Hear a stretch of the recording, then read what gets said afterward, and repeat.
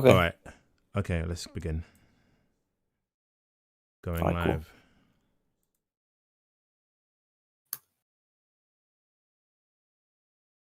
You wouldn't you know it. In celibate luck. That's the way it goes, people. We've had some not connection, audio issues. But let's see how well this goes.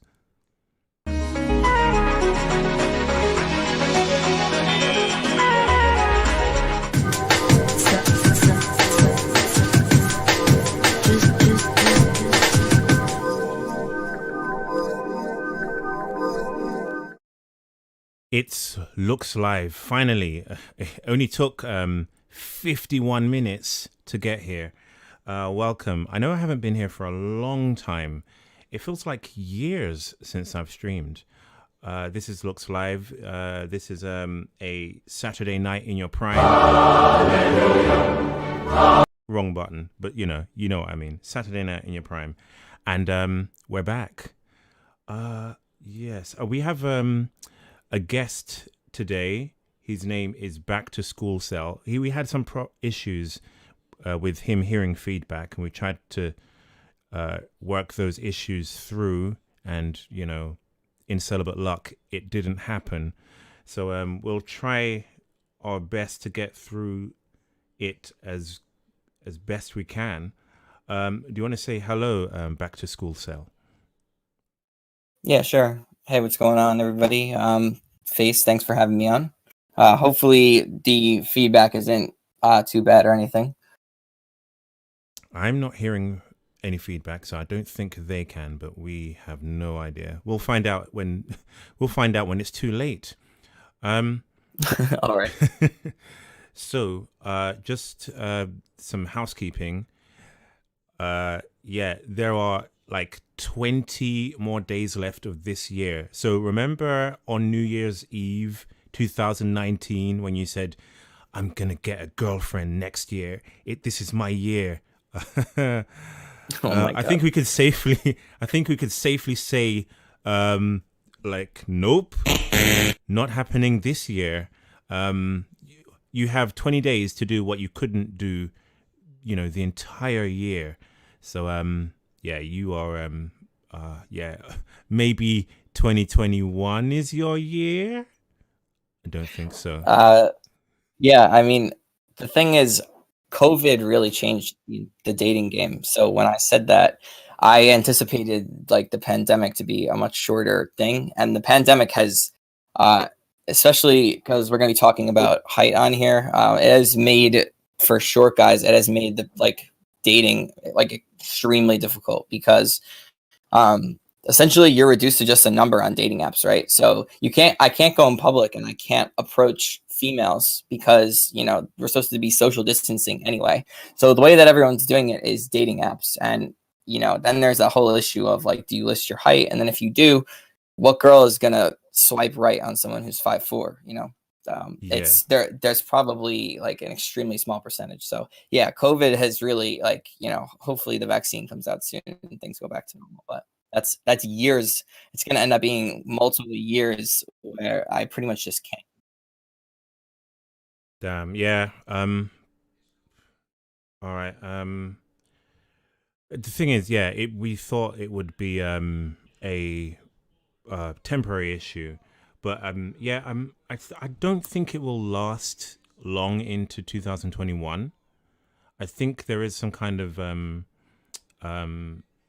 light, not light at the end of the tunnel. That's probably way too positive, but there is some hope of things going back to normal. Now, normal sucked. Like it sucked before. So it, uh yeah, it's not going to be great, but I don't think this thing is permanent. Someone's Yeah. the stream's current bit Um, rate is lower than recommended bit rate. We recommend you. Well, I don't know. Probably not. Sorry. I just had a message from my software. What else did I want to say? Um, yeah, someone said that your mic was a bit too high, so I've put you down to 100%. I turned you up to 150, thinking your mic would be too low, but I've turned you down. All right. What else? Um, yeah, yeah. I've heard. I don't know how. I don't know how. I haven't. Didn't see the whole video, but I think Sargon of a card um, is actually having his first child now. So this Sargon was someone who said that we in celibates just need to try a bit harder, and we're too negative. He's like early 40s, and he's having his first child. I think he is dating a single mom, and like he's from a generation where it's arguably more he has more in his favor than like my generation, your generation, and the ones like Zoomers. So that just goes to show how clueless he is. By the way, have you noticed how many people are using incelibate jargon lately, like what using words like cope and stuff? Yeah, it's everywhere. It's on Reddit. I saw Cope the other day, and I think that like I have this theory that the incel space has always been like one step ahead of like what becomes normie stuff. Like the incel space made the Chad memes, and now the Chad memes are like if I call someone a Chad, I did that over the holiday or Thanksgiving, and people laughed, and I was like, wait, they know what this is, and now I started seeing people saying Cope on Reddit, and yeah, it's like kind of leaking. It's like the incel space has always been like the fringe space that kind of like makes up, sometimes it's a little bit too extreme maybe, but then it kind of seeps its way into normie culture, Yeah, and then the incel space adapts and comes up with new stuff. It's almost like we're at the forefront of creating like the memes and everything like that. definitely. But somewhat hypocritically, they don't like what we say. They don't like what we say, but they like our words. It's ridiculous. Yeah. Yeah. So there's that. So let's get into today's content. Now, I don't know how this picture came to my into my knowledge, but yeah, this is just a random family. Um, I I think this is one of my pictures of the year. This a picture I'm going to definitely remember for this year. What I love slash hate about this picture is how accurately how accurately you can predict the dating lives of the two siblings in the picture. You've got a mother, a father, a son, and a daughter.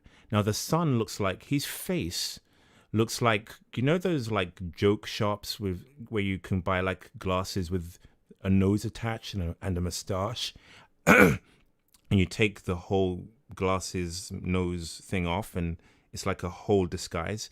He looks like that, and the sister just looks normal. um I've noticed that in male slash female siblings, there is a much better chance of producing an attractive daughter than attractive son. I guess Mother Nature is kind of sexist in that way.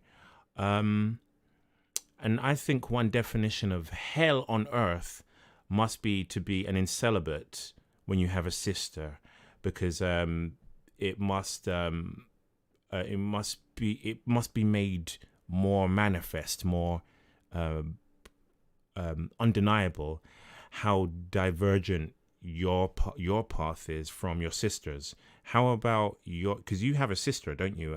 Back to school cell. Yeah, my sister is 2 inches taller than me, maybe 3 inches. And the thing is, like unlike this picture, we actually do have similar faces.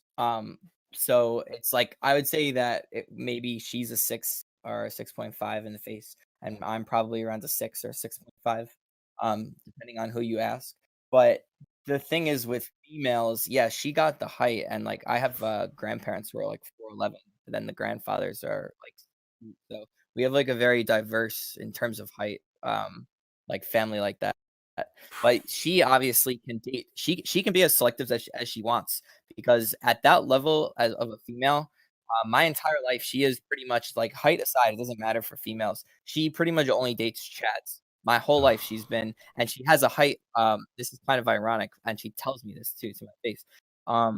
She has like a height preference. Like she will not date guys who are below. Like we were talking about a guy one time that was messaging her on a dating app that was 5'9", Oh and yeah. she was like, "Oh, he's way too short. Like, are you kidding?" And I was like, "What do you mean?" Oh. Like, and yeah, so Does she there's not me who's like realize? 5 inches shorter than that, and She you know, doesn't she even says that realize. to me because we're brother and sister, and she just talk openly. But it's like blackmailing enough just to talk to her and see what like her preferences are like, and to be like, so this is what girls are saying like behind closed doors, like when they Yeah, when they're this is looking at. But her. does the thing she does the thing like, "Oh, you'll eventually find someone," but, everyone says that, so So she says you'll find someone, and at the same time, she's blackpilling you on her height preferences as if they're unique. Because women think their preferences are unique. They think, oh, I'm kind of picky, but you'll find the right girl if you keep looking. Like they change it. If you stop looking, you'll find the right girl. If you keep looking harder, if you keep looking, you'll find the right girl.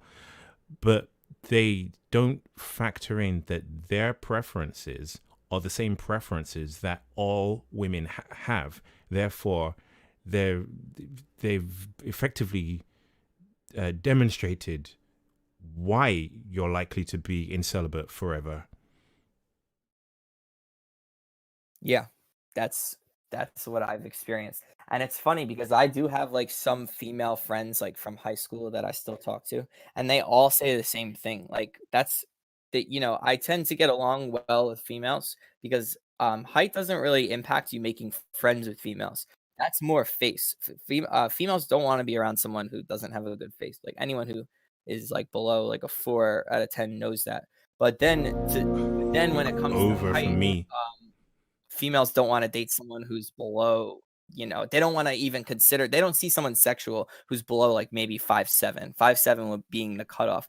5'8", there's still a chance that you could be seen as sexual. It's if you have decent face or you're athletic or you have a good body. But when you're like 5'7", 5'6", 5'5", any of those heights, like, you're at the point where females are just gonna start seeing you as a friend. But I still am able to go over and talk to females, and they're not like, "Ew, who is this guy?" It's just that they see me more as like little brother type, if that makes sense. But so when it comes to sex, it's yeah, it's everyone kind of knows that it's difficult for shorter guys, but I don't think anyone really knows how difficult, like how many rejections you really have to go through. Yeah. I was just waiting for you to finish because we have this audio problem where you can hear feedback when I speak at the same time as you, or so I'm just trying to give space between my speaking and your speaking. Yeah. I think I have a different picture of these two. So if we go to this one and this one. Now, the daughter looks normal. There is no doubt in my mind that she will have she'll be how can I, because I'm trying not to swear and stuff. She will be sensually active within about 2, if not already. Like she's probably getting it in right now as we speak. Whereas the son, isn't it telling that he's in a tent? Maybe they don't let him sleep in the house. I can just imagine like the mom saying, I could just imagine him saying like, "Mom, can I sleep inside?" And the mom's like, "Now, James, you scare the dog. Now go back in your tent in the garden." So yeah, it's just, just it's over. This poor guy, he needs braces ASAP. I don't know. I don't know if he's gonna be short. Probably because in celibate luck works that way. Um, yeah, and yeah, I don't empathize with ER. The guy I'm speaking about. I don't Yeah. empathize with Elliot, but I can imagine, especially what with the what he committed, but I can imagine how painful it must be to have a sister who's um, sensually active when you're like you come from the same genetics and you're living a life of a uh, sensual hobo. You're living in sensual poverty, while your sister, who came from the same mother and father, or uh, she's living like sensual royalty. How tall is your sister, by the way? My sister's 5'7", so I'm 5'4". My younger sister, 2 years, is 5'7", and then my younger brother is around 5'9" or 5'10", and then my youngest brother is around 5'11". So it's like goes in reverse order of ages. Wow. So your two sisters are 5'7". They have 3 inches on you. I have only one sister. Oh, sorry. I thought you said two. I thought you said you had two sisters. Oh, sorry. Okay, you said something twice. Two brothers, two younger brothers. Oh, okay. Jeez. Okay. What else? Let's get into this. Yeah. Okay, yeah. This is you. I think the audience can tell which one is you, which one you are. Um, so it's you've been like the shortest in your class growing up. This isn't like you just stalled out at some point. This you've been short forever. Um, did your parents offer you any like hormone? Did you get taken to see someone who deals with hormones or anything? Yeah, so when I was around 6th grade or 7th grade, it was actually probably around the time of this picture, maybe a year before this. My parents brought me to an endocrinologist, and keep in mind, I was the first child, and my parents were they were maybe young 30s, which is crazy to think about. They were only a little older than me, so they didn't really know anything about parenting like this. I was their first child, they don't really. And so when we went to the endocrinologist, they um they brought me into the room, and they basically said, after taking the bone age, that you're going to be 5'7" ish. Between 5'7" and 5'8" was the prediction. 5'8" being like the pretty much the max. And they said that because like maybe I was a year or something lagging behind, and I don't know, late bloomer, all the stuff that they usually say. And they said to my parents, like, okay, if he's 5'7", like, are you okay with that? Or like or do you want to give him this growth hormone? And keep in mind, back then, there's two things that were different in the past. In the 80s, when my parents grew up, the 70s and the 80s, height was not as big of a deal at all. It's gotten worse, obviously. And if you think about it, like in all the old movies and stuff, like the action hero could be like Michael J. Fox. He could be like 5'4", 5'5". You'd be seen as like that underdog type. And females were still attracted to like shorter guys. You've seen it with like some adults. So I think my parents had like a little bit of a skewed view on everything. And then HGH was also like much less tested back then. Now it's like a socially acceptable thing. Oh yeah, just give your short kid growth hormone. But back then, remember, there's no internet. You can't just look stuff up on your phone. And the doctor is telling my parents, like, we're gonna give him this like experimental growth hormone that has the chance of giving him like it's gonna give him a few inches, but the side effects we don't know. It can cause cancer. It can, have all these terrible effects when you're older. And it turns out that it doesn't actually have any terrible effects in hindsight. But so the way that it ended was my parents basically said, they said, no, we don't want to give our like firstborn, like our prized child, this random hormone. And so we went back a year later. That would be around the time of the picture. And it's like, oh, he's not growing. Now he might be now he's not gonna make it to 5'8". He'll be like 5'6" and a half, 5'7". And they still said no. They were still scared of it. And I guess we didn't go back for like 2 years. And when we finally went back, I was 5'3", like 5'3" flat. and I was like 16. And they went back, and I don't know what I expected the doctor to say, but he basically took a bone X-ray and was like, "Okay, actually, you're completely done growing. Like you're like in that 2 years, it went from like I have like 5 inches left or something, or 6 or 7 inches, to like you basically are completely done after I had grown only like one or two more." And yeah, I don't know. My parents were both like, I don't know what they thought. They probably said a lot behind closed doors because I was still a kid. But they like, yeah, it was interesting at the time. Like I didn't really get it, and luckily I actually did grow like another half inch to an inch or so. Um, but like, yeah, it was. I had to like learn all this stuff the hard way, like because my parents like it was kind of like a taboo subject. We never really talked about it until I got older. Like they never like my dad just would prefer to like pretend that it wasn't a thing, and like my mom, she'd like say comments here and there, but for the most part they wouldn't say anything. So I kind of had to like figure this all out on my own. Like I would get made fun of in high school, stuff like that, and I just like I didn't really have anyone to like talk about it with. Not, but I'm also not that sensitive. Like I can take it. So it's the only benefit there, I guess. But yeah, so that's the experience I had. Wow, detailed. Thank you. Do you regret learning the black pill?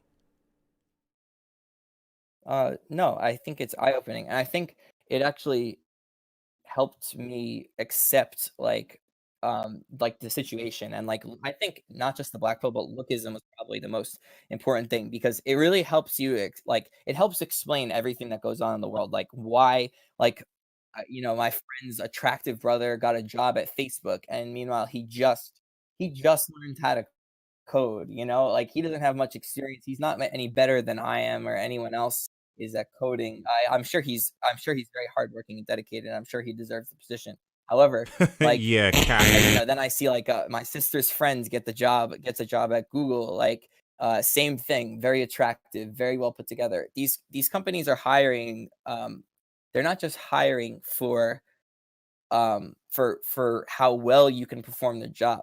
They want their workers to look like they can do the job. You can't be they don't care about like, oh, you can do the job well. They want to put on this thing like if you're not a 6 or above, if you're not, I don't know how it is with heightism and stuff like that. I don't mess around with the corporate world when it comes to this kind of stuff. Like I wouldn't, I don't really do this like whole interviewing at companies and trying to go the corporate way. But I know from experience that it's brutal. For anyone you have to basically prove yourself. If you're attractive, they think, can we make this guy work in here or girl work in here? If you're unattractive, the thought is like this guy better be really good. Like this guy better have everything we want. It's totally different. And a lot of it is subconscious bias as well. Is the halo effect. So there may be a conscious effort to get an attractive guy, a tall guy, if the situation is really calls for it. Like there is a public facing aspect to the job. Then there would be a conscious effort to seek out an attractive tall guy. But you have to think, even subconsciously, even if the role doesn't require it, there is an effort, or not an effort, but a bias, a subconscious bias. So yeah, more just black pill after black pill. It's like so, but you don't regret learning it. I guess it's bittersweet. It saved a lot of time. I can say that much. It saved a lot of time. I would still be out there pounding the streets, panhandling for kitty, let's call it. If I like doing, because I did PUA, I would be panhandling for kitty. I would be thinking that the rejections I suffered were a result of me doing something wrong. It's weird being red pilled, thinking that being red pilled is like having a behavioral deterministic view of life, where if you behave right, if you cough, if you behave right, things can work in your favor. Whereas the black pill is genetic determinism, genetic deterministic. If you're red pill and you get rejections, it's easier to get up from falling off the horse from a rejection. It's easier to get back on the horse if you're red pilled, because you reasoned that your rejection was due to you doing something wrong. So it's easier for you to what's the word I'm looking for, to abstract the rejection as impersonal. It's not nothing to do with what you did. It's you. The girl wasn't the right girl. She didn't match your vibe. You didn't have the right game. You didn't say the right words. But when you're black pill, your mood doesn't really change from one day to the next because nothing has changed. You're still as short as you were. You're still as ugly as you were. You're still as bald as you were. So the black pill keeps you in a more stable frame of mind, I would say. And you once you reach a level of black pill where it's on your mind constantly, it's going to be on your mind in everything you do, going for job interviews, approaching women, meeting new people as friends. It's going to be on your mind, and you're going to have the same, gradually you will have the same outlook regardless of the interaction. So I guess the what I'm trying to say is, if you are red pilled, you might have a high mood one day when meeting some friends, a low mood one day when meeting friends or new people. You may feel confident one time, low confidence the next. But when you're black pilled, it evens things out along a low level, like along the floor. It levels things out because you're like, okay, I'm nothing's changed. Everything's the same. I am change to pick the manlet scare. Wow, this is supposedly a support group. Someone said change the pick. What else do we have of you?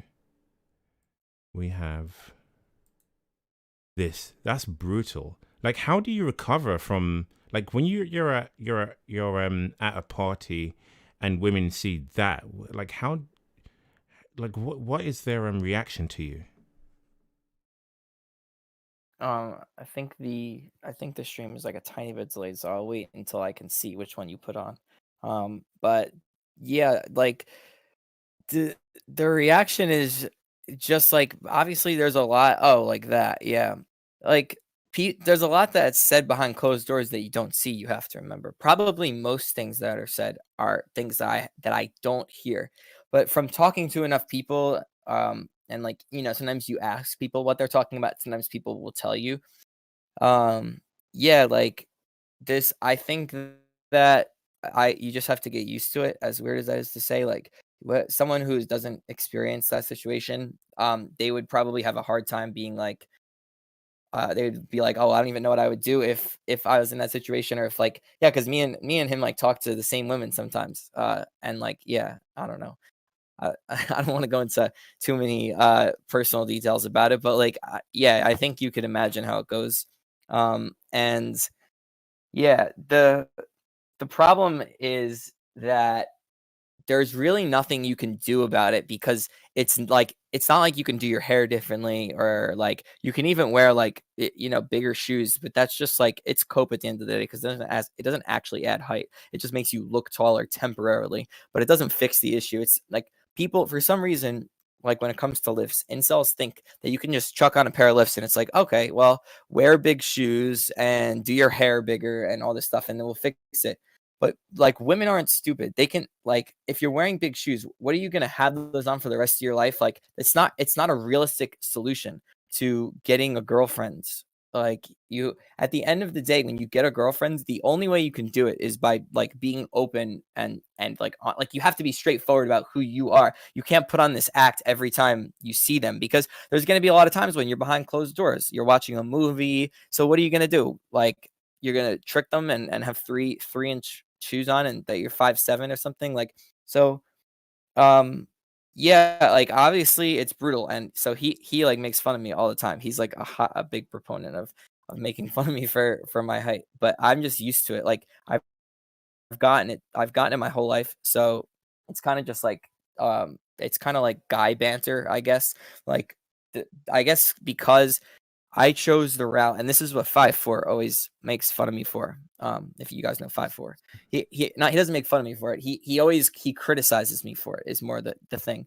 You've heard it, Face. He Yeah. says that, like, that I don't have any, like, he's like, "Where's your dignity? Like, how are you gonna let people do that to you? Like, how are you gonna?" But in my defense, I would say, how is he going to walk around trying to demand respect from everybody when in reality, if you're willing to accept, like, the black pill and how things are, you can't walk around as a short guy, as a guy who's below 5'6". You can't walk around and demand respect from people. You're not going to get it. It's never ever going to happen, and you should just accept it. That's it. Just accept that this is how it is. And he has a extremely hard time with life because of that simple fact that he doesn't accept the way things are. He wants respect, and it's just never gonna happen. I already learned that it's never gonna happen. When me trying to walk into a corporate space or a job, and no matter how good I am at my job, it's just I'm not gonna get respect. Period. So you just have to like, maybe you'll get some ounce of respect once people get to know you, like, to some extent, but it will never be like what other people get at face value. So that's the thing when it comes to, like, jobs, you have to play the game differently. And that's what I'm saying. Like, when I say people make fun of me and they comment, it's not like I just, like, don't say anything back in return. Like, I do say something back usually. But it's usually, like, lighthearted enough to, like, people are commenting because it's so obvious. You look at these pictures, right? It's it's obvious, and it's normal for people to comment on these things. Is it right that they're commenting? No, but that's society for you. Like, that's how it is. So that's if you can't change society. What are you going to go around to every single social group and tell them not to comment on height differences between people? Like, it's just, if that's how it's going to be, then you have to come up with the best way to, and if you want to have friends and you want to have a life, you have to just accept that that's how it's going to be. That you're going to, whatever, deal with it the best way you can. That is very positive. That's something we don't really hear that often. Um, yeah. So I don't know if I asked this. I've got a question here because I definitely want you to uh, let us know. I've noticed you're in good spirits compared to, say, 5'4" or some other short guys I know. What is it that keeps you in high spirits? Is it you've mentioned that you've accepted that you're not going to get respect, but do you think, because you have friends, right? You have a lot of friends. I imagine that keeps you in high spirits, but what gave you the incentive to pursue friends as opposed to someone like 5'4" who swallowed the black pill at a young age and kind of stopped talking to friends, or got insulted and gave up on friends? So what keeps you seeking social contact with people, and what keeps you in high spirits? Um, I think it's the same thing that keeps people from, like, roping on here. Like, so I guess the best way to describe it is that, um, so people come on Discord to make friends with other people on here, who or to cope with other people that are similar to them, right? So that's kind of what I did in real life. I just tried to find people who are similar to me and make friend and, like, befriend them, just to kind of cope. And I think the most important thing that kept me in high spirits was, like, I know it sounds blackpilled, but just, like, to stop playing games, like losing games, like games that you're not gonna win at. Like, I don't aggressively, I don't put my, like, value in, like, how much I'm going for women and stuff. Like, I do other things. I value other things more than I value that. I, like, kind of switched the priorities in my life. If you make getting a girl your number one priority, as an incel or someone who's not that attractive, like, you're going to be like unhappy, like guaranteed. And maybe some people can't see themselves being happy without a girl, and they have to keep it the number one priority. But in that case, if that's really true, if you really want to keep getting a girl your number one priority, you have to be red pilled. You have to go out and you have to try. Even if the black pill says that it's over, if you will never be happy if you don't red pill. If you really are going to value women that much. So the other option is, if you're black pilled, is to try to do other things instead of going for women. And that's what you're asking me, what keeps me in good spirits. I'm like very experienced in cryptocurrencies, and I'm very active in the space. And I have a lot of like experience and like a huge amount of projects and stuff that I'm focused on. So that's like one of the best copes possible, having something where I'm not sitting around all day staring at the ceiling, like doing nothing. Like I have like a purpose. I have other things that I do. So I'm not thinking about like the black pill and my height and women all day. I'm working on projects that are actually really interesting, that are changing things.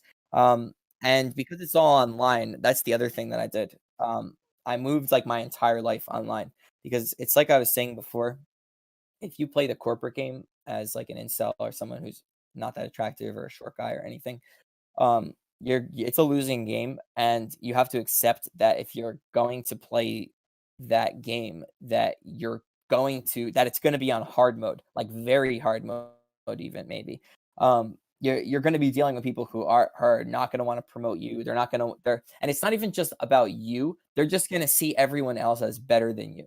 It's not even that they're going to see you as anything. Like, they're not going to be like, oh, that guy, whatever. They're just going to think more positively of other people. That's kind of what I found in the corporate world. You just get overlooked a lot, and people don't see you as like, oh, this is like, what are the chances that if I went into the corporate world and I tried to become like a CEO of a company, that would ever happen? It would never happen. Or even a manager, I might be able to do it in like 20 years of wage cooking, but just hard work. But is that really worth it? Like, no. So I just moved. I kind of became entrepreneurial and moved my entire life online. It's not the only reason I did it, but I have to say that it makes me a lot happier, than if I was having to deal with people in person all the time.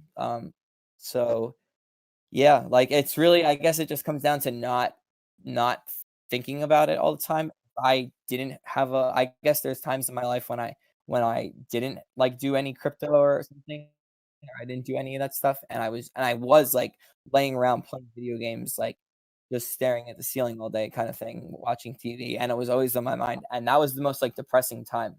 Like, so there, I guess just coping. That's literally what it is. But coping, like I guess I have a lot of motivation, so I can cope a little bit better than some people maybe. I I think want what everyone you to be able to find copes like that are, that like I teach a crypto class. I'm trying to get people into coding. Like, these things are extremely helpful to not wanting to rope. I think where your way of dealing with your inceldom, your manlet seldom, is a good thing, is that you're not coping in a sense where you're you're denying reality, or not trying to see the reality in front of your face.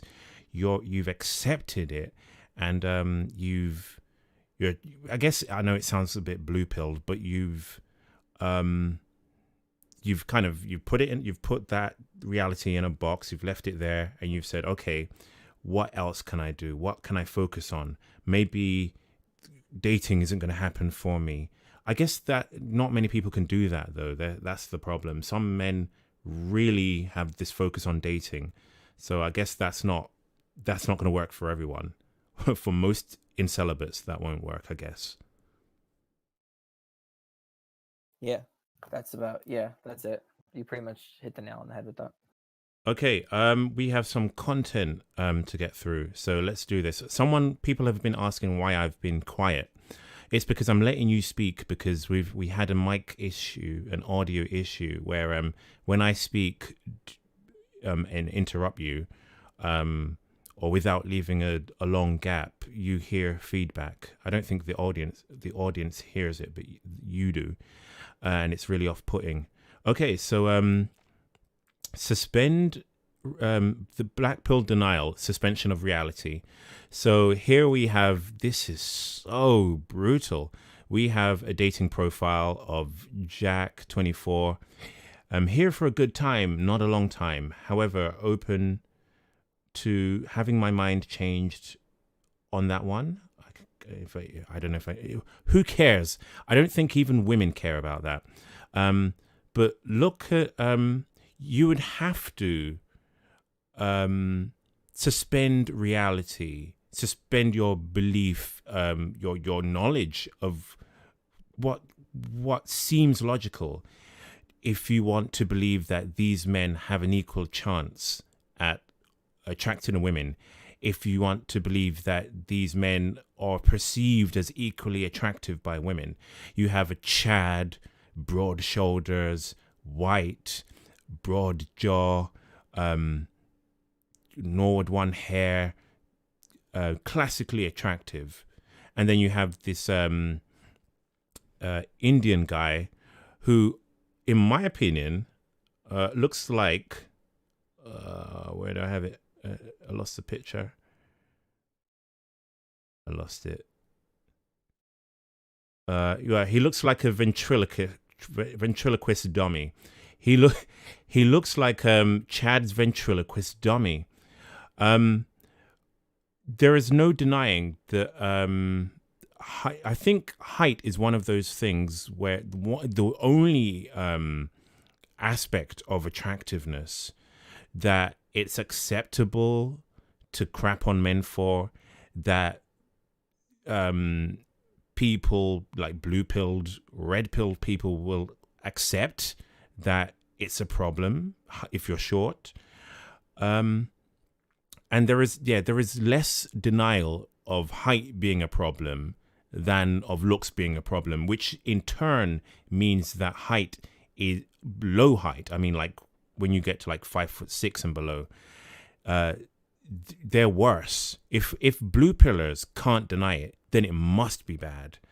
How does that make you feel that you have, whereas I have a facial issue, which is, I guess, somewhat subjective. Some women may see me as a 4, some women may see me as a 3, whereas height is objective, it's measurable, it's, to the millimeter. I guess face is to the millimeter as well, but you can't, it's easier to perceive short height in a more blatant way. So how does it make you feel? Would you prefer to be ugly and tall, or how do you feel about the disability, we can say? How do you feel about the disability of ugly-faced, tall people versus short people who may be average-looking or good-looking? I wouldn't want to be ugly and tall instead, but I think that someone who is ugly and tall or has a bad face and tall, I think would have a much easier time. Like I think that I've seen a lot of like unattractive but like 6'2", uh, like CEOs and stuff like that, and people just think, oh, okay, I guess they haven't, I guess they're unattractive. You notice it one time, but you still respect them. You still like, assuming they're good at their job, you still give them whatever. But if someone's short, you just don't respect them. Period. You will never see someone who like in a room full of guys in a corporate setting who's like 5'3", and like people aren't thinking like negative thoughts about them. So I think the only reason I would rather be in my situation is because I've already learned how to cope with it, and I already know how to kind of play the game at this point. When you get to like 30, you spend so many years, and you saw pictures from when I was younger, like, so this has been like an ongoing thing since I was a kid. So it's been so many years learning how to cope, that I think if you switch the situation and I was 6'2" and ugly, I don't think I would know how to deal with it quite the same. I don't think I would be as successful in any department. Like I think with women, it would be. Hold on a second. Okay. All right, he had to do something. Right, while we wait for him, he has an issue. let's click on. Let's see if we have some super chats while we're waiting. Let me refresh the screen. I did intend to show the super chats on screen, but in the rush and in the confusion, I didn't. So we have Oriol HZ or Hertz with 99 cents in euro. Thank you. We have Complex EZ or EZ for $5. He said, I was going to take my girl out, but I forgot but I forgot I've been single for 2 years. So here you go. Thank you for the donation. Marquez Burton donated $9.99. Thank you. That's appreciated. And Bend Over, $5. He said, at back to school sale, have you tried being... Wow, this is supposed to be a support show. He said, what does it say? He said, have you tried being a pet to a woman so you can get some? Dignity is for tall guys. How much to have these messages read out by bot? I disabled the bot because it it echoed, and I need to fix that issue. But yeah, it's $5 to have it read out normally, but that's not going to happen today. Someone said only 2 years. Yeah, 2 years. You're not doing too badly if you've been single for 2 years. I mean, when you get on to like a lifetime of singleness or 10 years, then you're actually speaking. Right. I wanted to move on to this video. All right. This is just a throwaway video just to get us in the mood for the rest of the data coming our way. It's funny or not. Toddler girl checks out hot shirtless guy.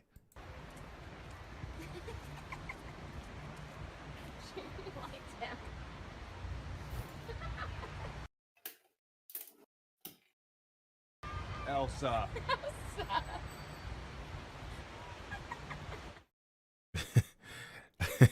One more time.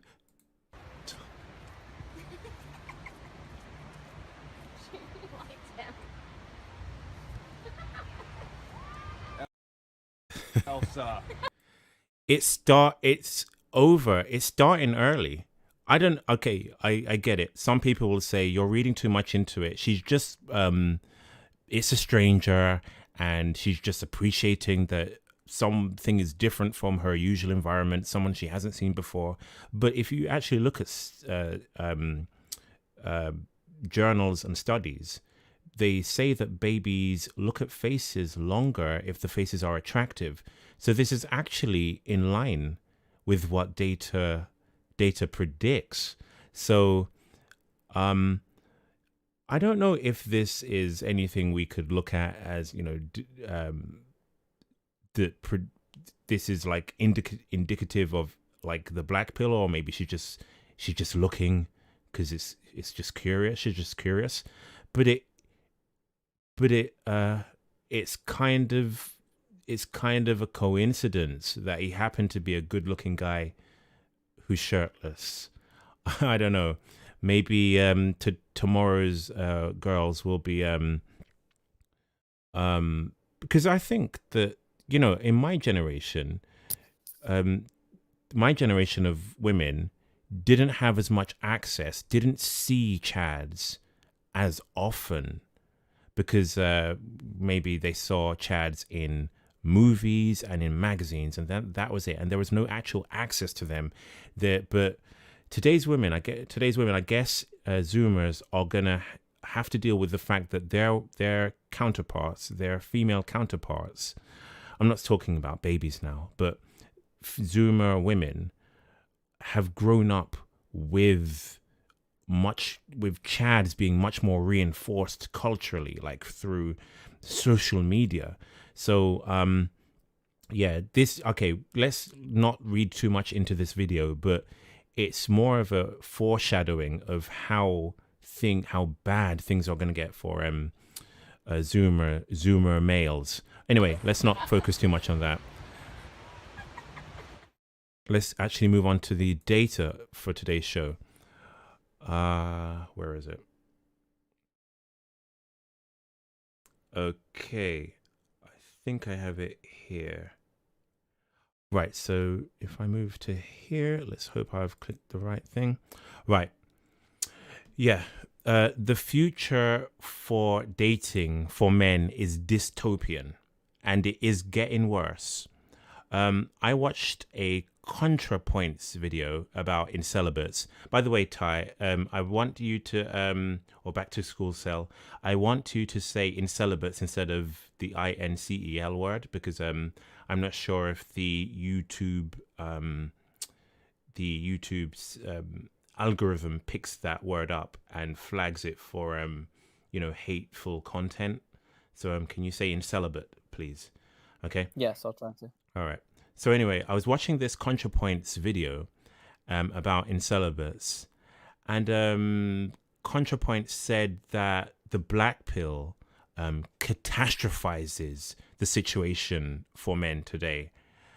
Well, today we're going to be looking at why dating is and will be even more so a catastrophe for men. We're going to look at things from a statistical, data-driven point of view because we want to make it undisputable. I've noticed that our detractors, red pillars, blue pillars, so people from incelibate tiers. I'm not going to say the correct word. You know what I'm talking about. Incelibate tiers on Reddit, dating coaches from the red pill. They don't like data, and it's telling that one narrative or people with one narrative rely strictly on anecdotes, on just world fallacies and shaming. So we get shamed, or you just haven't tried hard enough, or look at this one guy. I know a guy. You think women are picky, but I know a guy. I know a guy. That's their argument. Yeah, it's telling that they rely on those things. From yes, both the blue pillars and red pillars come to us with that quote unquote counter argument. They tell us that we're wrong without using data. So that's why I want to try and use some data today and going forward. They hate data. What's telling is the people who provide the data that we use, they don't want to. What the hell? Man of Tomorrow, $100. Wow. Why does the black version of the black pill differ so much from the white version? I'll have to deal with that soon, but thanks for that donation. Jeez. Wow, I'm taken aback. Well, let's just say better you spend it on this stream than on OnlyFans, because help a male out, right? What's the difference? We should probably talk about that. What is the difference between the black version and All right, let me refresh that. Oh, okay, it appeared, but it doesn't get read out. Let me just bring that back on screen, or to my screen. You can see it. Back to school cell, they can't. Yeah. Why does the black version of the black pill differ so much from the white version? Does he mean as in race? The black version of the black pill? I'm guessing he means race, as in, I think that makes sense. He can reply without super chatting. We're gonna need another $100 for clarification.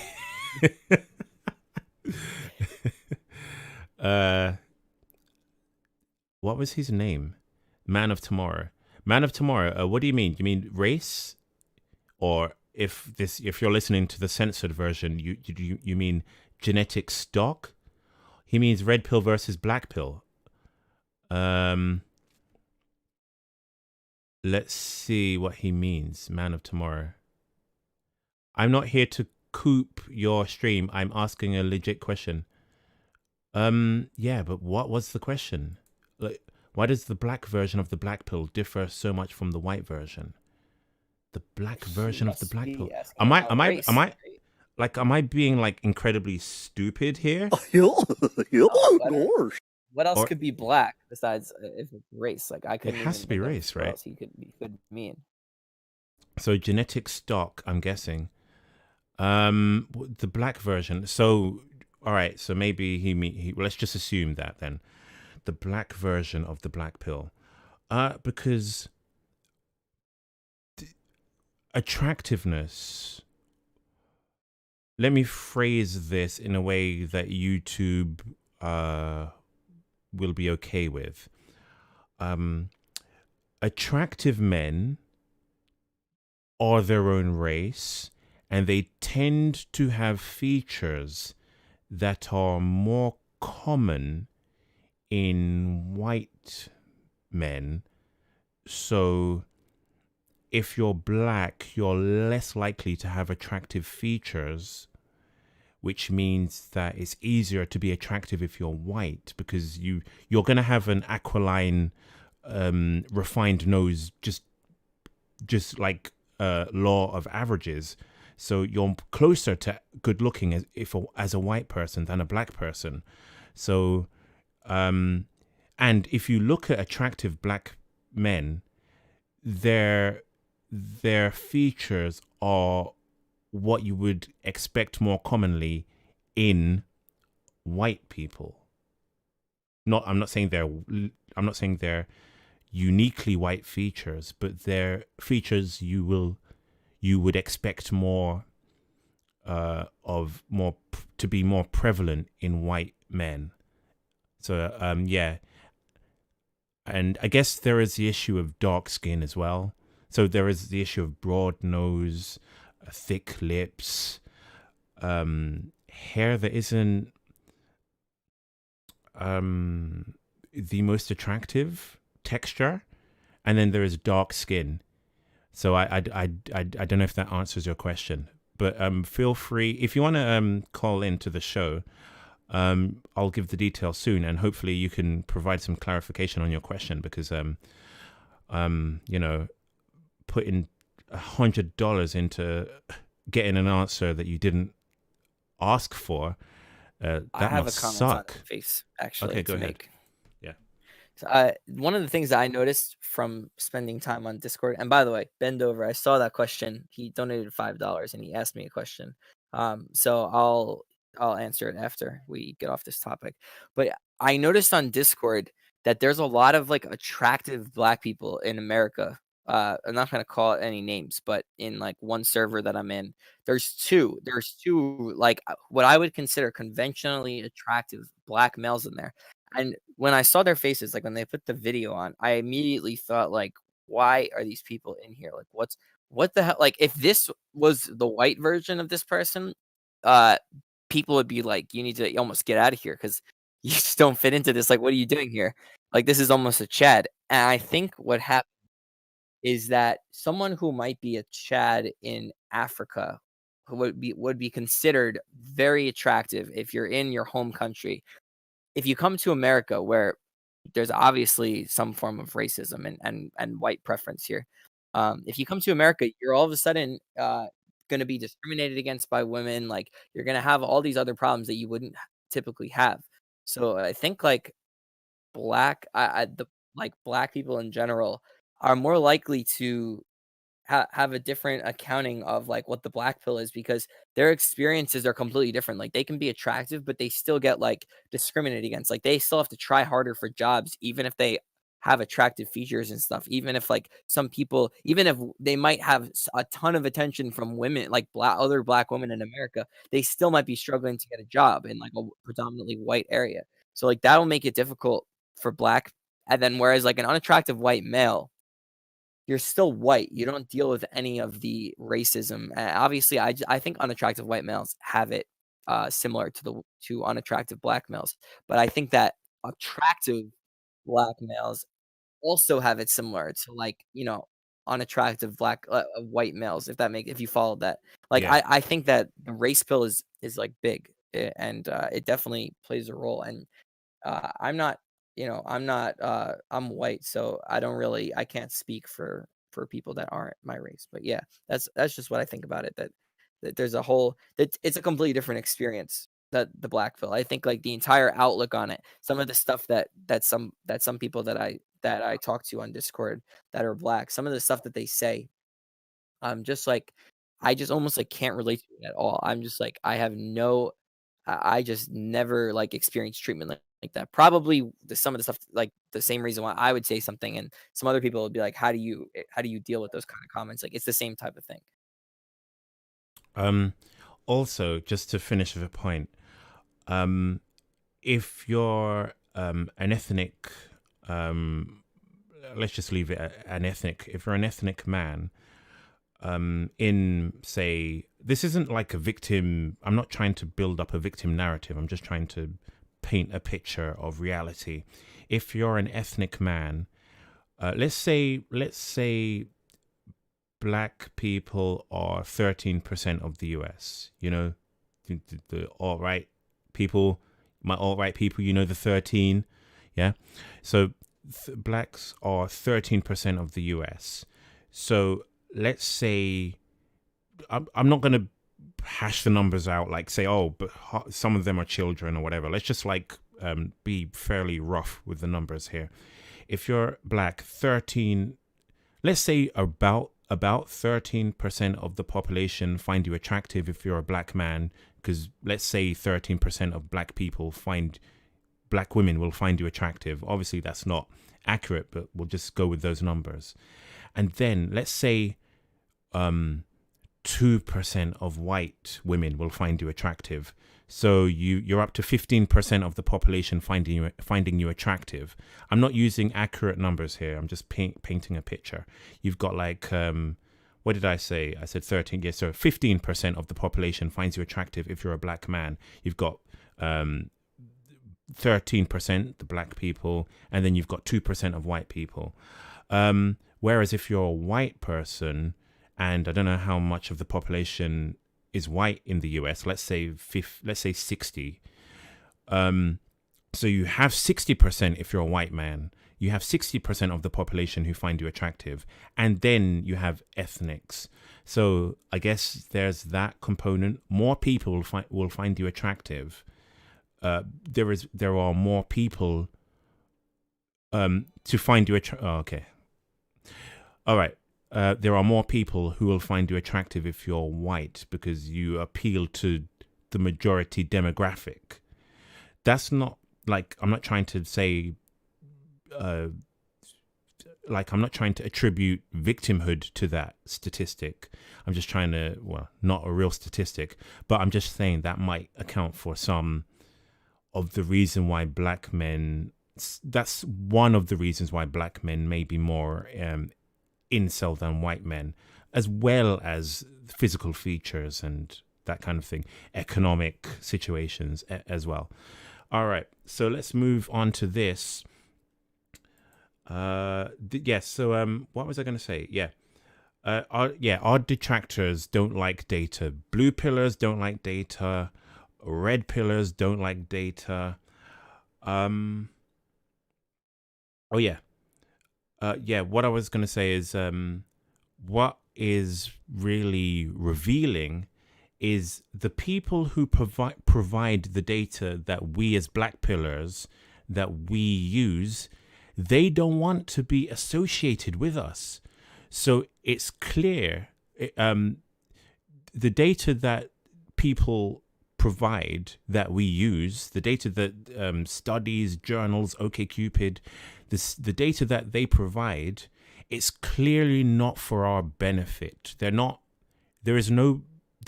have a bias towards our worldview. They're not doing it for us. But there is data that supports what we say, as opposed to blue pillars and red pillars. There is no data or hardly any hard data on their side. In fact, I was going to mention this. In fact, if we quote a source too much as black pillars, they're likely to delete the content, and we'll get into that soon. Okay, so let's get into this. yeah, when blue pillars and red pillars come. Sorry, I've got a note here just to make sure I say mention a point.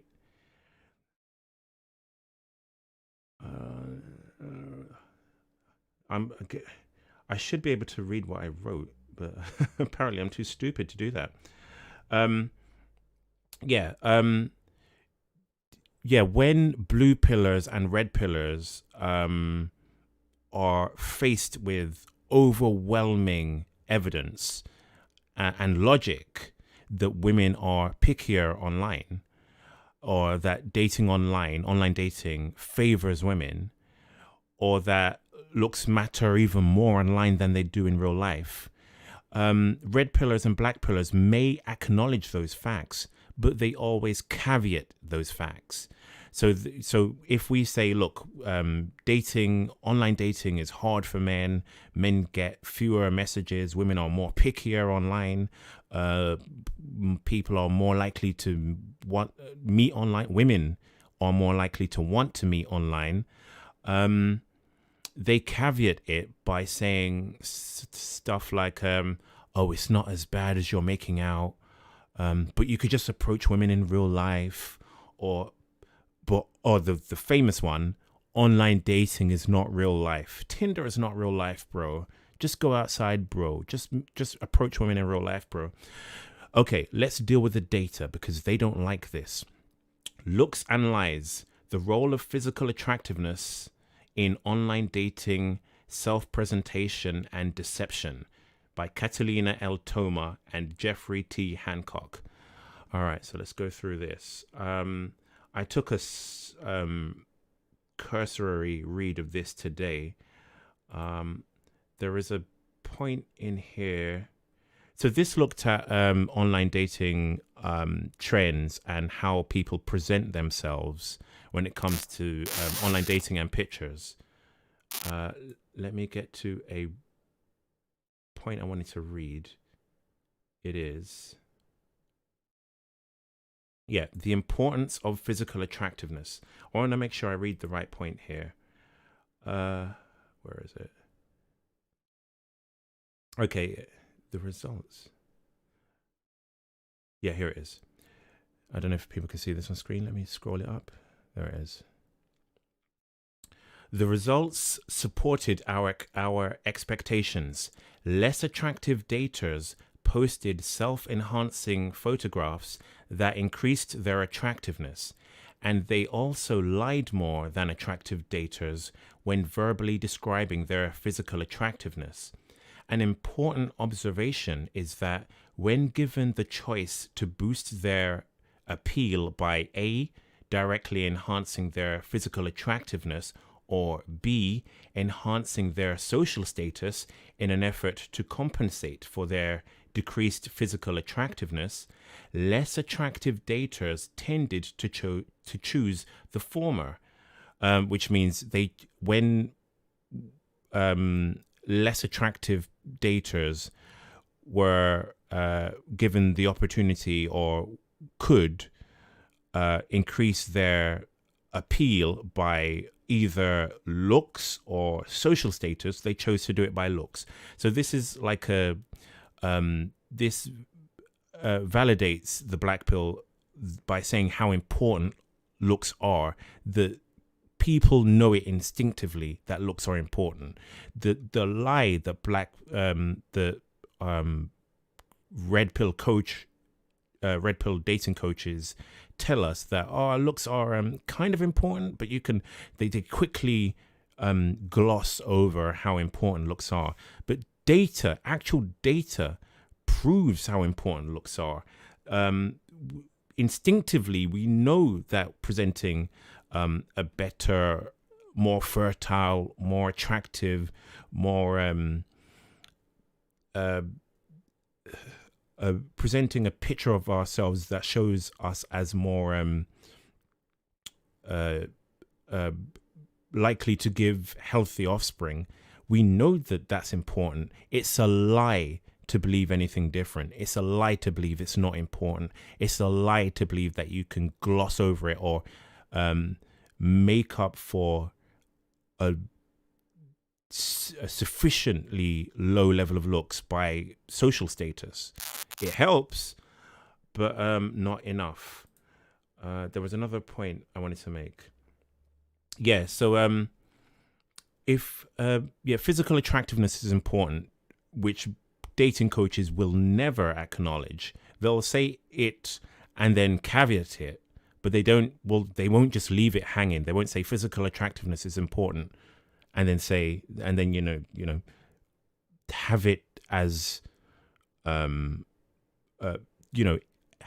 implant the seed in your head. It's always a stepping stone to another point, which is but so is personality, so is maintaining frame.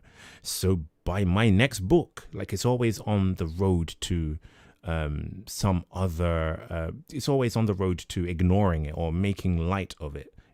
Yeah. So yeah, we need to marry up these disparate dating data points to get a clear picture. So one, women get more messages than men online because of the sensual drive that men have. Men pursue women more than women pursue men. Two, physical attractiveness matters a lot more online than in real life, because there is nothing else to go off. Like, you have your pictures, and if you like the picture, you'll read more. Yeah. Both genders fraud their physical attractiveness. Yes, while the study does acknowledge that, what's telling is that women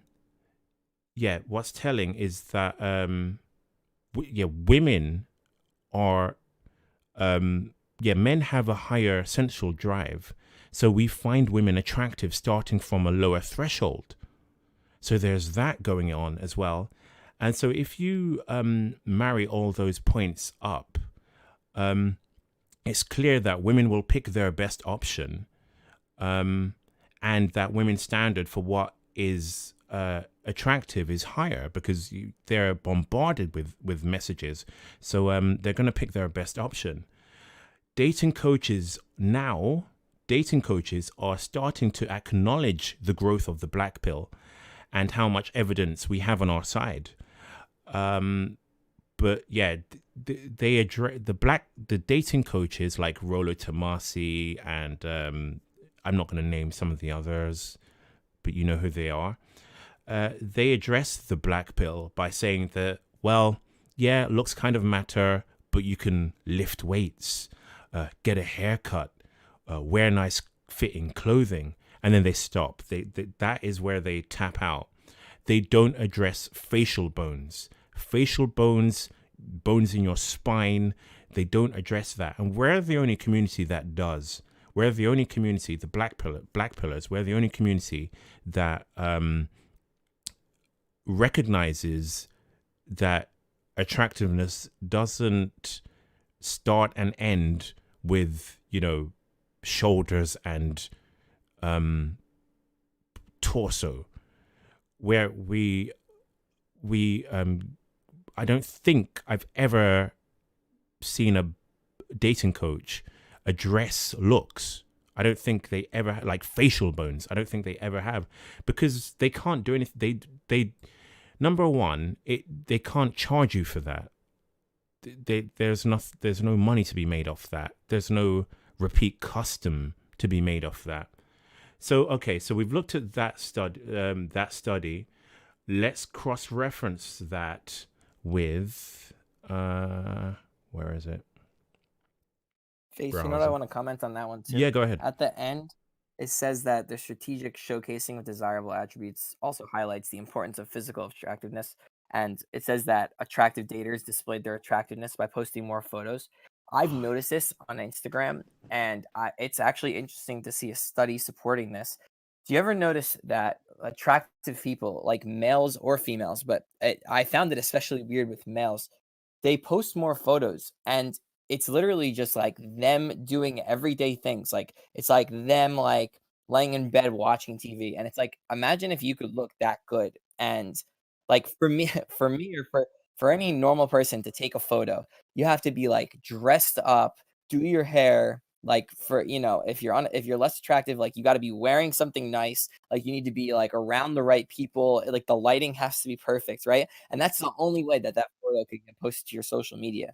But like with more attractive people, they can literally just be like just got out of bed making coffee, and it could just be them like just in some random morning. Like it could be them like just taking like someone takes a photo of them when they're not looking, like they're doing some activity and they just look good doing it. Like that's actually something I noticed on social media. Like social media is for attractive people. And if someone and unattractive females and males both, they take less pictures because it's harder to create, the best possible situation. And I've noticed that in this space too, it's not even just less pictures. Most people here don't even have Instagram or anything because what's the point? It's a looks competition. That's all it is, and it's a whose life is better and who looks better doing it kind of competition. And females can pick up on this. So this study like makes sense. It's definitely like based on like what I've seen at least. Thank you, because actually meant to bring that point up, but I forgot to skip over to that paragraph. Yeah, more attractive people take more pictures because I guess taking pictures is more a part of their life. It's like intrinsic to what they do. If they're like, hey, we're going out, we're going for a picnic, take some pictures. They're not camera shy. They're more photogenic. So they're not thinking, oh, I need to take 50 pictures and save the one that my chin is not receding in. It's just a way of life. It's documenting their life. Their life is more happy. They're more able to just take pictures on a whim. There's that aspect as well. So the more pictures you have as a male, the more it's okay. Sorry, let's go back. The more attractive you are, the more pictures you will have, the more you can show a woman who you are, how you live.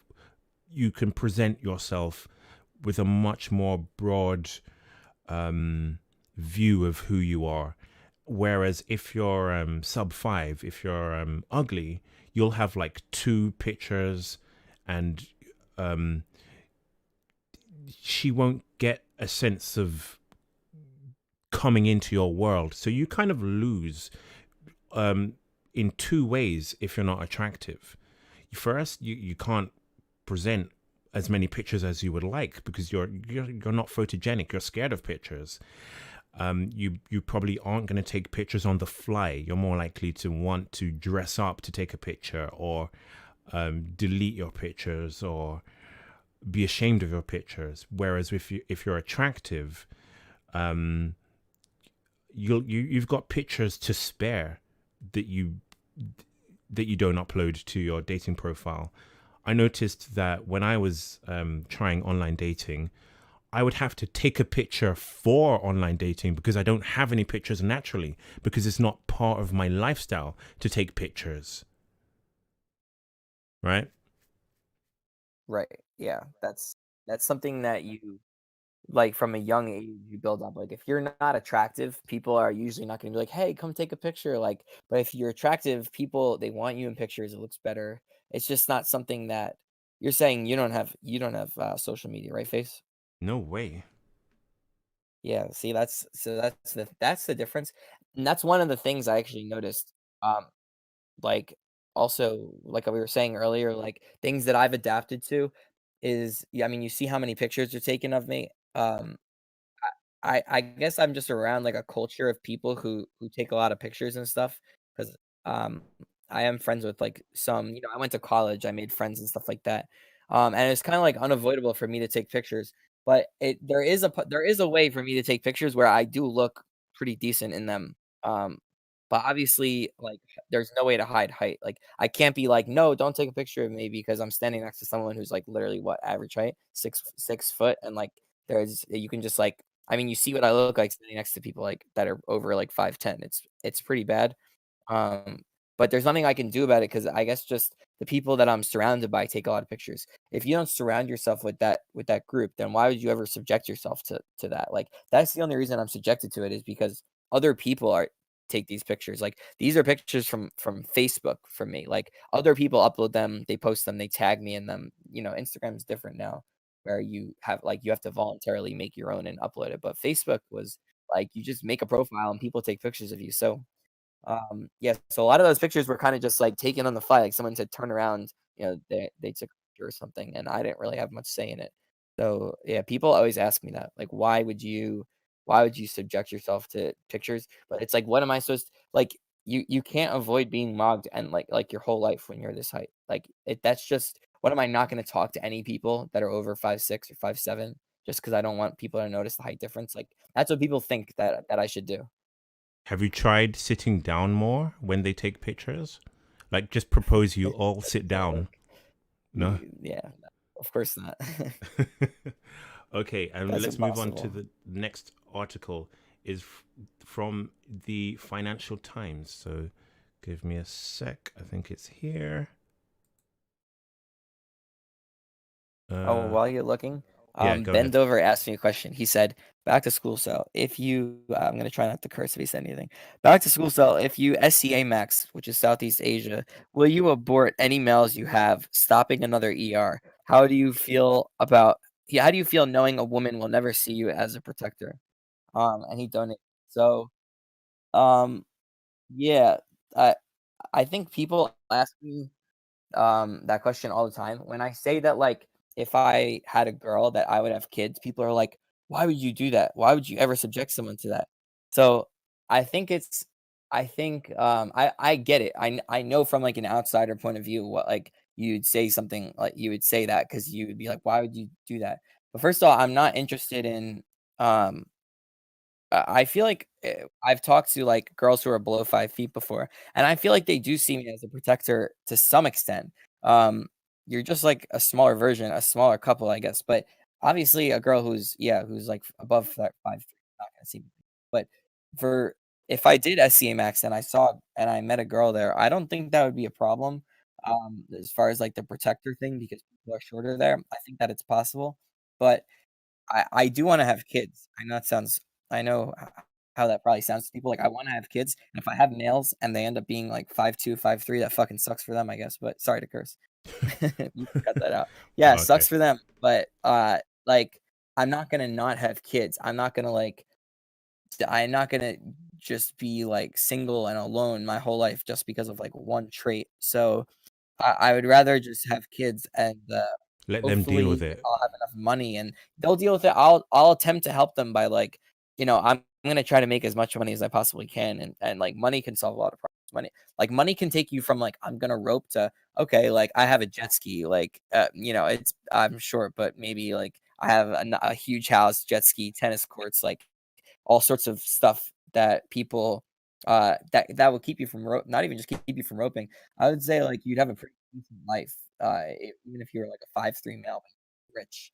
It's totally different than if you're just your standard like really short guy. So yeah, that's like my plan anyway. I'm trying to money max. All right. Well, if you are having children, um, yeah, definitely invest your black pill. So I guess there is you should give your male sons the benefit of your black pill wisdom and make sure they're on HGH, human growth hormone. Make sure that they're whatever like if they need braces, get that. If they need um facial surgery, to start a fund so that if they need surgery facially, you can provide that. Because if they get to say 5'7", 8 with HGH, they're still going to need as much facial points maxed out as possible.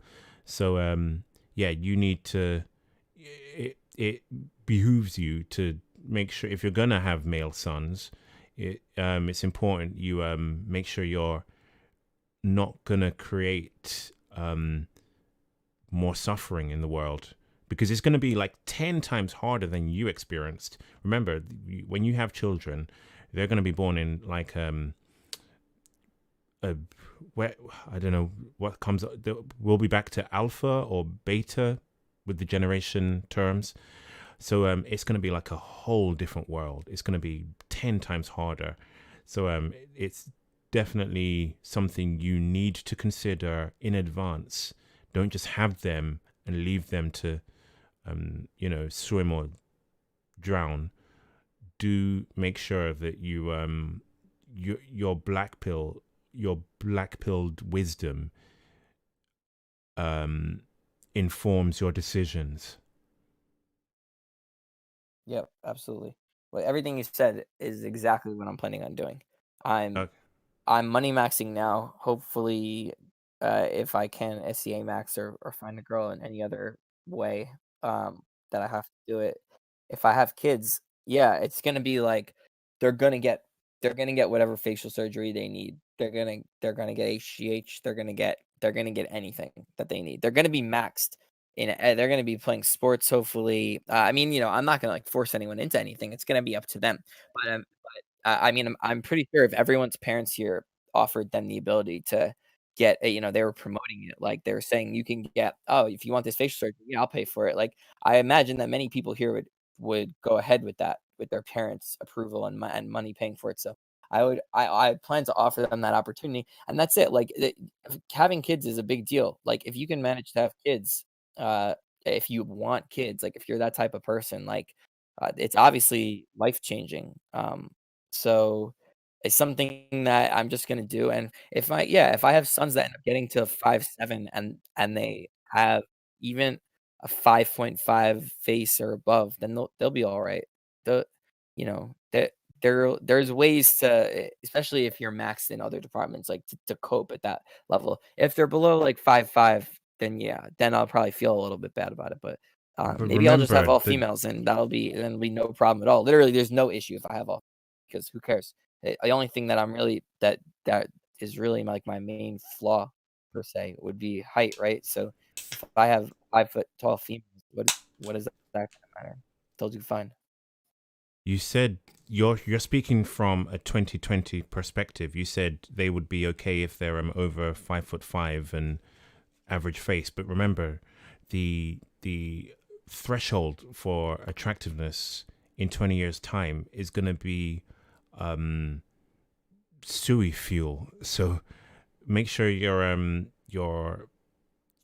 adjust your threshold according to, not thinking of today, but your children's era. Right, yeah, that's true. Nothing I can do besides just try to max everything, and yeah, it's gonna be a different standard, which is similar to like what we're dealing with now. We're already at a different standard from when our parents were growing up. The standard is, you imagine the difference. Like someone in my situation would probably almost definitely be able to get married very easily in 1980 or something. Now it's like I tell people like I don't know, you understand with Yeah. the dating app situation and everything, how hard it's gotten. It's like it's 180. Even in the last 10 years, it's 180. So it's gotten way harder. And anyone who's in it kind of understands. That's the thing. I don't meet a lot of people who are my height, and if I do, they don't want to even talk about it. I guess they want to like I don't know. They usually have like either like Napoleon syndrome or they're like 5'4" is where they're just super worked up over it and they have a hard time dealing with it. Or like there's not a lot of people that are like open about it. I think that's why people like to hear me talk in this space sometimes because like I try to be open about my experiences. I don't like deny it. And I don't say like I'm not sitting in here saying, yeah, everyone respects me. Like I don't see what the problem is. Like yeah, I'm below average height, but I'm doing fine. I'm the same thing as everyone else. Like I don't sit here saying that. I'm like very perceptive about the differences that I deal with compared to like my friends and stuff. So yeah. Okay. Let's go to this article from the Financial Times. Thank you. Next, how dating apps are transforming relationships. And just so I get to the right part, because there's only a few parts I want to read. Okay. This is by guest writers. Okay. The dating market has radically changed in the past 2 decades. Couples are marrying later and divorcing less. That's because they're marrying less. Couples are marrying later and divorcing less. It is now common to live with a partner before marriage, blah, blah, blah. Oh, yeah, here it is. It is now common to live with a partner before marriage when it wasn't before. And young men are more likely to be intimacy-less despite theoretically limitless choice. Yeah, this is something that in celibate tears gets misconstrued. That because there is more choice of women, then all men should be benefiting from the choice. It's like a really naive, blue-pilled way of viewing things. There is more choice of women, but fewer men have that access to that choice. What else was I going to read? Let me keep going. Right. I think it's from here. So they're speaking about dating. They're speaking about dating apps. In the US, adoption was slow of dating apps before exploding as it flipped from a cultural taboo to a cultural norm. This process is repeating in many other markets globally and is why online dating company metrics appear to stall and then spike at seemingly strange intervals. In the US, the confluence of the financial crisis causing individuals to look for free ways to meet people, increased smartphone penetration, and the ubiquity of mobile apps caused the shift to online to radically accelerate in the past decade. Here is a chart from a 2019 paper by Michael Rosenfeld et al. To demonstrate. So this chart, I hope everyone can see it. How heterosexual couples have met, data from 2019. And the line to, all right, okay, let's just look at some of these lines here.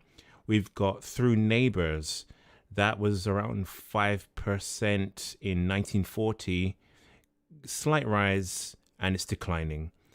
Met in college, if I'm looking at the right one, around 15%. And I think I'm looking at the right one. 15%, kind of declining, definitely by 2020, all going down. These numbers are all going down. Met in primary school, met in primary or secondary school, met through family, met through or as co-workers, met through friends. Even that's going down. Look at that. That was like 27% at one point in 1940s. It rose to like 34% in the 80s and 90s. And look at that sharp downturn. So there is one statistic that is rising. There is two, but we'll get onto that. There is one statistic that's rising. Met online in red. That is skyrocketing. That's going exponentially, up. So soon that will be 100%. It will be. So the idea that Tinder isn't real life, bro. No, it statistically it is. More women want to date online. So we've just looked at the last article where you have to present, or the conclusion we drew is that looks are important for online dating. And if given the choice of improving either social status or physical attractiveness, people have to choose physical attractiveness. And men see women as attractive anyway. So you have to be attractive, and more people are forced to meet online. So this basically squeezes uglier men out of, and short men, if you have to put your dating profile your height on your dating profile, or your height has to be revealed, this squeezes you out of any interaction early in the interaction. But let's keep reading. Note the spike in I'll read in English. Note the spike in met in bar or restaurant alongside the spike met online. In data science, the technical term for some of these surveyed individuals is liars. We think at least some of them reported meeting in a bar because that is technically where they met in person for the first time, but were too embarrassed to admit that the match was generated online. It's important to note that this data goes through to 2017, but we know from disclosures from app stores and company filings that the growth spike has only continued. I'll read this again. Let's continue. For instance, here's Tinder's total subscriber numbers through to 2019's third quarter in thousands. It's up to 5,670, if I'm seeing that clearly. That's in thousands. In our view, thing about the liars face, go ahead. The bars and restaurants up there. Ahead. Do you see where it says that the technical term for these people is liars? That's so true. That a lot of people meet in places, but they meet online, but they don't want to tell people they met online. So they lie and they say that they met somewhere else. So the statistics is even higher than it is on there. Yeah, definitely. Yeah. So I'll continue. In our view, a conservative estimate of the percentage of new relationships that begin online in 2019 is at least 65% and possibly over 75%. It goes into why people, it says people, but when it's trying to paint people in a positive light, they mean women. It goes on to say that meeting online is more convenient, that it affords a degree of safety. So they're talking about women because men are, can handle themselves in real life. What else? Yeah. So if we just think back to the two articles we looked at so far, online dating, physical attractiveness is very important, and more people are meeting online. Where you're forced to meet online, because I think it says somewhere in this article, but I don't need to find it. If you don't consider online dating, you will be squeezed out of the dating market gradually, more and more. So you're screwed then. If you're not attractive, you're screwed. You have to meet online. You have to be attractive. Men get fewer messages. Men have to be more attractive. Men have to be attractive to stand out from the flood of messages that women get. So all this data, Mr. Dating Coaches watching this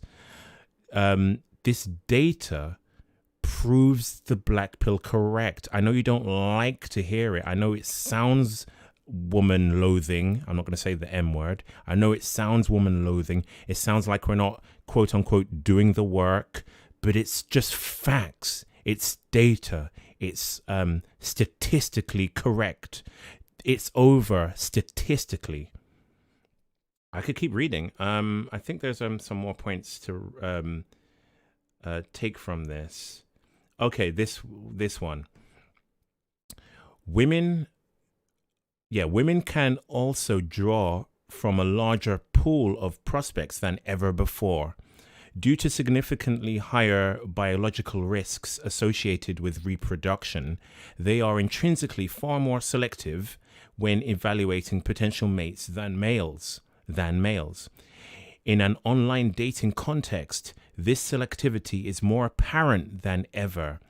With significant knock-on effects, there is less pressure to settle than at any other time in modern history because of the availability of alternatives and the speed of interactions. Yes, so yeah, women can expedite the process of finding the right guy, the right Chad through online dating. Why would a woman subject herself in 2020 to sitting at a bar and, having some sub 5 guy come up and think he's running game, and her having to soft reject him politely, or pretend to take his number and then, not call him and flake, when she could just, be in control?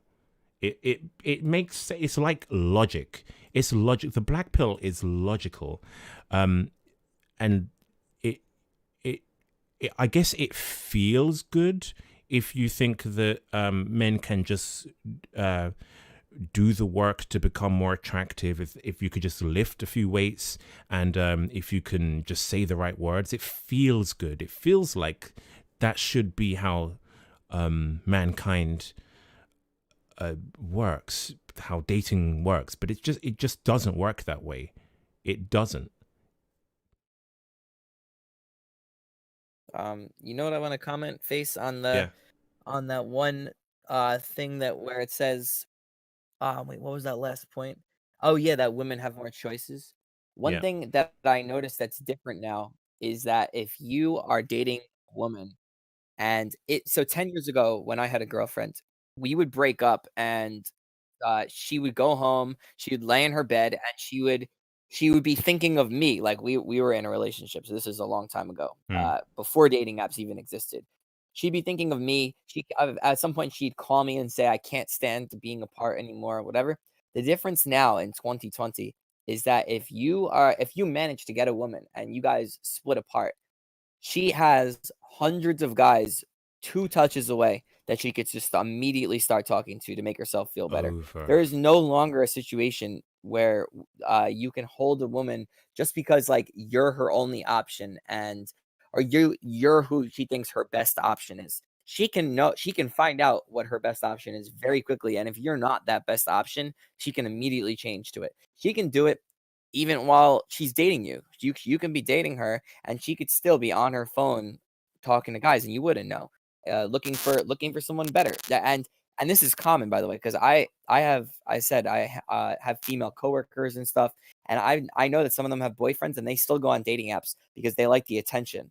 And I don't know what they don't talk about necessarily what they actually do with any of these guys, if they do anything. But yeah, it's a problem that how many choices women have now. If you're not perfect, you're gonna get reams out pretty quickly. It's hard to present this alpha persona that dating coaches say you can, if you know that, if say you get a girlfriend by the skin of your teeth, and you know that she has, like, you suspect she still has Tinder installed. It's very hard to present a this alpha persona when if you push too hard, she can just leave. She can pull she has guys better looking than you, taller than you, etc., just, chomping at the bit to get to her. I guess you can present an alpha view of yourself if you're not good looking and you get lucky, you manage to get a girlfriend, but that pales into insignificance with the abundance she has. So PUAs, like to pick up artists, like to talk about having an abundance mentality. Well, women have an abundance reality. So you can't you're bringing a sword to a gunfight at that point. Yeah, I see that. Brent Studemeyer said that meeting women online is impossible for a 5'5" guy like me. Cold approaches will work about 1 to 5% of the time, regarding to like the dating coach and PUA stuff. But at least that's better than online 0%. And I agree with that. Uh, Meeting women online is completely impossible when you're 5'5", yeah, or shorter, because they can just swipe right, and they don't have. Why would they want to deal with dating someone that's short? They can just swipe right and have someone better, guaranteed. Like if they swipe right, the next guy they have is not going to be 5'5". That's a Yeah. rare height. It's gonna end up being someone average or slightly below average, maybe 5'8", or way above average. So they're never going to settle for someone who's 5'5" when the app is full of hundreds, thousands, whatever guys that they can not settle for. And what you said about cold approach face Hmm. was right. Um, and so like if they do a cold approach, and this Brent is saying that cold approaches work out 1 to 5% of the time. That's true. There's like a few, maybe 10 to 20% chance that a woman even gives you the time of day, and a 5 or maybe a 5% chance, if you're good at it, chance that you get her number or something. But even if you manage to get her, then you have to keeping her as an entire another game. And that's why cold approaching, like PUA says, like, look, you got her number, right? But if you text her, she 50% chance she doesn't answer. Then if she does answer, like, what's the chance that you actually go on a date? You know what I mean? And the chance just gets lower and lower. And this is why, like, this is what they won't tell you in PUA, is that it's not just about letting the girl allow you to talk to them. There's so many more steps beyond what you actually do in PUA. So Yeah, definitely. A point I wanted to raise is that what was it? Yeah, today women. I think the article alluded to women preferring online dating because of safety. Well, I would argue it goes even further. Women are in control when it comes to online dating. So in the online dating realm, women have control.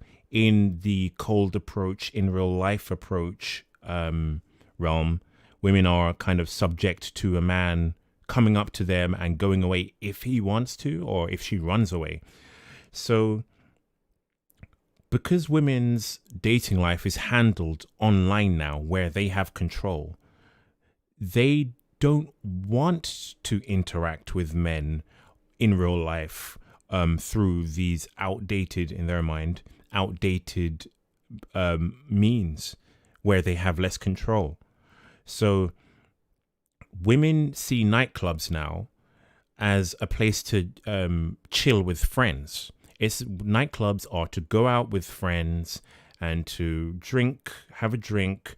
You come with your entourage, you leave with your entourage, and you don't accept annoying sub-5 short undesirable men who are below the looks of the men you can get on your Tinder.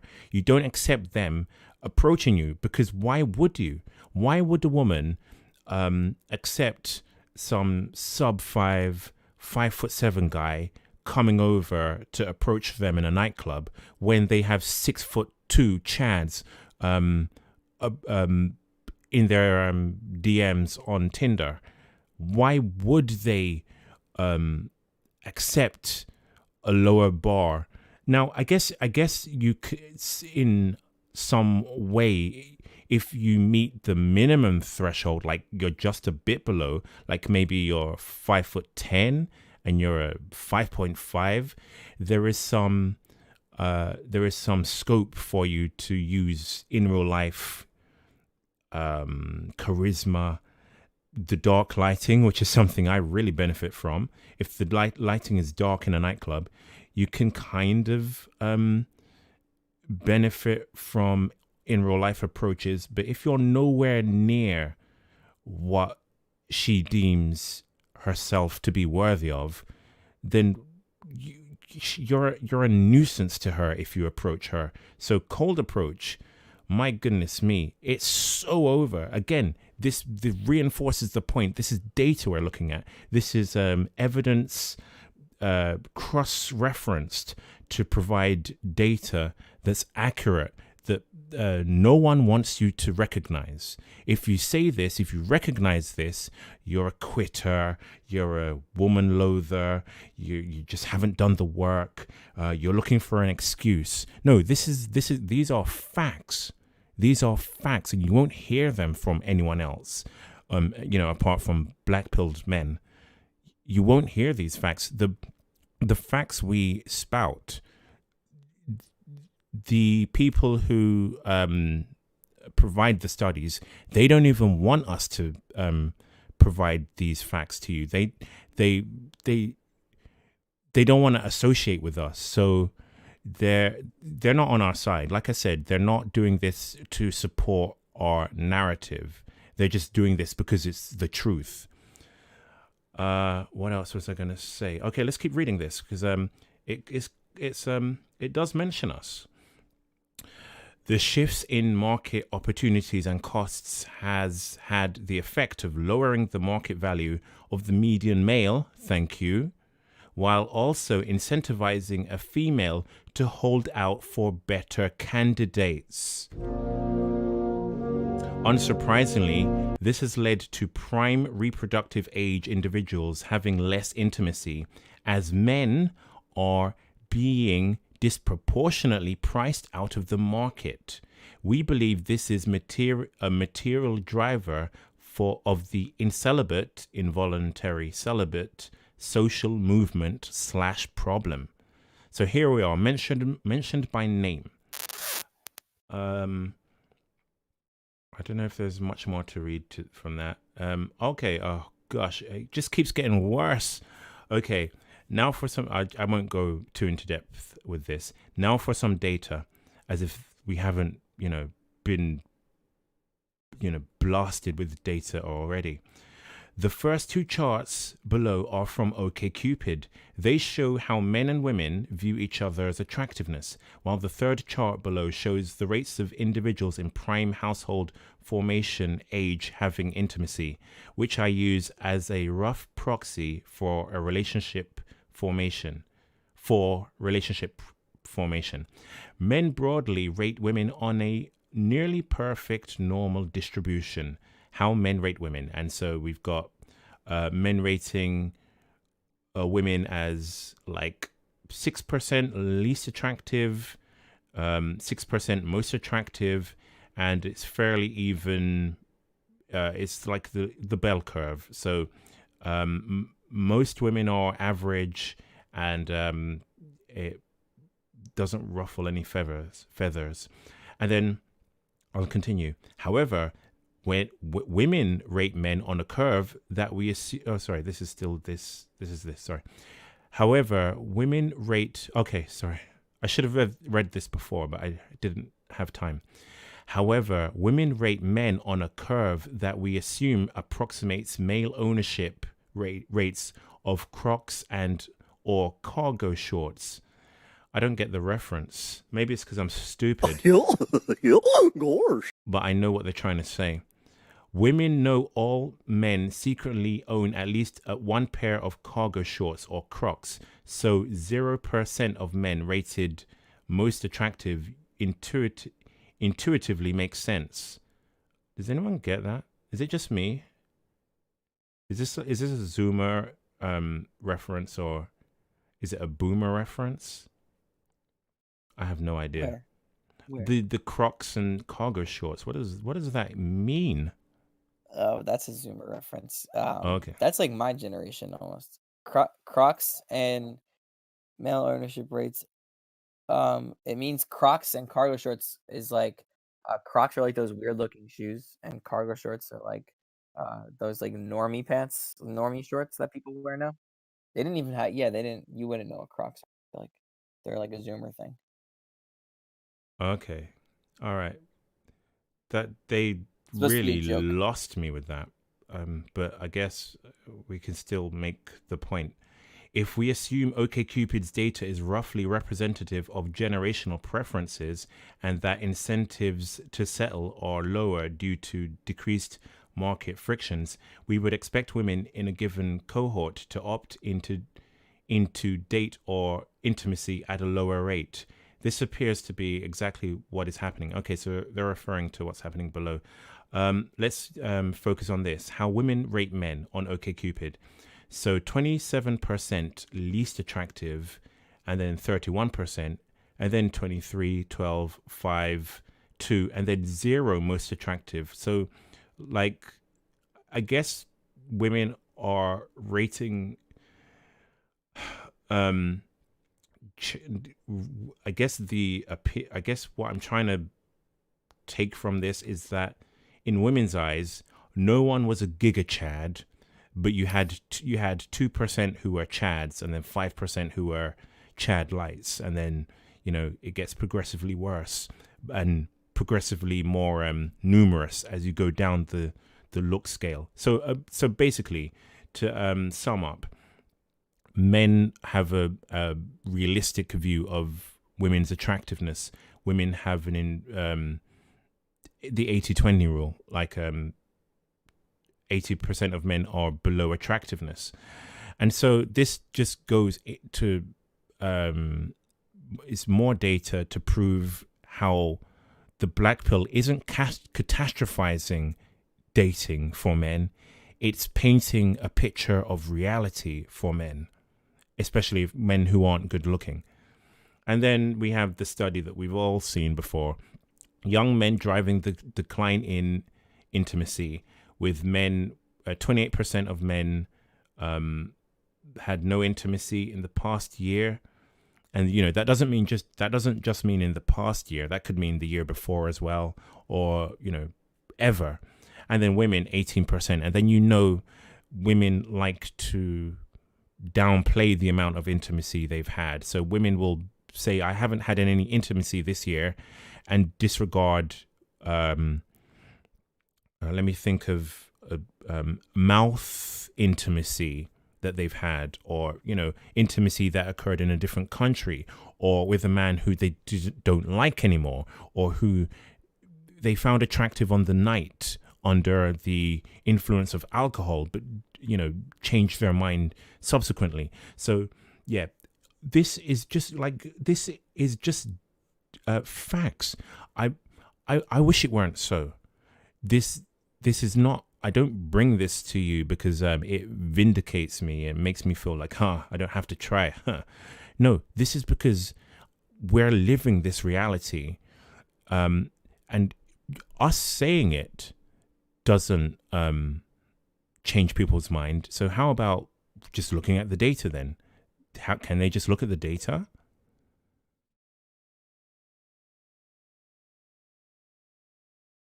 Are you asking me?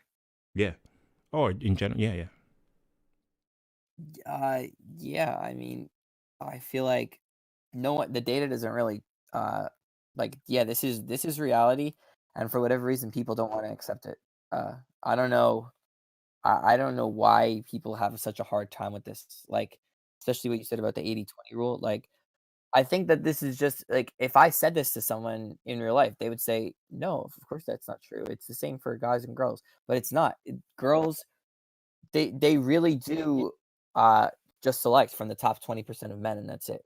And I think um there was a video about like guys rating guys and girls rating guys that we watched yesterday in one of the Discord servers.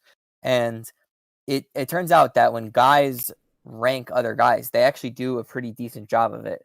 But when girls do it, they they'll find one thing wrong with a guy, one little feature, like one thing about someone's face that they don't like, one thing about someone's height they don't like, and they will immediately put them below a 5 out of 10. Like, not just talking about face, we're talking about like the same way this study um, is ranking people. Like, it's like an overall out of 10. Like, most women will rank most guys a 5 out of 10 or below, which is the bottom half. And Mm. it's because yeah, for whatever reason whereas like a woman might rate, like, say me, for example, a woman would probably rate me like a 2 out of 10. Guys would probably say 5 out of 10, or something like that, something along those lines. Like, because yeah, I don't know. The woman's way of doing things is skewed. Yeah, they have a what's the word I'm looking for? They have they're Like a presented with a warped man. perception or something. They're presented with a man, and they use any disqualifier to uh, to they use anything to disqualify him. So he's not tall enough. Okay, he's deal breaker. Whereas men, we use any any positive feature to rule a woman in. We're like Exactly. oh, she has hair. Okay, that's +5 for her. She has her That's a own big one. teeth. She has her own teeth. Oh, now I'm really interested. If So she has good teeth and hair, like she's already a pet. She's already she's already above a 5. she has 2 feet. I'm in. That's meant for you. Yeah. So yeah. I'll keep reading. Yeah, I don't know. In fact, I think we can move on to a video quickly, and then we'll be out of here. And say I don't want to put a time limit on it because I know I'll break it. Raw Dog asked the question, by the way. Oh, He okay. said, all right, he donated $10. And he said, I'm a normie Chad Light in face and body type, but I'm 5'6" and keep getting rejected on height alone. I live in the US. This is like my exact situation. I get height mocked constantly. Women hardly show me respect. Yeah, yeah, it's over, essentially. There's nothing I can tell you. There's no advice I can give you. Welcome to America. Brutal. All right, let's look at this video. I found it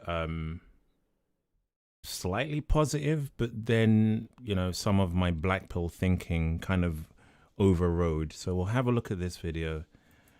Let's have a look at this.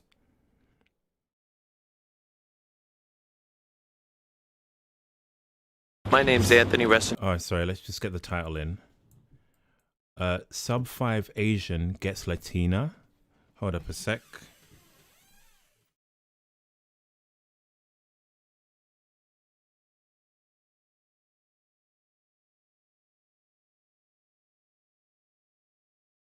Hold up. I have to do something. All right, hold up. Do you want to speak for a while, or shall I get a caller on while I can speak about something. I don't know. All right, if you want to get a caller on, you can do that. Either one, but I'll speak and you could decide. All right, let me get. I've given Jordy permission to be a caller. So if he clicks on the waiting bay right now, I can. All right, he's not there. Okay, you can speak about some experience. I'll be back in a sec. Okay. Okay, sure. All right. Someone in the chat asked something, and I'll speak about it. Obviously, I have a lot of experiences that I've dealt with. I can talk about anything. I can talk about work. So right. So I'm about 5'4". I'm a white guy from America. If you don't know what I look like, and I'm pretty social. So I've social circle maxed as well. So yeah, so I have a lot of experiences because of that, because I feel like a lot of guys like shy away from things when they're short. Like they don't try things because they get mogged, no, I'm not singing for you, bend over. Oh, bend over is such a troll. Okay. So I'm gonna yeah, I guess I can just say that maxing is probably the way to go. If you're short, like that 156 guy that was here that was asking, you pretty much have to max. You should try to like max out a bunch of different things. And I know like that sounds like really red pilled, right? But I'm not telling you like it's not the red pill like where I'm telling you max everything and then you'll be able to get a girl. It'll be easy, bro. Like I'm telling you to max everything in order to try to get what you want out of life besides women. Like you can play the game of life a little differently if you want. Like for me, like I kind of set money as the scoreboard and I do everything online and I social circle max and I kind of did everything else.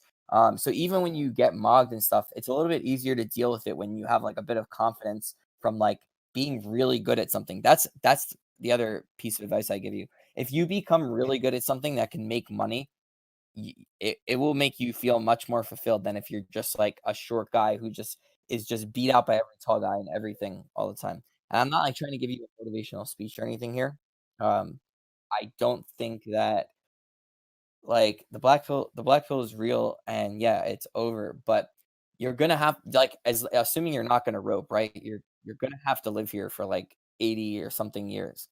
So you may as well you know, that you don't have to make life about what everyone thinks life should be about, like getting married, going to like get a corporate job, work 9 to 5, wage cuck, retire. Like You don't have to do that. You can, if you feel like you get mugged in public and you don't want to go in public, then don't fucking go in public. Like that get a job that's online.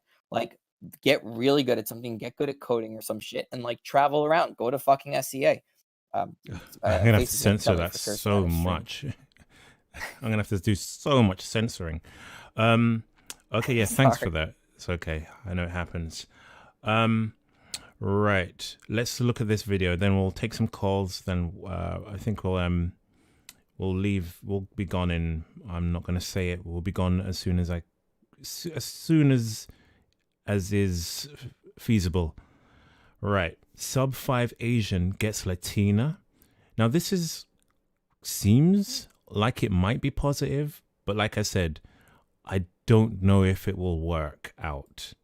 My name's Anthony Resinello, and I'm a social and relationship coach living in Los Angeles, but I'm in New York right now filming for another episode of First Date. Help them through that date. Right, so I've cut this up really choppy, but you'll get the sense of what's going on. So this is a dating coach. Something that was apparent to me like straight away was these two interactions that he just shows a quick clip of. I've slowed them down. So in this interaction, I'm guessing this is a previous date. Face is really good at depression. It's my speciality. I have been working on it for decades. Yeah, so in this, what I presume is a previous interaction or date that this dating coach set up.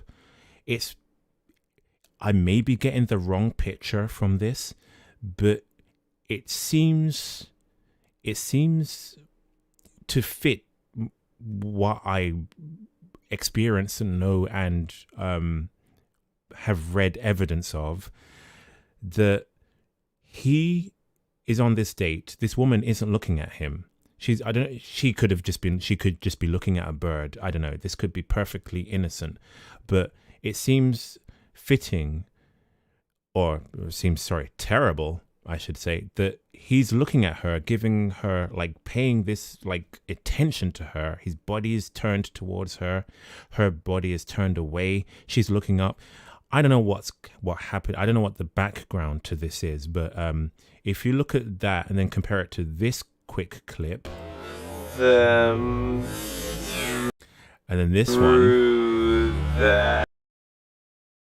now this is I'm guessing you do get some good-looking guys who seek dating coaches out, but they tend to do well. When I was into pickup artistry,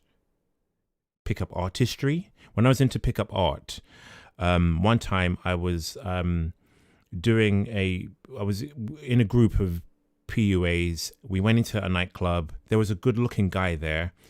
Within about 5 to 10 minutes, he left the nightclub with two women, one on his left arm, one on his right. And he was just like, peace out, I'm gone, I'm done.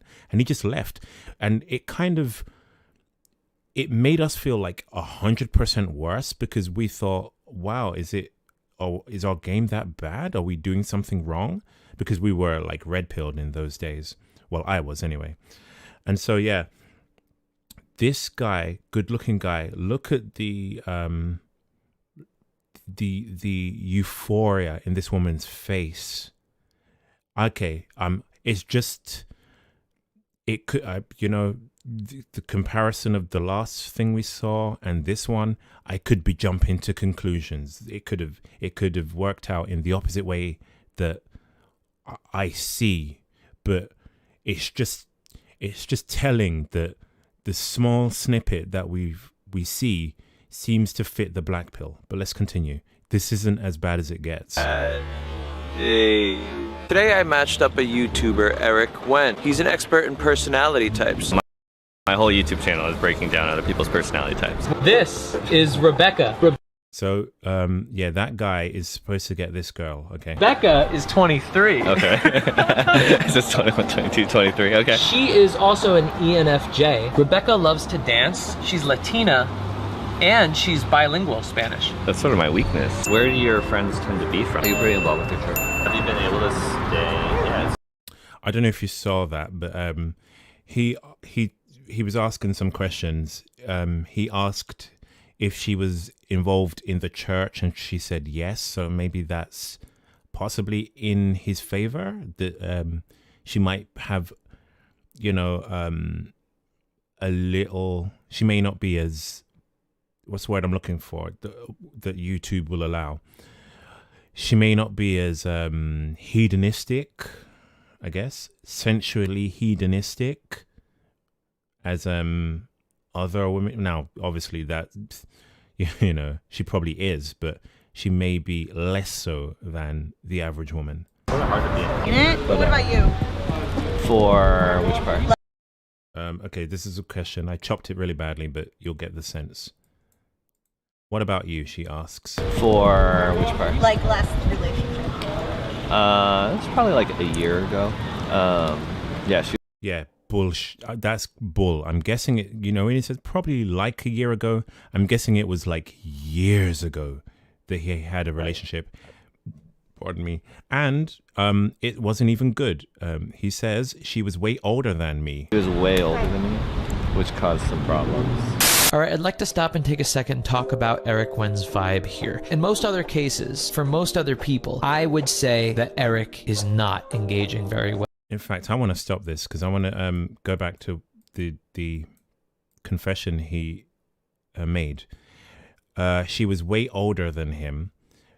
Number one, I think the relationship was a lot longer than a year ago. Number two, it's telling that she was way older. She was probably like 50 or something.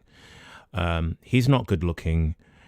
I'm guessing it was a dream. Someone said the man from the dark side.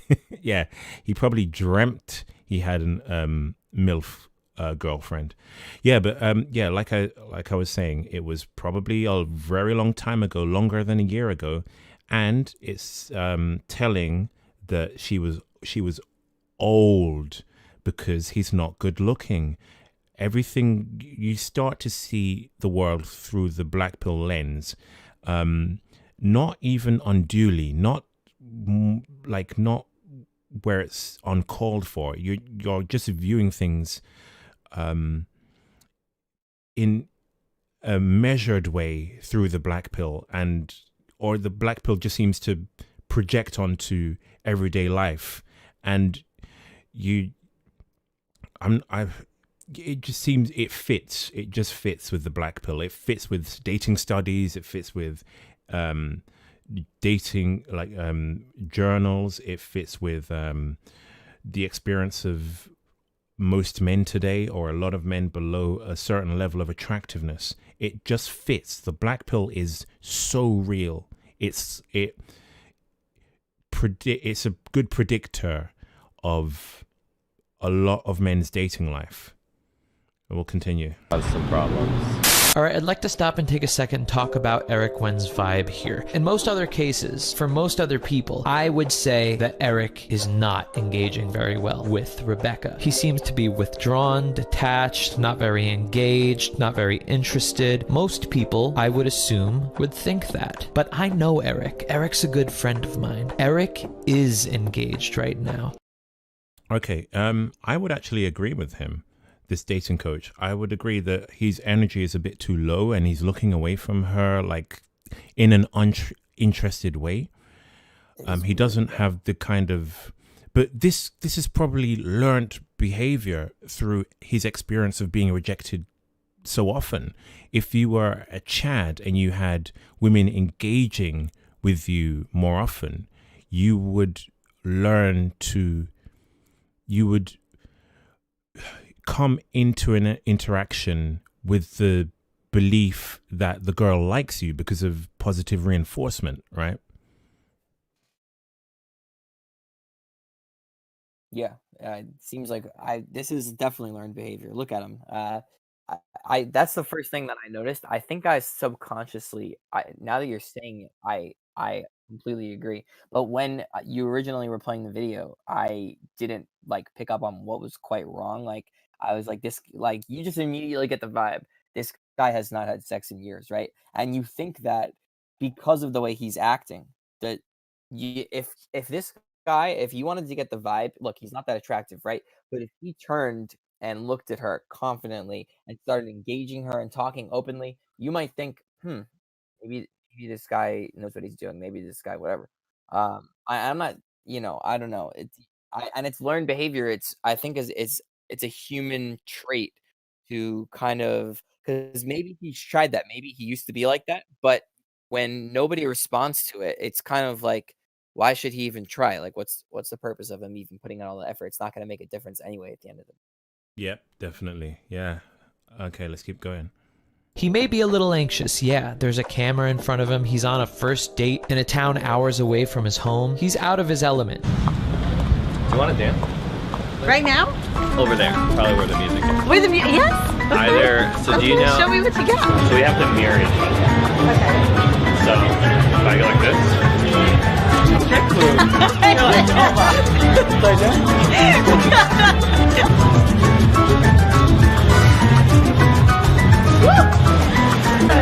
I think you're a lot more Hispanic than I am. Yeah, it's possible. That was so fun. I love that. I'm down. I'm really attracted to you. And I had a really nice time, and we have a lot of ways that we can connect and stuff like that. And I'd love to dance more. I know, I would too. I really would, yes. But yeah, are you doing it? Okay, that was hard to hear because of the music. So he asks, by the way, he's from New York, I think, or he's from a different state, and he's in New York right now meeting this girl. So there is a distance component to this, but Chad can bridge that distance. Chad can bridge any distance. But this guy, I'm not so confident about. So he asks, "Are you doing anything this weekend?" Yes. Okay, this is not going well. When a girl says she's busy, I used to give women the benefit of the doubt. I used to be like, oh, maybe she's really busy. Once I had a date scheduled with a single mom, not the single mom I dated, another one. She said, I can't get a babysitter. I was like, oh, maybe she really can't. I told some black pillars, they were like, dude, if you were good looking, she would flush that baby down the toilet.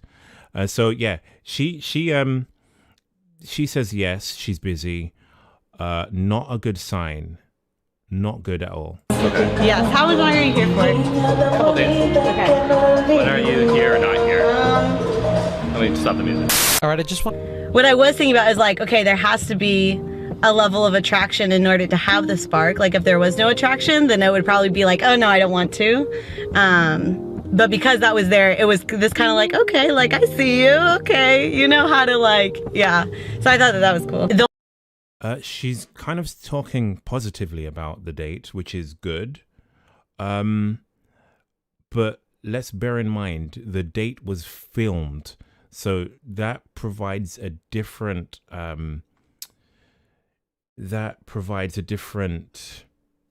tone to the date. It's like she knows she's on camera. She knows that this guy is using a dating coach.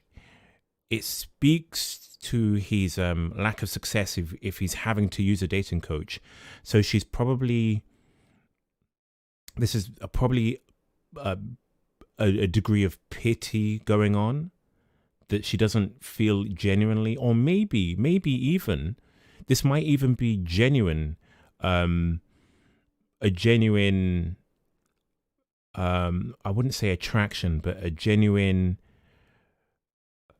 her genuinely waiting to see if any attractive feelings of attraction come, whereas if this were not filmed, she may have dismissed him already, if that makes sense. So maybe this the fact that a camera is in her face, it's forcing her to virtue signal, it's forcing her to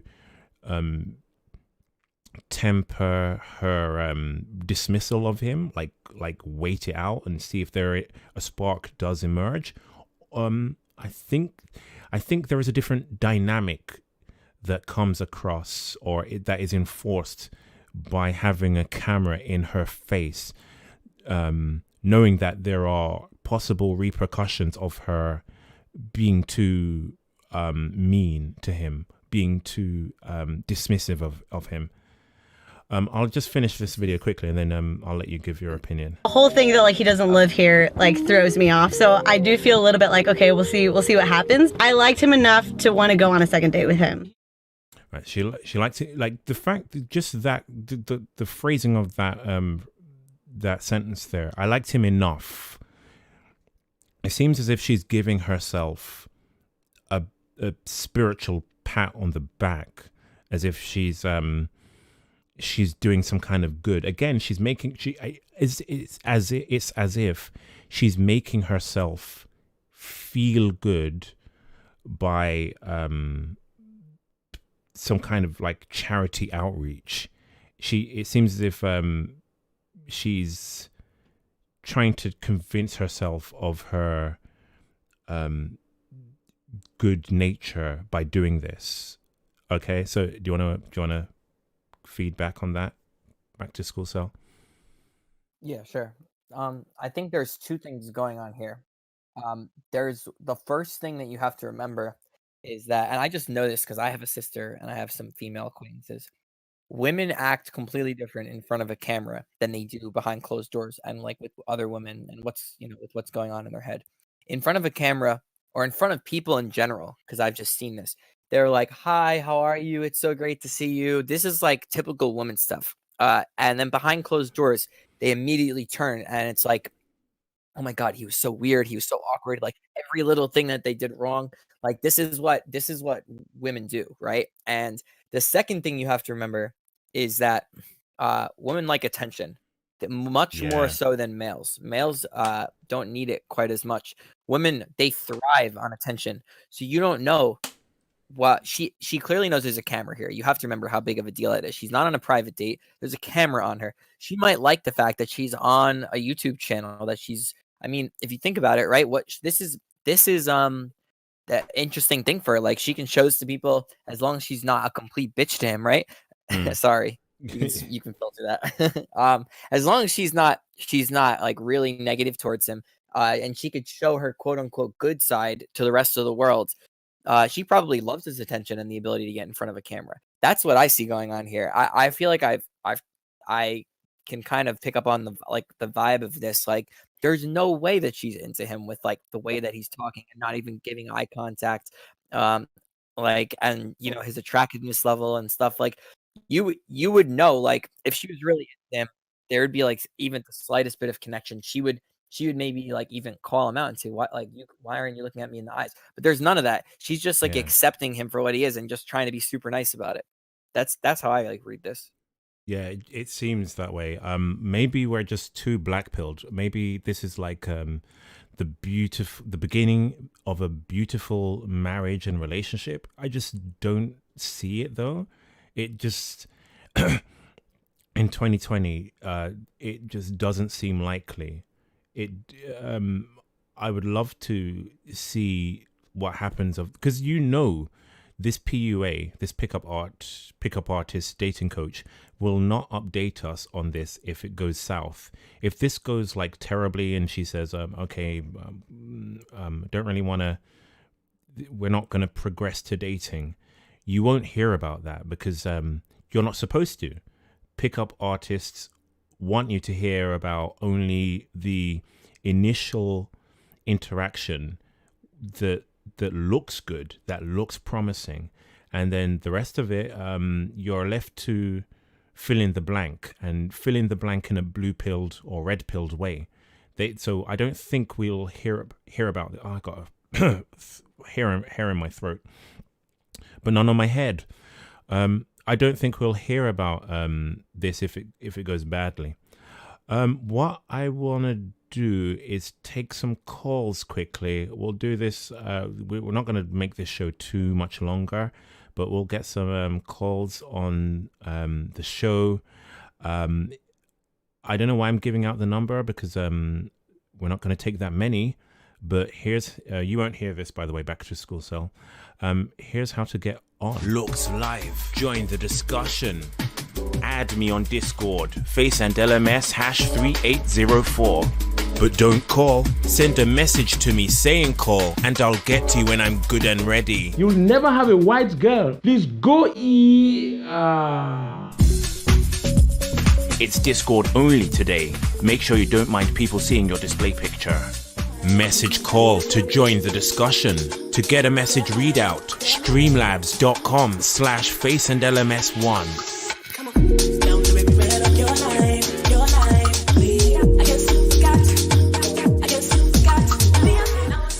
Right, let's take some calls. We've got our first one. It's Geordie. Please don't be a mic cell. You're on Yeah, Looks I'm Live. not on mic cell today. You hear me loud and clear, yeah? Loud and clear. Yep. All right, perfect. What do you want to talk about? The video, the 2 hours of content we just digested. Yeah, well, I just got home, so like, what's good? Okay, good first call. All right then. It's not my first call, it's my second call, but yeah, I just wanted to basically just talk about any topic. You said what is heightened online dating, basically, yeah? Okay, yeah, go ahead. All right, cool. Well, first off, I just shout out Cutter, Dollar, Jacket, and the rest of the guys on the Discord. Fuck Gene Cell, and yeah, basically. So Language. yeah, language, we just bro, got language. what height. It's not really a big deal to me. And online dating, okay, I haven't done Tinder in what 5 years, ever since it came out. Like, okay, for the first couple years, yeah, it might have been possible, but it's not really been working for what the last 5. So like, it's not really relevant to so many guys out there. Like, they're looking at Tinder when you're talking about it, and online dating, and it's just not even bother. So like, why even think about it? Okay. All right. What do you think about the hype pill, Jordy? Well, yeah, it's very relevant, of course. Like, if you're under 5'7", yeah, it's tough for you. Like, even if you're white, like, you're gonna have a tough time. So yeah, I agree with it fully. How is your dating? How is it for you right now? Well, you already know my story, right? Like, yeah, They I'm don't. old, so I'm nearly 30, and yeah, of course, I've not had a girlfriend pretty much ever. So yeah, I could go through my whole story, school, whatever, but I guess we just cut to the chase. Like, it's not happening for me anymore. Obviously, like, I'm classed as a black cell here in the UK, and it's just over. Like, I'm not gonna get anything. I keep trying. Like, even tonight, I went out and tried to do approaches. It just wasn't happening. Like, you know. What is That's approaching why. like? That's why I What just got can on a wait, call tonight. You know, you have so many guys who come on here and don't actually do approaches. I actually went out tonight, Saturday night, and I did approaches. You know, so they can't chat to me about laughing. Like, nah. How did it go? Like, what's the results of the night? There were no results. I went out to central London, Leicester Square. This is the thing. I go out, like, I actually try. I actually do this. Like, I actually keep trying. And, you know, as I said, I'm nearly 30, and it just doesn't work. But you we're in sound lockdown you right now. sound How did you do angry. It that? sounds like you're gonna be. I feel like I'm gonna like see you on the news tomorrow. Well, bro, you already know how I am. Like, I'm actually like, yeah, I'm riled up about these kind of things. You know how I am in the Discord. Like, yeah, I'm a delete cell, so of course I'm editing all my comments because yeah, they're of course like a bit, what's the word, extreme, let's say. But once you get to this age, once a lot of your viewers get to this age and they actually start to understand when you're nearly 30, and it's coming to that point where your family no longer ask you about your life. They no longer care. Like, they don't ask you if you have a future or not. Like, you have to understand this. This is what these people have to understand. Like, it actually gets to a point where you have to reevaluate everything you're going for in your life. This is why I get riled up about these kind of things. But yeah. Did you approach with the mask on? No, I didn't have a mask either. But mate, you see my pictures, like, you understand, like.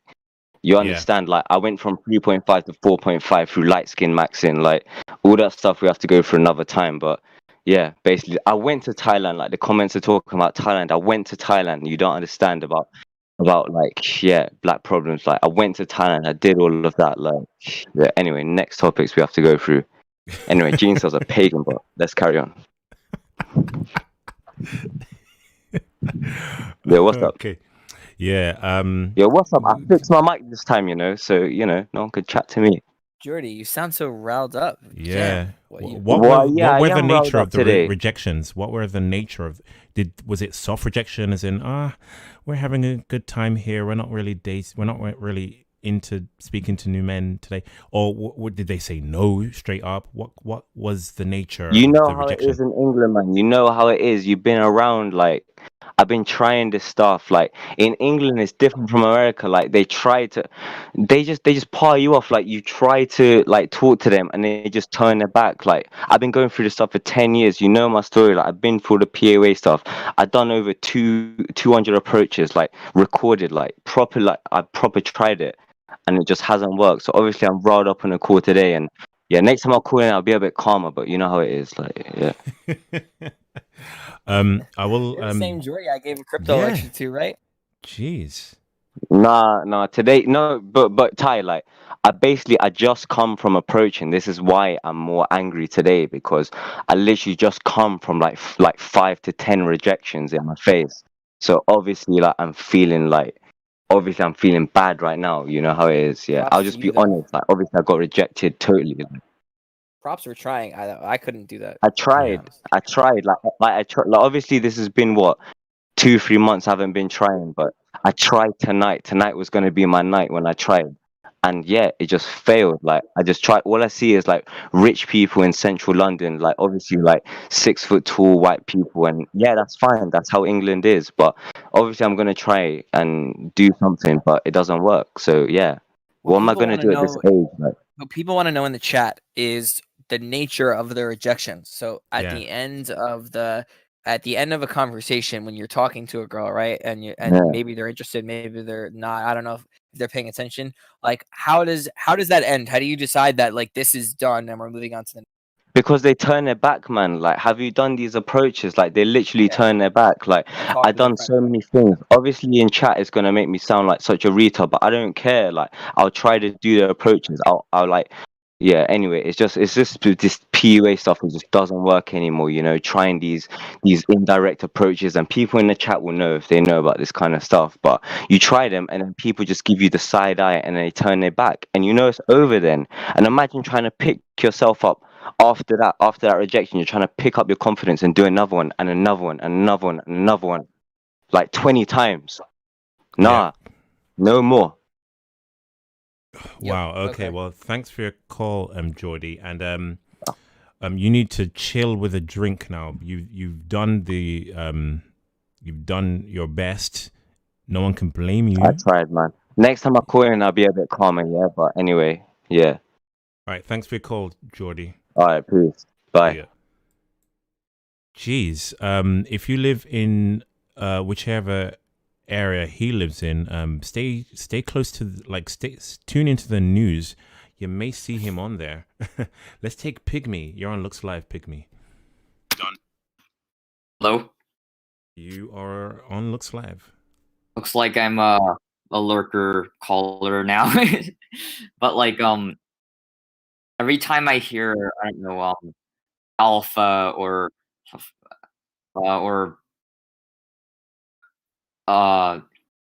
like charisma or something along those lines, like words you would imagine that, like, if you imagine that word, you imagine like a quote unquote alpha guy, right? Like anytime I hear that kind of thing, I'm kind of immediately skeptical. But at the same time, I mean, it's kind of like if you're trying to sell a PUA book, you'll use those keywords, right? But if you're trying to sell medicine or something, you'll try to make it sound science-y or something. It's kind of the same idea with marketing PUA products, for example.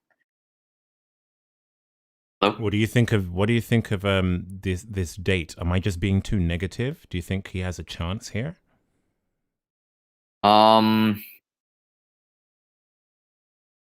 I mean, I haven't really looked at the entire stream, so I wouldn't really know what to say exactly. Okay. All right. This is pretty awkward then. Do you want to leave us on something?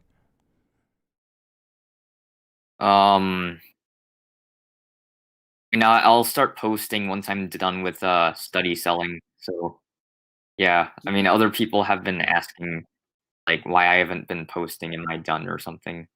But I'm going Pigman, can I to ask you a post question? it. Sure.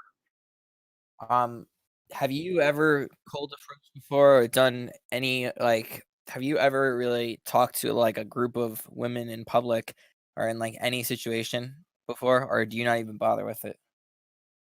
Well, I mean, I've approached a lot in the past, but like when you think about it, there are social consequences to these kinds of things. Like if you try to like this is just a random example, like if you're asking the cashier Floyd, like um if you want to go out, like this is just a random example, right? Like anything along those lines, those have social consequences. Since the next time you go to that same area, like they'll have those, like they'll look out for you and kind of identify you as a pariah, a social pariah. Like if you're an ugly guy who asks anyone else out, like you're seen as a social pariah the next time you meet them. So, like you see what I mean, right? Yeah, yeah. So as of now, I don't really do that kind of thing, but in the past I have. But I do understand there are social consequences to these things. But there's Okay. not if you do it to random girls though. If you do what Jordy does and you go to a different country maybe and you were to approach random girls, but it takes a lot of confidence I think and a lot of building up to it and a lot of you have to like almost have the skill to do it. Like you see how Jordy is like very worked up and confident. You could tell he's been talking to a lot of people tonight. Like I you have don't to know kind of build that up. for most people that wouldn't really be something that's realistic. Like no one's Yeah. gonna go to another country just to uh do some PUA crap. Like most people No, are. you understand people do this though. If you're like above a 5 out I of mean, 10 overall I'm talking about for people in general. Like most people, like I'm just talking statistically, right? Most people can't really. They're not in the position that they can just randomly go to like C maxing, for example. right, but people still do it though. On Discord, there's several people, Mr. Scops, Christopher, there's a few others who have Yeah, yeah, gone sure. to SEA who have done it and this stuff it works for them because they're like maybe they would be considered like lower normie attractiveness or like high incel attractiveness here, but when they geomax they end up having success. But these I wouldn't consider that like any of these guys like incel types, I guess. If you're like true cell as they say, then I don't then yeah, Yeah, I'm geomaxing 5'3", whatever. so it's Right. over. But like, it's kind of this. I mean, I'm just talking to statistically. These kinds of people are sort of the minority who are able to do these things. Like for most people, that wouldn't be a very realistic thing to do. Like especially considering the fact that they're um like this entire trip or so, like it's kind of a toss up. You're kind of risking this entire trip just for a few attempts, and if you fail, it's kind of a waste. Yeah, I Right. always ask guys this that are the same height as me because I like to know. Because I'm still trying to figure it out myself. Like, what do you even forget about real life, right? But if you're gonna say like we can't really do much in real life right now, what about dating apps? Like, what do you actually do on dating apps if you go on them in the first place? Like, if you put your height right, then Yeah. you're gonna get rejected every single time. Girls are just gonna swipe left on you. If they do swipe right, it's usually a mistake, right? So I would say that it's basically 100% reject you. 0% are actually like, oh look, this guy's 5'3". I'm gonna Pretty much. let's go with this. But if Yeah, you I'm don't put your height, what do you do? Do you tell them? You know what I'm saying? It's kind of like I always want to know what people's strategies are, especially like particularly people in the same position as me. But I well, don't I know if mean, you're a good case study of this. I would consider myself the really true so. Like I'm ethnic, I'm short, like really short. I'm a turbo manlet. I'm autistic. Like all of this crap is just piles and piles upon, like just all this crap just like piled upon me, and I can't really do anything about it. I mean, even if I were white or whatever, I'd still be an incel. That's kind of the idea. All right. Pygmy. Got to keep on moving. So thanks for your call. Okay. All right. Thank you. Let's take the boss. the boss, you're on Looks Live. Today you are. You gotta unmute your mic. You have to unmute yourself. Oh yeah, this is... yeah. Hey, okay. Yeah. Hey. Yeah. Please tell me, like, you've watched some of the stream at least. I honestly just came in. Like, what when the I hell has there been like a boxing match or a party or something? Like, what the hell? Someone told me your stream was on, so I was like, might as well just get on there. All right. So you guys are watching this video about a date? We did.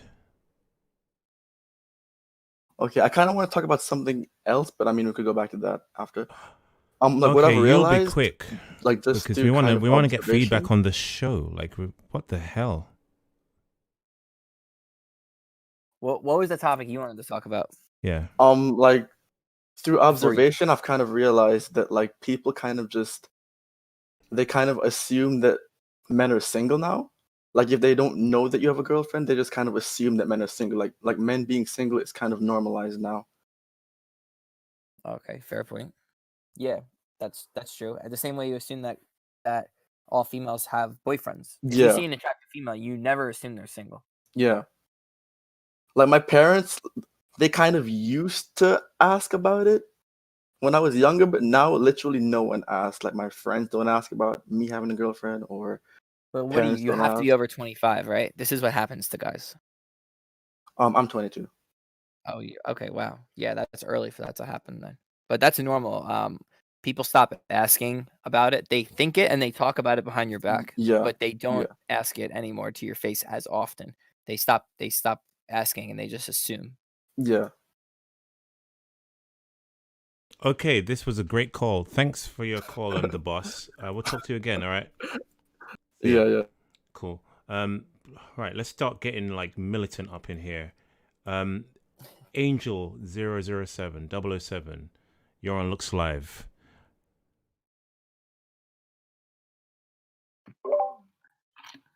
Hello, Face. Hello. And okay, how much of the stream have you heard? Almost nothing. Okay, back in the waiting bay you go. Let's take Arul. You're on Looks Live. Arul will be good. I know him. Arul, you're on Looks Live. What's up, man? How much of the stream have you heard? Barely nothing. I just look at it. Back you go. Honeymaid, you're on Looks Live. Oh, me?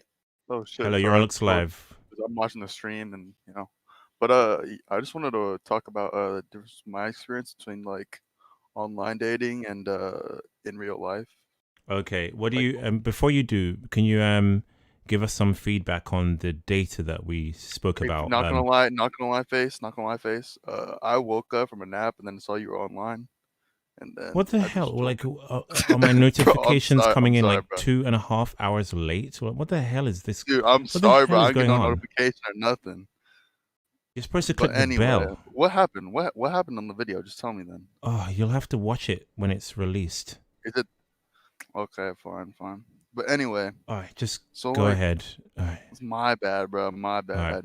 So, like, my experience with, like, Tinder and fucking Bumble and Hinge and shit like that, honestly, trash, bro. The women are on there like garbage. I don't match with anyone bad or anyone cute like that. Like, it's bad.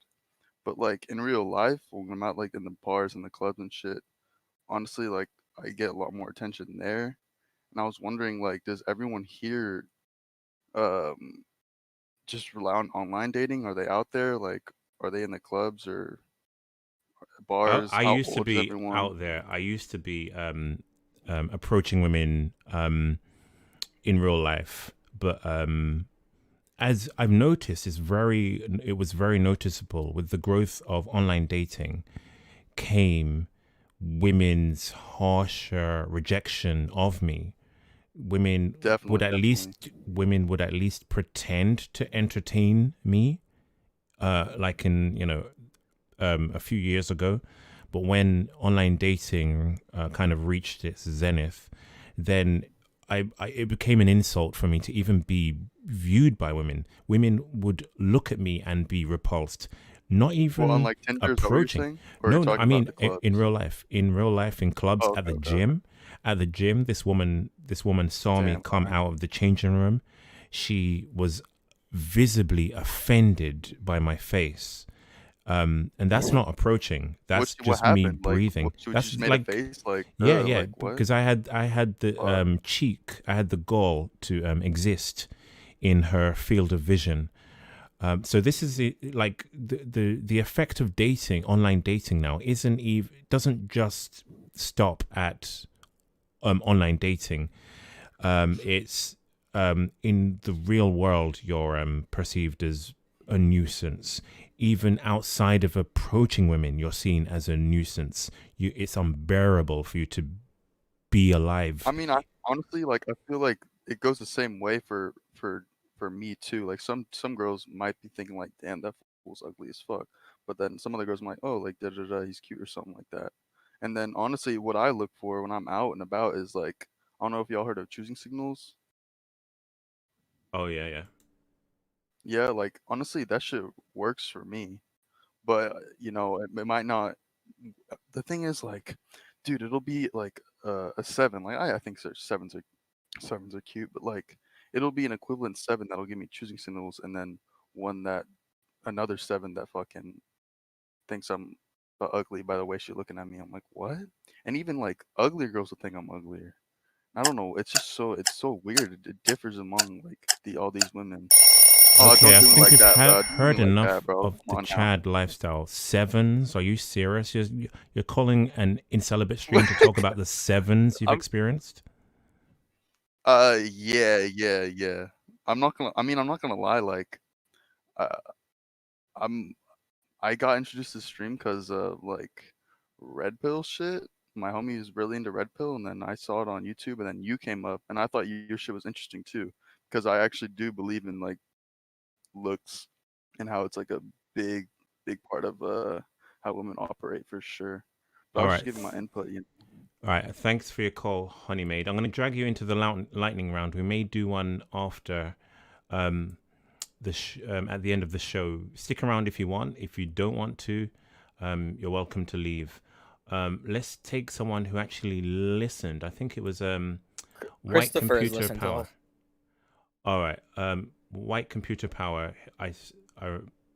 Yeah. Okay. You're on Looks Live. All right. Let's take Christopher. You're on Looks Live, Christopher. Unmute yourself. Yeah, you gotta unmute, Christopher. Oh yeah, I've been listening the entire stream, and it's been fantastic. Thank you. At last.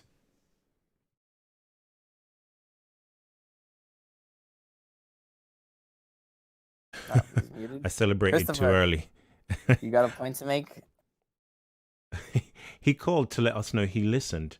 I think that was his whole point. That was a valid point. Thanks for your point, Christopher. You know, we're waiting for another one of your points.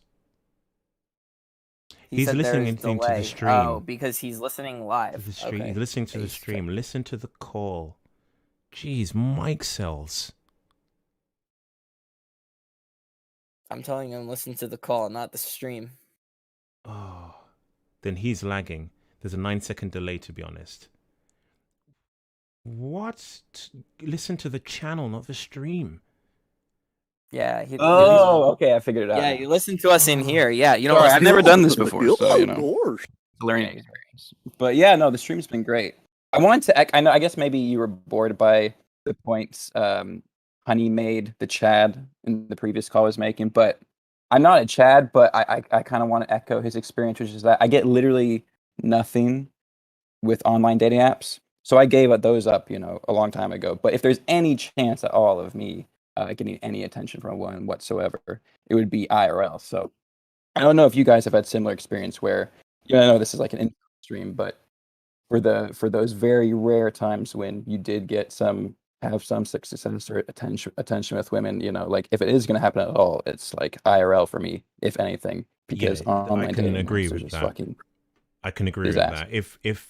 if I'm going to get a number, even if it turns into, a flake, it will be in real life, because I guess there's a social momentum that builds up in real life where you're speaking to a woman. You're not just a face that can be left swiped, so she has to hear you out, and then it seems like socially bad etiquette to say no, or there is a momentum for her to say yes, okay, here's my phone number. So yeah, in real life I do get further. That I can agree with you there. Obviously it doesn't turn into anything, but yeah. Well, exactly. Like what you said about the phone number, right? I remember back in the day, because I'm older than a lot of the guys here, I think. But back in the day, it used to be like an achievement or something to get a phone number, as if it meant something. But I swear, like a phone number or some kind of social media contact doesn't really mean anything. It's just a way for women to kind of get rid of you at the moment. Because they can ignore you later. After they've given you their phone number or Instagram or whatever. It's easy for them to ignore you later, but. I don't know. I've never really understood the whole idea of like, if a woman gives you her phone number, that means that's some sort of like accomplishment. But I always now found they it ghost you. That's the thing. Now they'll exactly right. Get your number to be nice, and then they'll just ghost. And back in the day, it wasn't acceptable for a woman to ghost because I don't know. Like there was a whole thing of like, do you remember when it was like ghosting wasn't a thing, and like I guess they kind of had to answer, and maybe they whatever. Now I don't know what changed, but. Like it's socially acceptable for a woman to just completely ignure you. Not only was it not a thing, I had never even heard that word ghosting applied in that context until until people started doing it more commonly with dating apps, right? Like the first time I had heard people use the word ghosting in that context, it was obviously from people's experiences with online dating. It wasn't really even a thing. It wasn't a word people even used back in the day. Yeah, I think with the growth of women's options came the need for women to ghost, because there just wasn't enough time in the day to respond to all of their messages and to, pursue an interaction that they knew wasn't going to go anywhere. So it just became easier to become cold. I mean, if you're a woman and say you're in 2008 or something, and you have two men who approach you and you're having to reject them, it's easier to be more personable, like give a personalized rejection, I guess. But if you have like 100 men vying for your attention, it's easier to just say, okay, they become less human. They're less. Before it was two people, you probably knew their name, you probably remembered their name. With like 100 people 100 men vying for your attention, it's easier to see them as in a colder way and just ignore them all. So ghosting, I guess, became easier because of the abundance. Well, yeah, because now it's like job applications. Right. It's like, there's so many. The same thing that's happened to the dating market, I feel like has happened to the job market as well, where it's just there's far too many people applying for the job. There's far too many people wanting to date that woman than there are, employers willing to hire people or women willing to date men. You know what I mean? So now you're just one CV on a stack of hundreds or thousands of other CVs. And, the guy, the HR admin going through your CVs at best might look at, the first few lines or whatever, but realistically, what hope do you have? Oh, there's something just occurred to me. With the rise of social media, also a factor is that women see themselves as higher and mightier than before. So ghosting may also have come about because women see themselves as superior to you. Because if they had like two men vying for their attention in 2010, now they have like hundreds of men. So now they feel, because they're gassed up, basically, their heads are like been filled with hot air from lots of men approaching them, it's easier for them to see men as lesser. So now we don't deserve a goodbye, or I'm sorry, I'm not into you. Now we don't deserve it. Now that's why ghosting is probably more. Yeah, and the double prevalent as standards are through the roof. You know, women these days, I get, maybe it's always been like this, but I feel like even more so today than ever, that women these days feel like they can get away with anything. They are allowed to do a bunch of things that if you did them, you'd be in prison or whatever, right? Oh, yeah. And not even like you know, legal versus illegal things, but I mean just like common like courtesy, just manners. You know, I don't like women like you said. They think they're better than you. They're very entitled, more so than ever today, and it sort of shows in the way they treat men, or just people in general. They have a sense of an air of superiority to them, and they treat others like they're inferior. But again, that's just my experience. But all right. Thanks for your call. That was good, and thanks for actually listening to the stream. Thank you for making the stream. So yeah. Okay. Wow. Great. See you guys. All right. Thank you. Wait. Drag you into lightning round. Who else listened? I think Brandon listened. Let's take Brandon.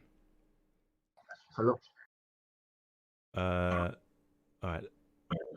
Sorry, I'm just doing something. Hey, Brandon, you're on Looks Live. Hello.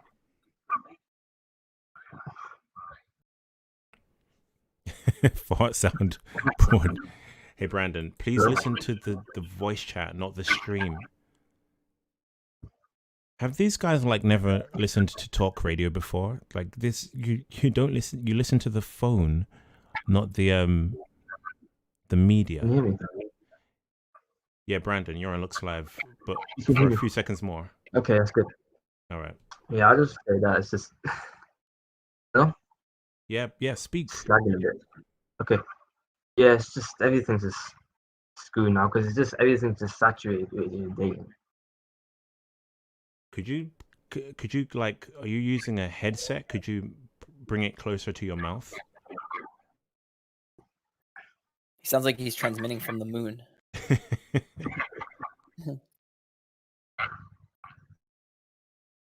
Are you there, Brandon? Hello? Oh, Yes. let's try it one more time. Are you at a baseball game or something? Like, what's going on? No.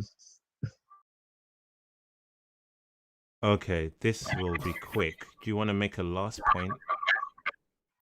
He's listening to the stream. Alrighty. Out of here. Let's take E-Current. These guys are painful today. E-Current, you're on Looks Live. Yeah, what's up? 1 second, I gotta mute the stream. Oh, at least you know. Yeah, Jesus Christ, dude, Mike sells. Painful. Yeah, I was here. Actually, I got to turn you down. Give me a second. All right, what's up? You want feedback on the video? Yes.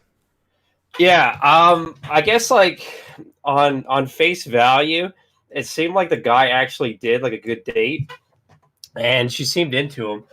But like, judging from my own life experience, I think it's bullshit. Like, I think women tend to give out numbers in hopes that later they can just ghost them.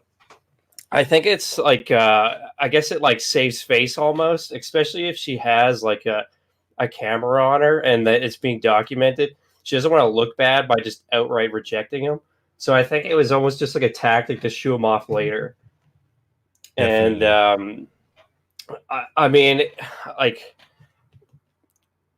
people that I know, like often happens, like they get excited that they actually get a number from a female, and it only to fizzle out maybe like a few days later. Yeah, I remember back in the day, PUAs used to hype up phone numbers as if it was like a monumental feat. But I guess, yeah, today, look how far we've come, or you could say, look how much we've regressed. The phone numbers mean absolutely nothing a date I means absolutely nothing today. I used to think it was like a good way of getting your foot in the door, and then hopefully it moves on to something greater. But now I see the number as like almost like a tool to get rid of the guy. And I worked in nightclubs, so I've seen a lot of this sort of stuff. And like I live in a pretty small community when I was working at nightclubs, and I'll see guys like pull 3-4 numbers, and maybe one will answer. So yeah, I think getting a number used to hold value, and I say probably within the last 10 years or so that it's more or less morphed into another tool to kind of soft reject guys. Definitely. And those sort of face-to-face like harsh rejections seem less common to me, because there's actually an easier way of doing it just simply by ghosting. All right. Yeah. Definitely. Do you want to make a final point? Because I'm going to squeeze in a few more calls before we do a lightning round, and then we go. No, go for it. I'm good. All right. Thanks for your call, and thanks for listening. No problem. All right. Oh, wait. Don't go. Go to the lightning round. Right. Let's take. I'm going to add some people to the. Give some people the role. By the way, I'll type it here. Click on Waiting Bay. Right. So let's take Tyrion BR. Tyrion BR, you're on Looks Live. Oh, he's listening to the stream. Okay. All right, Tyrion BR, you have a few more seconds. All Can right, you hear you're me? ready. Okay, wow, you just made it. Hey, you're on Looks Live.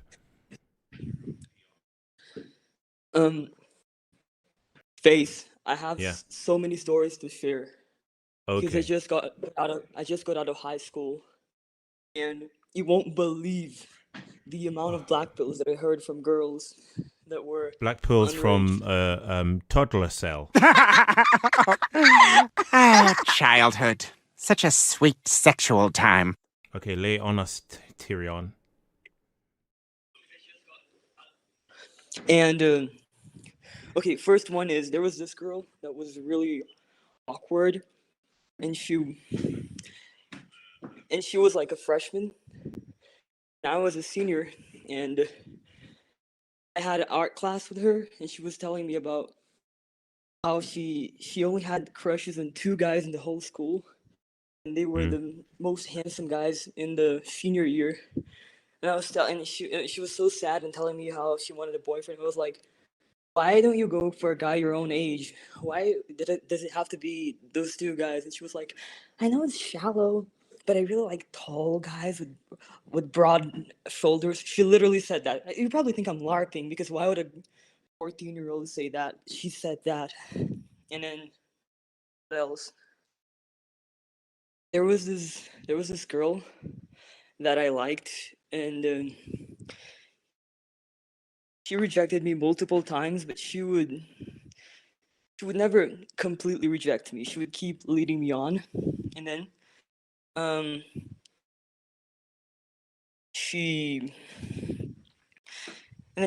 the thing is, she was from a different country, and I actually spoke her language, and she was living in my country. Okay. And I was one of the few people that actually spoke her language in her country, in this country, right? But she'd rather hook up with complete like gangsters that didn't even speak her language. And then when she told me why she didn't want to be with me, she would be like, oh yeah, our personalities don't really match, but she'd rather be with a guy whose language she can't even speak. Yeah. How It's a euphemism. You just weren't attractive to her. Your personalities don't match. Women don't care about a personality not matching. I mean, I guess they're in a broad sense. If you're like if you're into, I don't know, Satanism, then I guess like women will be that will be justifiable, but by and large, women don't care about your personality. If you're good looking, they'll make allowances. They'll be like, "Oh, he's into this, but opposites attract." Like it's just yeah, you just weren't attractive to her. So do you have any more updates from your high school for us? What else was I gonna say? Oh yeah, there was also this girl who was also 14, and she was like telling me, like straight up, it's all about looks, Leon. Oh shit. You Over. It's I right. stalked myself. Whatever. She was like, it's all about looks. Don't even bother. Yeah, and she would straight up tell me that I'm ugly. It's over.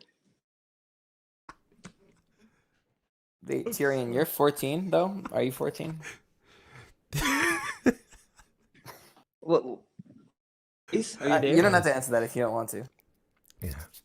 I'll edit that. I'll edit your name out. Yeah, People who that would be people who good, are listening to this live, they heard it, but when I re-upload this, I will Don't edit wor- your name. But don't worry okay? about it because it's a common name in my country, so it doesn't matter.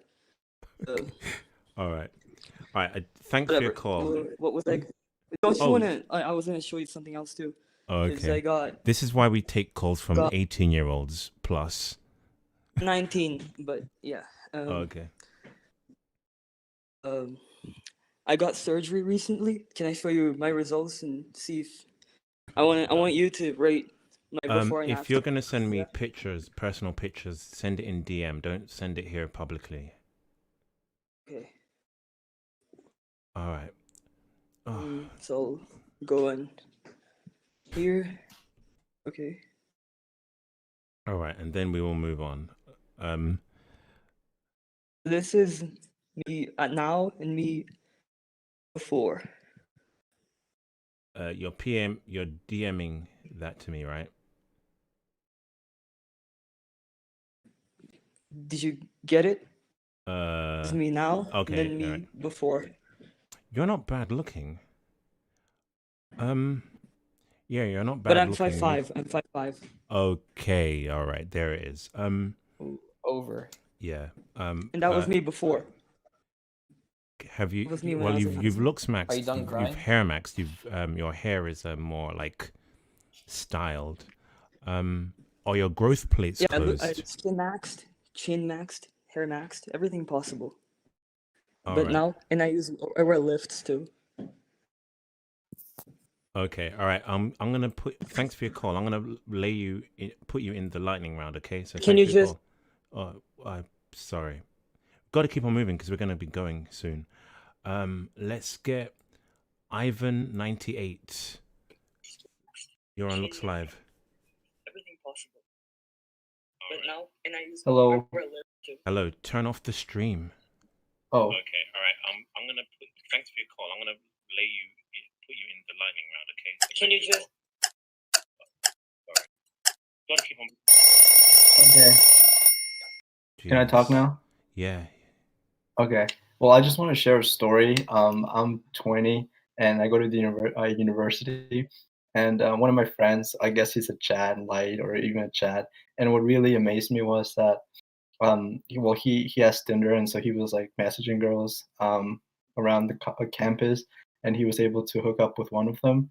And the thing is, and she was Asian. I don't know if that matters, but and my friend is white, and so when he that finished does. and everything, and when he finished having sex with her, her roommate, who was a blonde chick, literally saw him and asked him like half an hour later to hook up with her, and I was stunned. I couldn't believe it. And the worst part of it all was that I was with my other buddy, and he's Asian. And so we and somehow we ended up in the building where they were gonna have so-called sex. And so when we got into the building and we went into their group of friends, she was she had this look on her face when she was looking at us, and it was pure disgust. And I still can't scrap that off my mind. It was the most terrible thing that's ever happened. But I mean, I don't think about it anymore, and I don't really cared, but that really affected me and my friend. Yeah, see, this is what we've been speaking about. There are men going through black-pilled experiences. Data is backing us up. We've got women who say they're going, women who are documenting their hedonism and their preference for good-looking men. They like look at TikTok. They talk about D appointment, manhood appointment. So yeah, it's dystopian, and the thing is, it hasn't reached its final point yet. This isn't as bad as it's going to be. What do you think the endpoint look like, or what's going to look like? Some kind of law that pertains to ugly men, like ugly men. It won't be, the letter of the law won't say ugly men, but it will say men have to be escorted on public transport. For instance, men have to be chaperoned by a woman, and obviously, if you're an ugly man, you're not going to be able to get a woman to chaperone you. So it will be that kind of enforced in that way. It will be kind of male neutral, looks neutral, but it will affect ugly men or short men. So I predict that there will be a time where in female-only gyms, men will be allowed in if a woman brings you in, but obviously you would have to be attractive for that to happen. So that kind of law, that kind of societal change, I see that happening. Yeah, and even when you go to parties, because I went to like lots of them with my friends when my freshman year, and a guy wouldn't go in unless he was accompanied with like there was a good ratio between men and women. So 2 guys and 5-6 girls, then they would be allowed in. But if it was just a bunch of guys and good-looking dudes, they wouldn't get in. Even though they had status, they had What am I even talking about? What am I talking about? That is a thing right now in nightclubs. I've been to nightclubs where they say, men can't come in unless they're accompanied by a woman. So that's now. I guess it will be worse. But yeah, we have that now. Jeez. Okay. Do you have a final point to leave us on? I just want to say this last question. I'm 5'8", and that's like 1 inch below the average in the United States. What do you think that like do you think that's gonna be like a very tough road for me to chart out, like in terms of dating anyone? I don't know if Back to School Cell can reply. He's muted. What do you think of his chances at 5'8"? I think you're obviously at a disadvantage if you're comparing yourself to someone who's 6'1" or 6 foot, right? So you're gonna notice that, like when you're going for women, that the 6 foot tall guys end up winning every single time, pretty much every year, or most of the time, 90% of the time. That's gonna be tough, and you're just gonna have to get used to it. But you're not in the worst possible scenario where you're gonna be beat out by.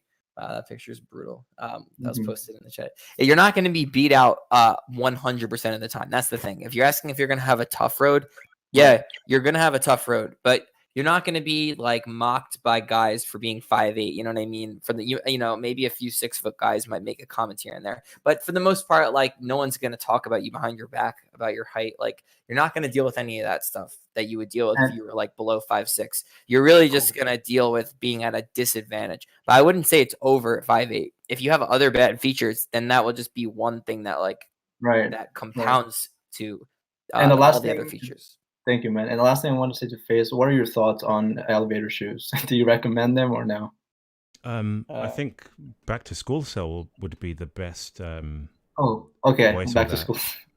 Yeah, What do you I do recommend wearing 2-inch ones is fine. Don't do any more than that because Okay. it's too much of a difference. I like one time wore bigger than that. And the problem is that it's no longer you at some point. You know what I mean? So like if you're wearing, let's say you were like 6-inch ones, right? That would be considered like way too much. Right? I was thinking about 3-inch. That would put me in, I like, was just doing an for the extreme. manlets, which would be 5'11". Yeah, that's don't do 3-inch ones. Just 2-inch ones is fine because it's enough where people will be like, okay, oh, you look, but they're not going to be like, whoa, you look completely different. True. All right, that's all I have. Thank you so much. Thank you. Ivan, you're in the lightning round channel now, so wait around. Let's take Bend Over. You're on Looks Live.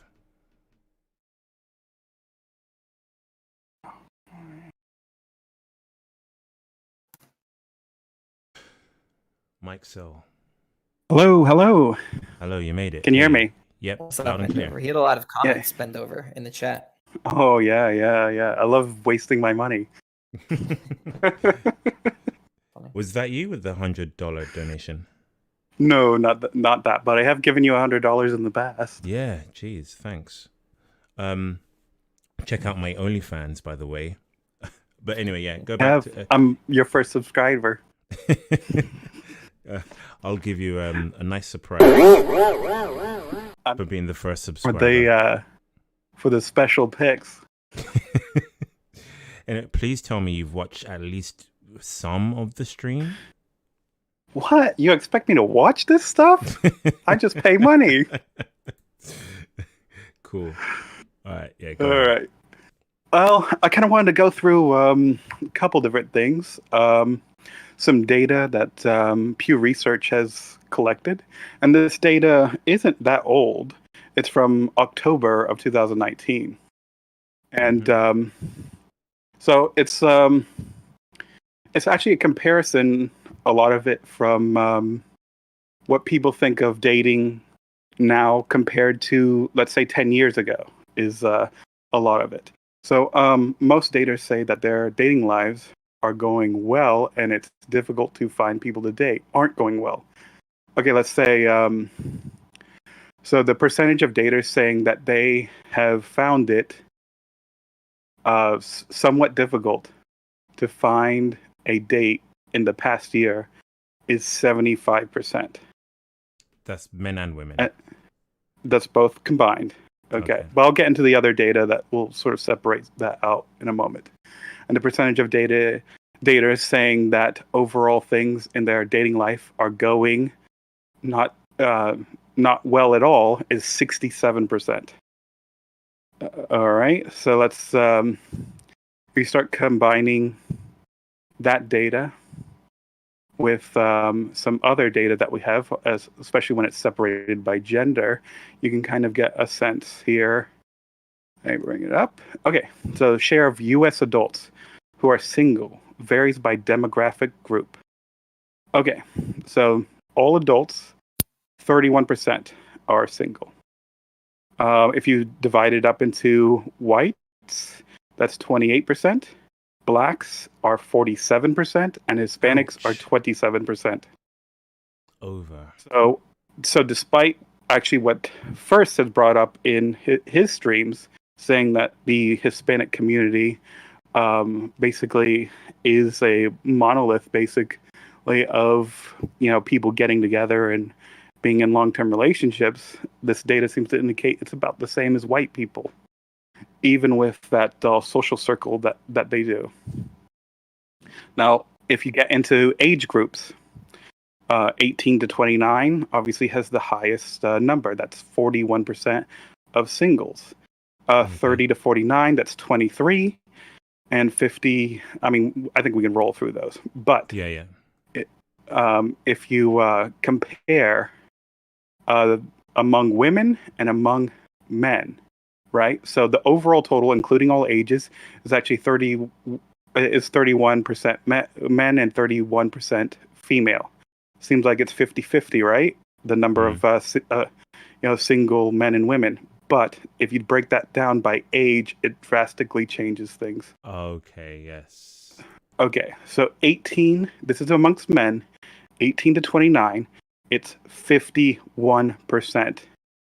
And if you look at among women, it's only 32%. that can't date or didn't date. Sorry, I was doing that of percentage who are single.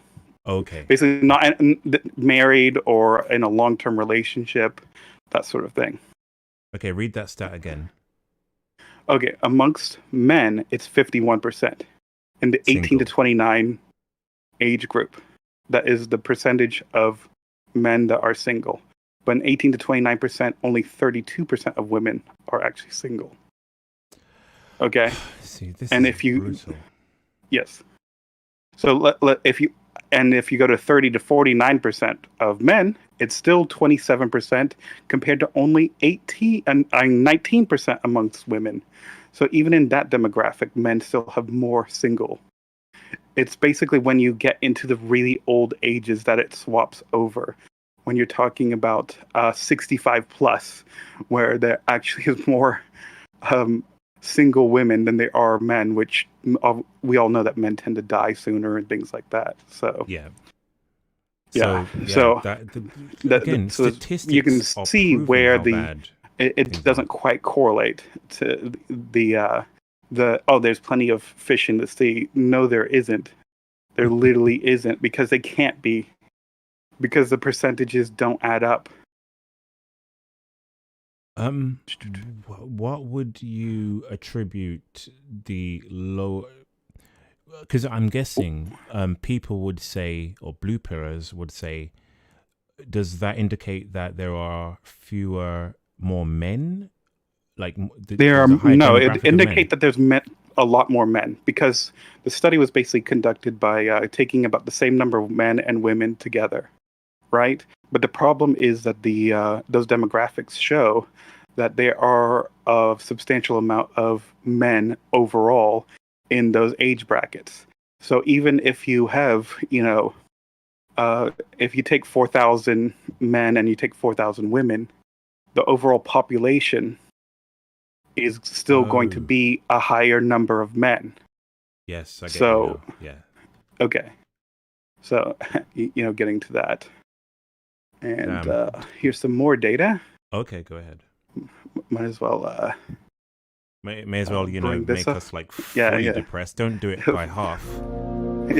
Stand away from any like sharp objects. Like don't be in a garage or someplace that you have tools laying around. That sort of thing. Yeah, although it may be tempting, don't do anything untoward. Go ER. Right. So let's say let's talk about the percentage of people saying someone they were dating or had been on a date with has done each of the following. Oh, actually forget about that data. I had another graph up here. Let me bring it up here. Okay, so this is women say it's hard to find someone who is looking for the same kind of relationship and meeting their standards. Okay, so this is meeting women's standards. Okay. And men. So here, let's compare like the men and women here. So the percentage of people that say it's hard to find someone who meets their expectations. Okay. Sorry. Start again. So that's so the percentage of single people that say it's hard to find someone who meets their expectations, right? Oh yeah. Yeah. So for men, it's 35%. For women, it's 56% of men. Right. Okay. Yeah. The percentage that is hard to find someone looking for the same type of relationship as them. Again, men 45%, women 65%. So that's searching for the same type of relationship. Like the name of the show today, the title of the stream is "It's Over Statistically." Statistically, and it really is. Like, just I thought I provided enough statistics to present a good case of why it's over, but you've kind of you've taken this like 10 steps further. This is brutal. Okay. And another thing I wanted to jump into is, other than the data, I'm going to reference two women that I know, and you can tell me what you think about these two. Two women. Okay, one woman is uses Tinder and online dating and things like that.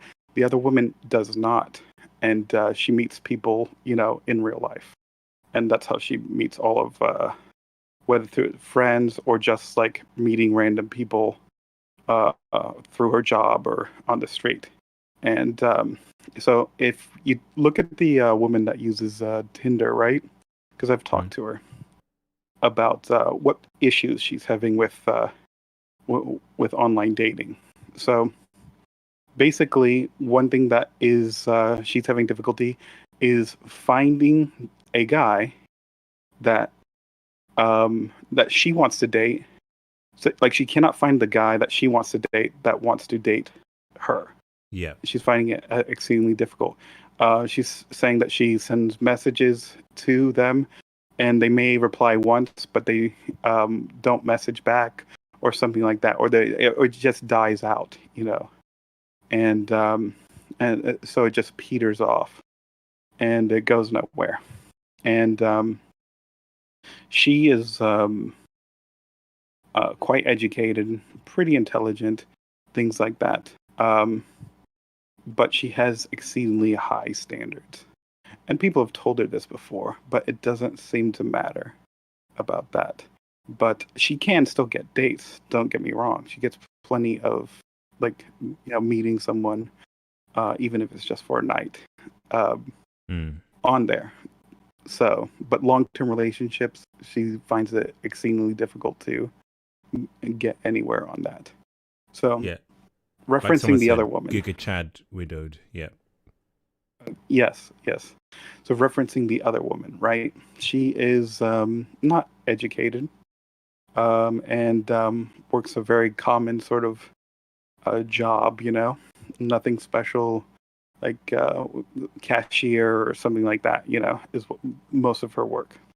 But she meets guys and talks to them, and will go out on dates and she'll go out, have fun, spend X amount of time. She's even been in long-term relationships, but those actually did peter out, and some of them did have abuse. But overall, she seems to be happier with her dating life because she actually has plenty of choice anyway. But because her choices are actually limited, right? Like, she doesn't have, thousands upon thousands of guys to choose from. She's actually happier because, like, in the narrow amount of people she meets, she can pick out, whatever suits her needs the most, right? And it's not that difficult. So it's the grass isn't greener on the other side because she can't see the other side, is what I'm referencing. So it's the dichotomy of choice. Basically, it's been referenced before, and several studies have been done on this. When you give people too much choice, they either make the wrong choice or they give up altogether. And with the first woman that I was talking about, basically that kind of happens. She's just like sort of, oh, forget this. That dichotomy of choice is just like, it's just so overwhelming. Doesn't this speak to women being happier when there was no social media, when they had a few limited options, and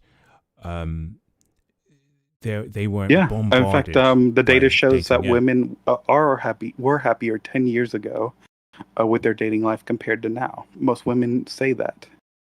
So, like, when we black pillars say that we need to go back to traditionalism, you get the knee-jerk reaction that, oh, you want women pregnant and barefoot, but the data shows that women were probably a lot happier, not pregnant and barefoot, but with fewer options that they took more time to value. Yeah. So, and there's other data that indicates that too. I think it's a survey done by some long-standing magazine done, like I forget the name, but they've been doing it since the 1950s, and right. they have found that happiness levels amongst women have been on the decline, not Definitely, going up. yeah, I've heard that. Look, that's great. We're gonna be looking at more data next week. So I have to keep. Oh, stop! I have to keep going now, but I'm gonna drag you into the lightning round. Okay, so stick around. Okay. All right. Thanks. All right. No. Thank you. Let's get through these callers real quick, and then we'll be out of here. Let's take. I think it was Melanin Man. I'm gonna use a trick to get rid of some people as well. Oh, you're joking. I don't have Skype on my PC, so you're calling me on my phone. It's not gonna work. Melanin Man, you're on Looks Live. Melanin Man, you're on Looks Live. For some reason I can't hear you. Can you hear me now? It's just your typical Discord VC. Yeah. Man. All right. A few more seconds, and then you're dragged back Hello? into waiting bay. Hello. All right. Are you there? All right. Stop. Stop the madness. It's Let's take Looks Maxed Goat. You're on Looks Live.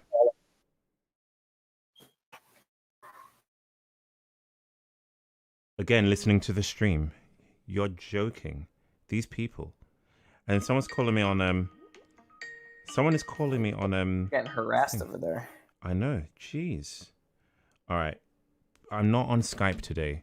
So Looks Maxed Goat, you're on Looks Live. Hello, I can hear you. All right. Let's see if I can get rid of you really quickly. Can you give us some feedback on the stream, the topics of the stream we had today? Yeah. Bro, like, I actually think I don't know, women are getting kind of upsetting, and He's trying to be I really smart. can't. What did you think of the data that I presented in the stream today?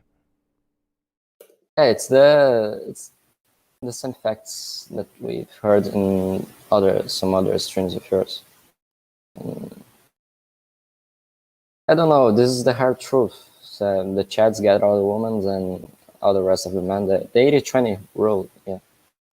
Okay, he played. I'm not convinced, but he played his card right. Okay, what's your point? I actually I wanted to speak about what do you think about the future of the sexual market? You know, the future. What's come next? Like I said, men are ugly men, sub 5, low value, short men. It will be more noticeable that we're second class citizens. So probably refused entry into nightclubs, like just blanket, not like sometimes you can get in, sometimes you can't. It will be like straight no, like straight you're not allowed in at any time. What else? Basically living as second class citizens, as if like we're refugees, as if we're like undocumented immigrants we're gonna live as.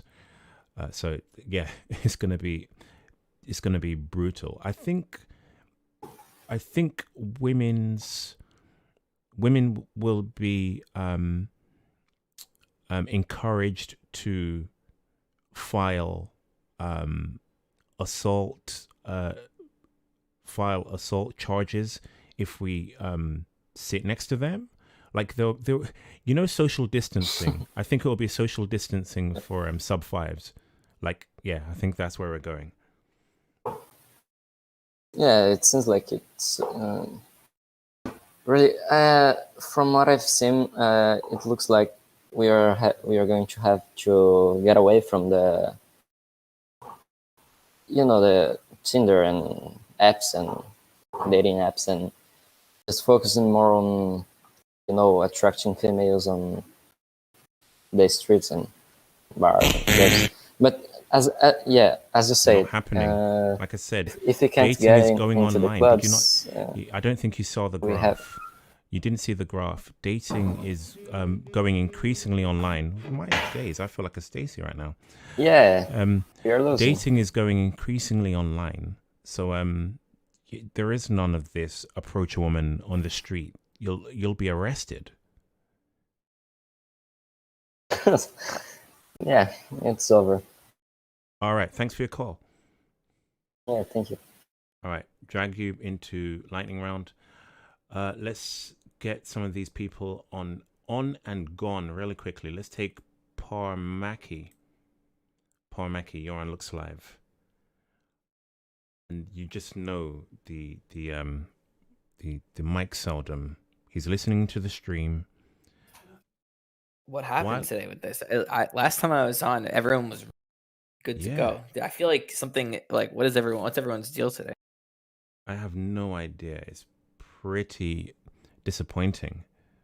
While we wait for him, let's I wanted to refer to another piece of content. So let me get it. Here it is. One of the things that you showed earlier? Yeah, it's all right. So this is from New Statesman. How she ghosted me. The men being radicalized by Tinder data. Okay, I think I'm connected. Elena Peak said, by sharing their dating app history online, incelibate men are seeking to spread their woman-loathing, dangerous ideology. I'll just read one or two paragraphs from this. Over a period of 2.5 years, Michael looked for a girlfriend on the dating app Tinder. The app showed him thousands of women. In fact, Michael knows exactly how many women he swiped yes to. 4,373 out of 9,103. 54 of these women said yes back. Out of 4,373, 54 of these women said yes back, of which 11 agreed to dates. Out of these 11, 1 stood him up, 1 became a flatmate, and 2 became girlfriends. This is doing well in 2020. That's doing well. Yeah, wow. Yeah. If that happened to me, that would be amazing. Yeah. I was gonna read. Where is it? So, I've swiped right so many times I've ran out of women. They literally says there are no more women in your vicinity. I've used an auto swiper that swiped 9 women at a time. I think I got to like 10,000, 20,000 women swiped, something like that. And then, I'll continue reading. Michael is not alone. In fact, he is one of a growing number of men sharing their dating app information online for Reddit community members to comment on. But while Michael's post is relatively harmless, an increasing number of the incelibates, involuntary celibacy community have jumped on the trend, using their Tinder statistics to spread their woman-loathing ideology. So the narrative here is that it's kind of okay to share your dating experiences as a man, as long as you don't comment on it. So share it, but shut up. Don't infer anything. Don't come to any logical conclusions about it. Otherwise, you're woman-loathing. You're part of a underground, hateful community. But if you share it and shut up and people ignore it because there's no interpretation going on, then I think that's kind of acceptable. I'll continue reading. This trend is definitely something that attracts the incelibate community. A lot of the data posted is also noticeably skewed towards people who find success more rarely than the average person. So it confirms their biases and probably helps to ease their anxieties, says Andrew. Okay, this is what I wanted to read. I think it's down here. So again, the graphs from OkCupid, which they deleted when Black Pillars kept referring to it, they deleted it. Other graphs on the threads include more general quote-unquote statistics, such as bar chart that claims 0% of women on US dating app OkCupid thought that the men they saw were in the top tier of attractiveness. So they've put statistics in quotes, even though it's from a legitimate source. The thing is, they just don't like the data. What else was here? I'm gonna go through.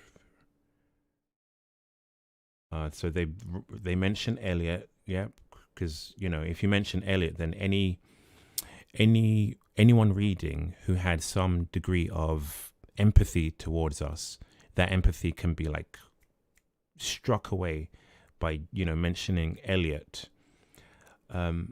It continues. Over a Reddit message, Sam tells me that dating apps are to blame for the rise of involuntary celibacy in the 18 to 20-year-old male age demographic. When women are granted access to picking and choosing only the cream of the crop when it comes to men, they will do just that.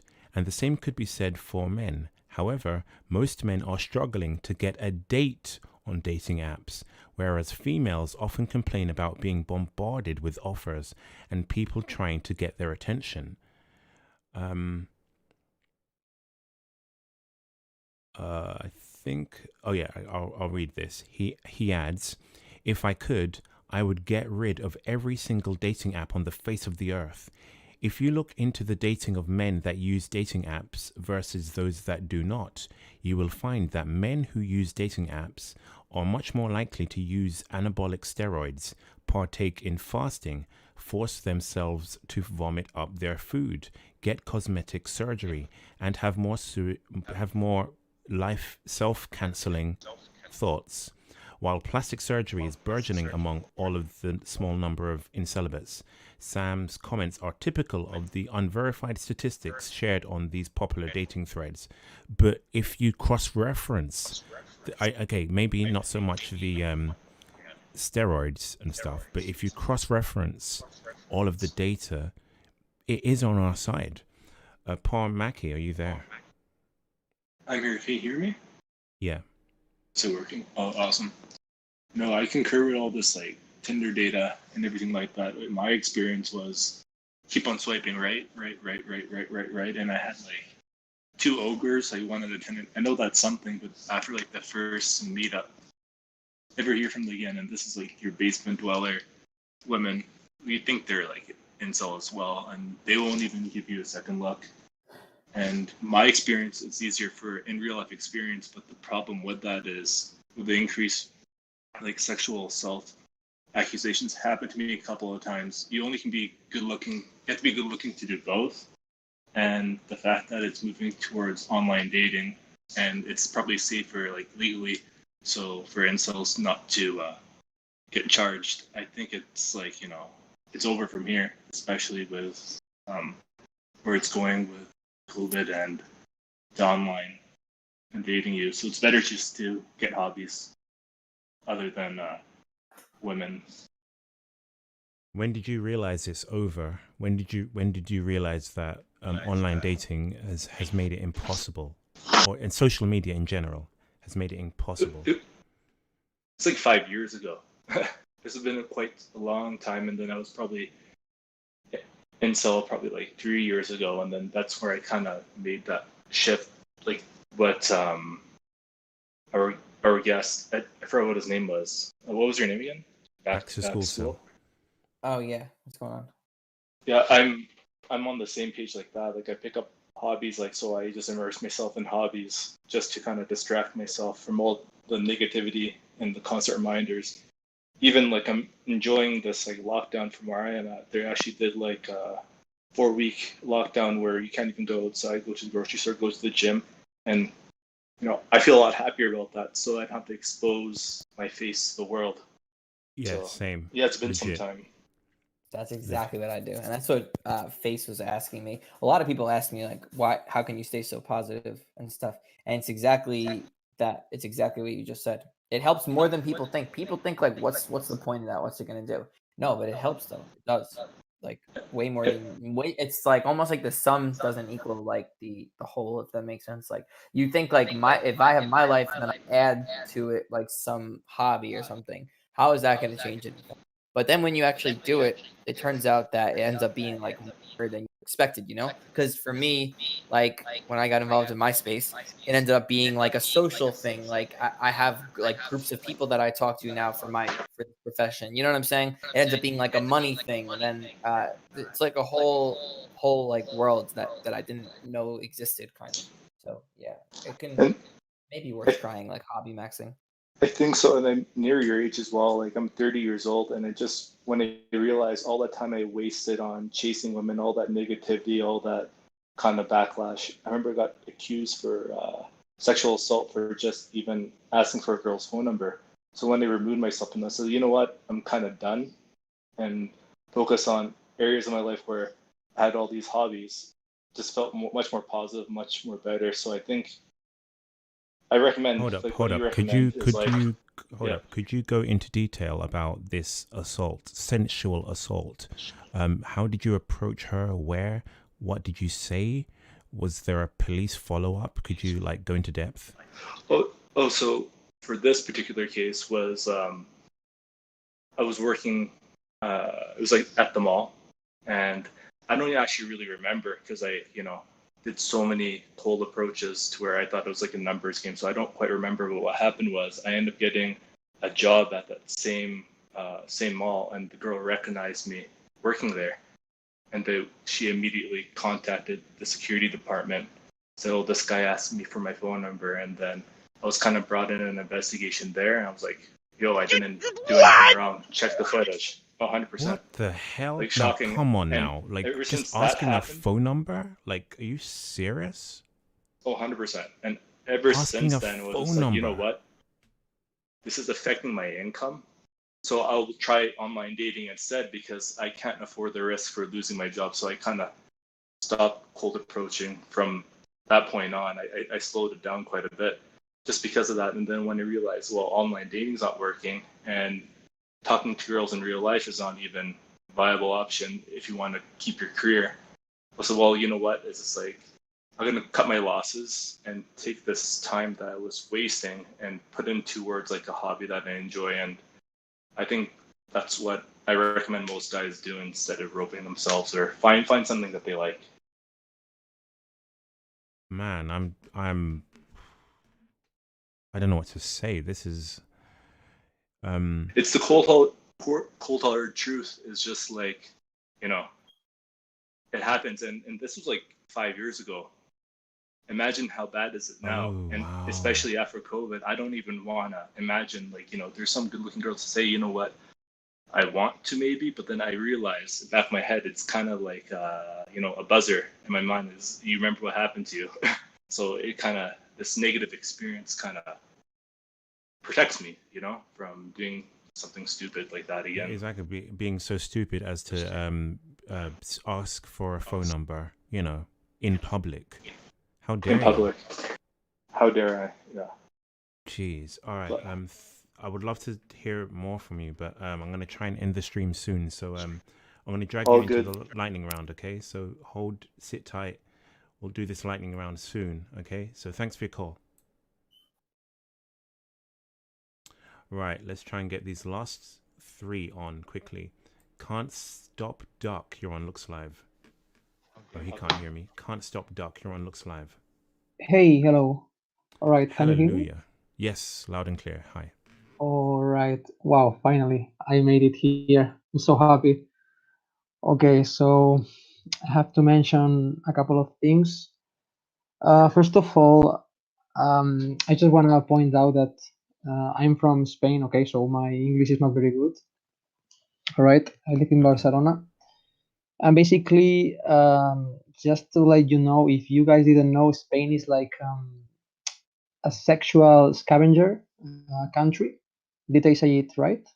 I don't know, but I've heard bad things about Spain. Like feminism in Spain is Yeah, like is next level, rampant, brutal. runaway, brutal. I heard that if a woman accuses you of assault, you get thrown Yeah, in a cell without any check. like your Yeah, yeah, word is like without not even taken. checking. Yeah. Yep. Well, in some cases that could happen. I had some guys that I knew that had problems with the law just because on how bad the things are. And yeah, well, I mean, you live in UK, right? Yeah. I think in a lot of countries, in the Western countries, the things are really, really bad. But I'm pretty sure in Spain, to get dates or get late in general, all that things, here is like I would say we are like number one, like for sure. It's really, really hard. At least I have some Spanish friends that travel in other countries, and they told me that when they went to other countries, they like couldn't like they could get some girls like much more easier than in Spain, and they all tell me the same. So and yeah, so what else? I'm 6'1". Okay, I'm young. I'm 23 years old. In face I'm average, but like the only thing I can get is like girls that are like three or below. It's crazy. Like I have a group of friends. They are all in shape. They are not ugly. They're okay looking, like 6'5". Some are like 7 or higher, but they don't have girlfriends. Me neither.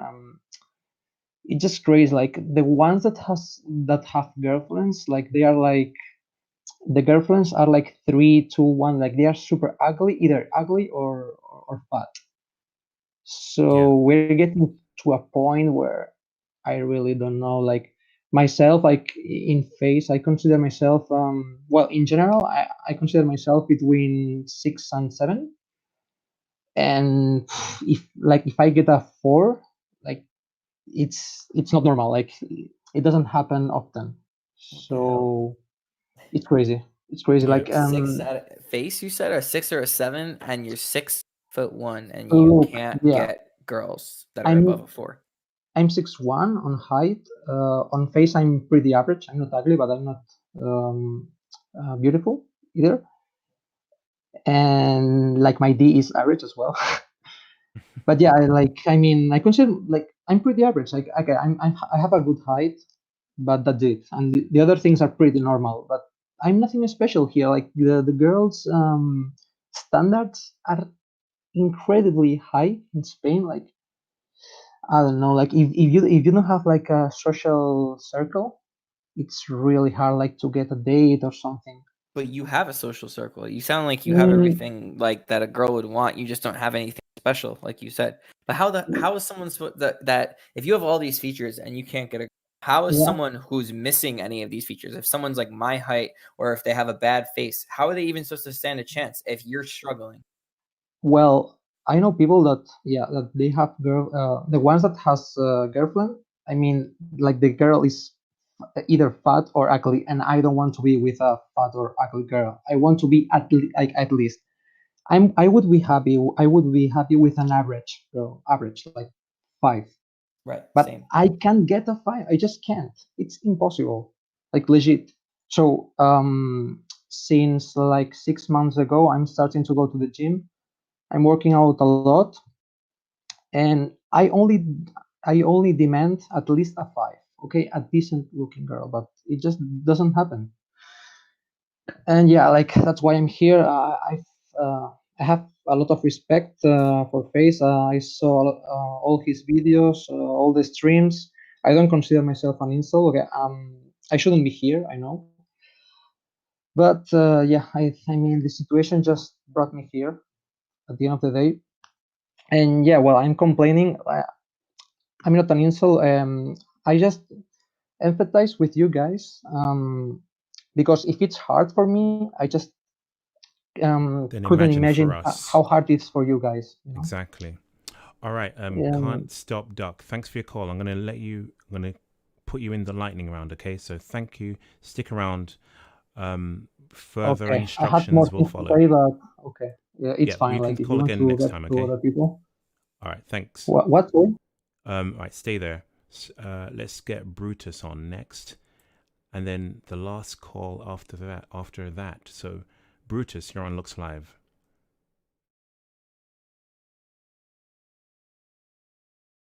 Oh, which planet are people on? Brutus, you're on Looks Live. Hello? Jeez. Hello there. Hello, Brutus. My name is Brutus. Okay. What would you like to say, Thanks Bruce? for your call. All right. That's a flush right there. Let's take Renell. Renell is the last call. You're on Looks Live. Renell, you're on Looks Live.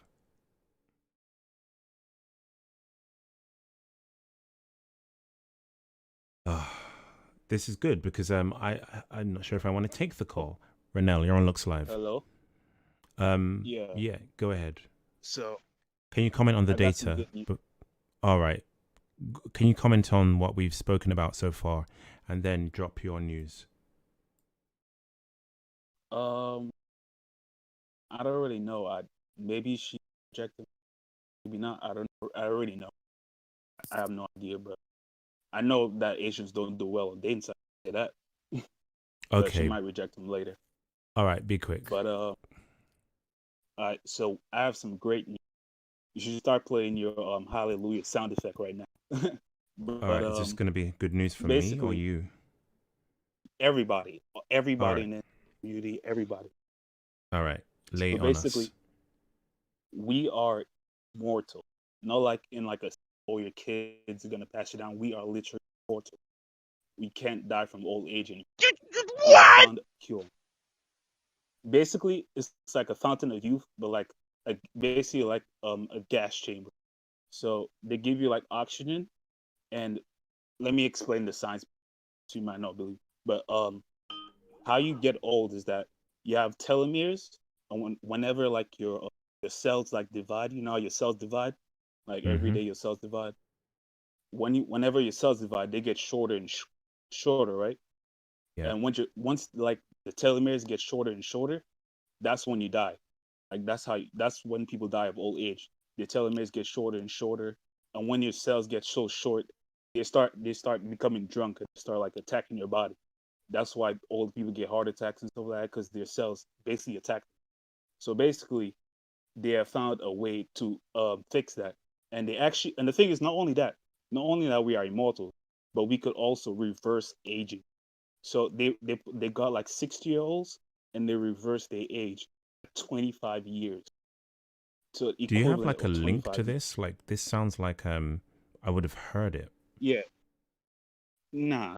I study science a lot. That's why I always come on here with like studies and facts. I study science. But nah, this is you have to like study science like but I Okay, so got you. I'll this send the link. must be this.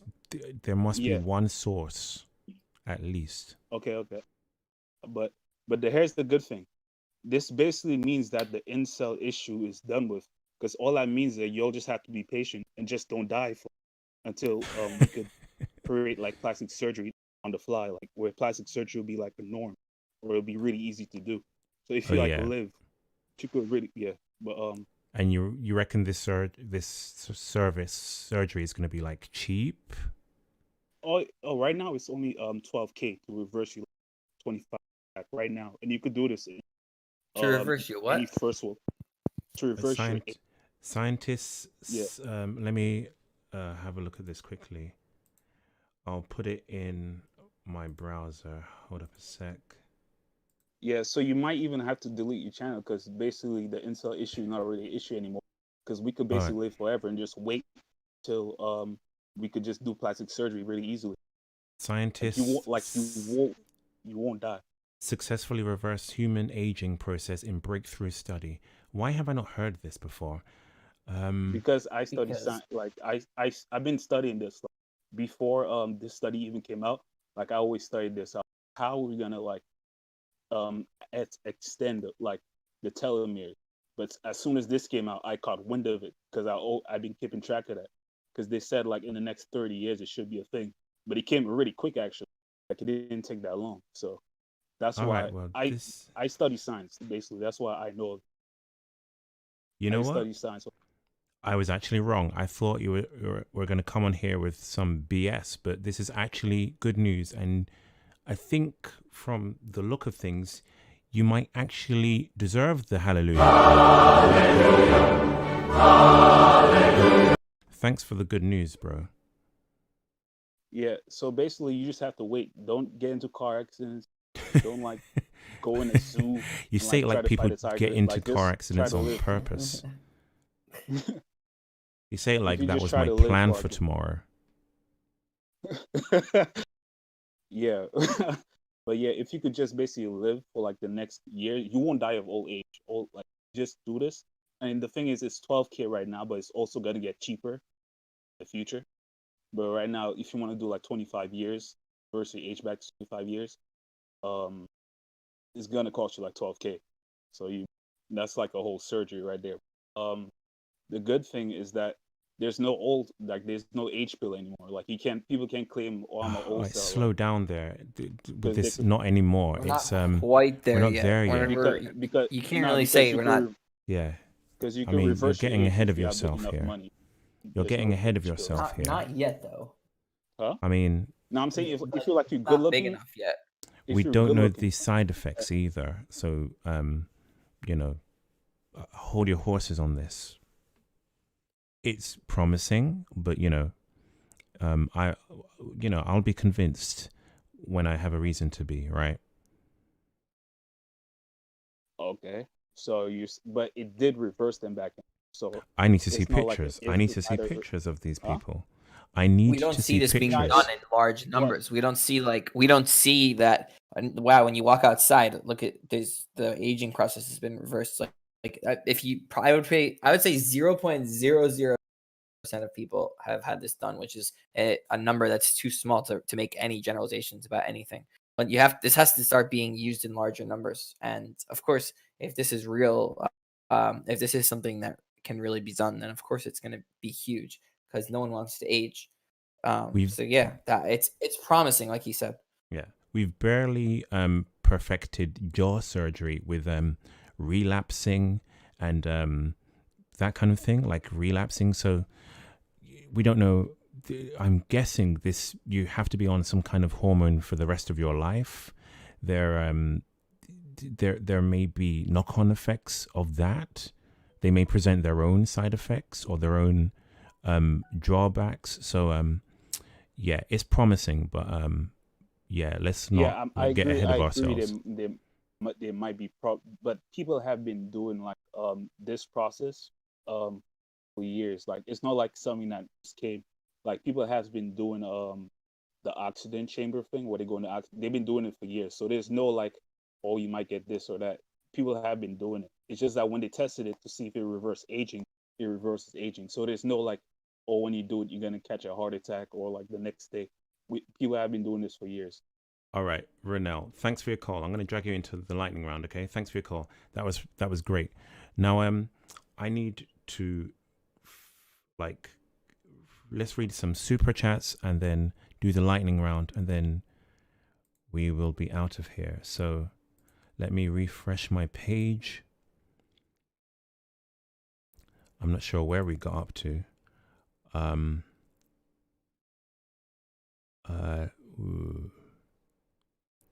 Wow, there have been quite a few. Practice. All right. I think you read this. did you see this back to school sale? Back to school. If you SEA Max, Southeast Asia Max, will you abort any mails? Did you read that? Did you see that? Yeah, I answered Okay. that. I All answered right. that already. Complex EZ for $10 said, "I'm a fit black guy who 5'11", who needs verbs, who is 5'11", I'm guessing. I'm 22, getting no attention whatsoever in San Diego, like I'm a normie. But when I went to Texas, where there's more black people, I was getting catcalled by women." Okay, thanks for the brag. Josh said nothing for $5. Bend over for $5 said, "Face you Volcel. You won't move to a southern state being 6'3" BBC with a British accent. You will slay. Go to a BLM protest. Women will jump your bones." Yeah, I'll just get a green card because that's easy to do. Josh for $2 Canadian said, "Love bots and AI minus the validation is the future." Yeah, we should have spoken about that, but we can do that next time. Space 99 Yak for $1.99 said, "Put them on the carnivore diet, more bioavailable. I think that's in reference to your offspring. Back to school cell. Carnivore diet for your sons. Shutting from the sky or shooting from the sky for $5 says, "Geomax and Moneymax in Southeast Asia." Bend over for $2 says, "Will you put a dong extender on your Harper son?" That's for you. Do you want to respond or shall I just keep going? I think you can keep going. All right. Shooting from the sky, $5. Is there a lot? No, next. This is the next super chat. He said, "Post your bank account on Tinder." Okay. Raw Dog 34. Raw Dog 34 says, "For $10, thank you. I'm a normie / Chad light in the face and body type, but I'm 5'6" and keep getting rejected based on height alone. I live in the US. I get height mocked constantly or mocked. He wrote mocked, but it might be mogged. I don't know. I get height mocked or mogged constantly. I mean, you get both, so. Women hardly show me respect. Yeah. Snowballs for you said, "You will end up with a lot of time and money and no one to share it with." Ouch, that is brutal. No, Cope, It will I have a comment on that. All right. People always say that you're just going to end up, if you just money max, you're going to end up making a lot of money, but you're not going to share it with. However, I would disagree that if you have money, you open up what money does that people don't understand. It's like another thing. It's when you make money, it's not just you with a bank account full of money and whatever. You also learn how to spend money properly. You learn what you can do with it. And you could do a lot more with money than you could probably imagine. The only reason you don't know what you can do with money is because you've never actually had money. But with money, you can get into places that other people can't get into. You can get into like different, like if you're by like New York City, like I am, you can like get into like different social circles and stuff. And you can meet people who have like access to different things. So it's, maybe you could say it's cope, but also the other thing is that females are like, you may meet a female in space that would, definitely be more likely to date you if you have status. Status works. You've seen it with celebrities. Like you can turn, money doesn't do anything, but status does do something. You've seen a lot of like Danny DeVito has a girlfriend, like an attractive girlfriend. Like obviously he would not, wait, maybe no, she's not attractive, but he still has a girlfriend, which is still ridiculous. Obviously status is a big deal, and with money you can turn money into status if you're smart with it. You can't just turn nothing into status. So the only reason I say money max is it's not a red pill thing. It's literally just, it's a life pill thing. It's like just, it improves everything in your life, guaranteed. Money always makes your life better, and not having money always makes your life worse. Exactly. Just basically. you know. One thing I want to argue back on is you said Danny DeVito has a wife. She divorced him, and he married her in the 70s, and she's hideous. So she is hideous. Yeah. Apart from that, okay, all right. Let's keep going. What else was there? Oh yeah. So I'll read snowballs for you. Continued, and no one to share it with. It will still feel empty and hollow at the end of the day, and it's a band-aid. Okay, that's his opinion. Emrios, $4, says Latina will say Asian reminds her of her brother. Shooting from the Sky said go to Thailand. Shooting from the Sky said how can you not get laid in Thailand? $5 each time. And then Cools, $2, said Face, how long is your BPENIS?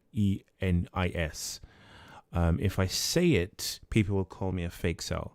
But you know, people seem to have this, or black pillars seem to have this impression that you could just walk around with your manhood out. It doesn't work like that.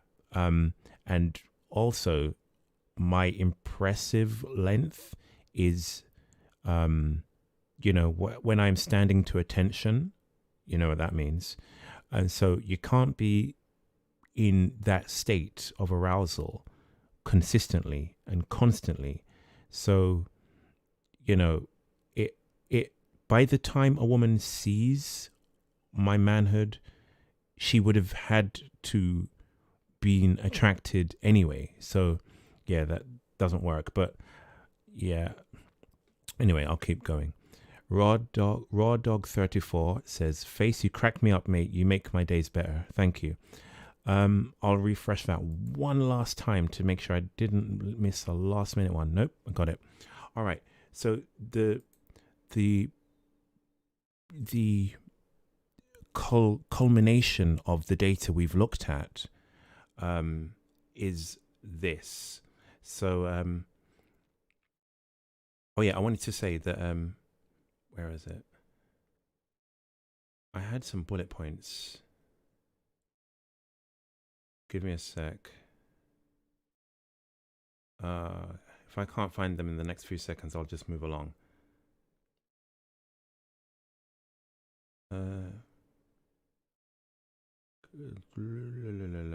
Conclusions. What was it about? Yeah, okay. So conclusions from the studies we've seen.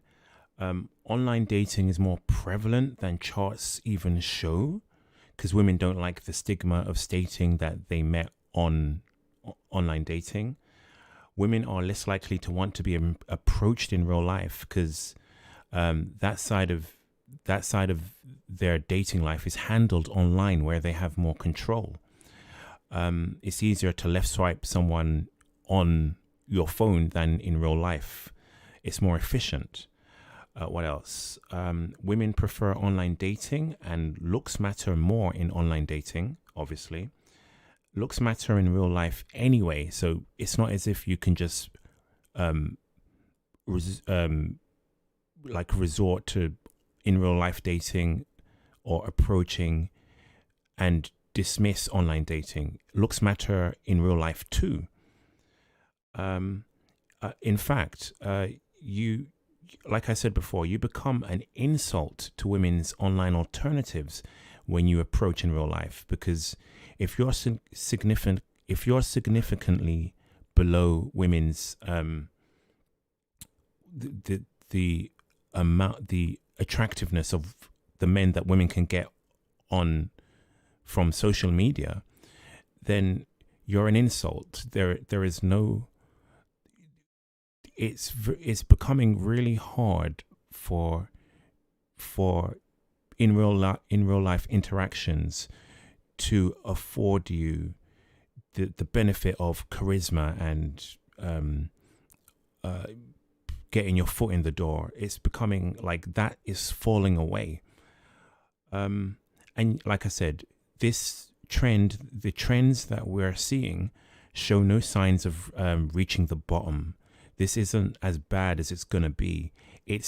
we're looking at things as they're continuing to follow their trend to wherever they may go. We're not there yet. I wanted to speak with Rollo Tomasi, but apparently he wanted to speak to me. He's a dating coach. He wanted to speak to me. My voice is breaking. He wanted to speak to me, but because of doxing threats by other people who are he thinks are affiliated with me, he declined, but he would have. So I don't know. We can keep badgering him, I guess.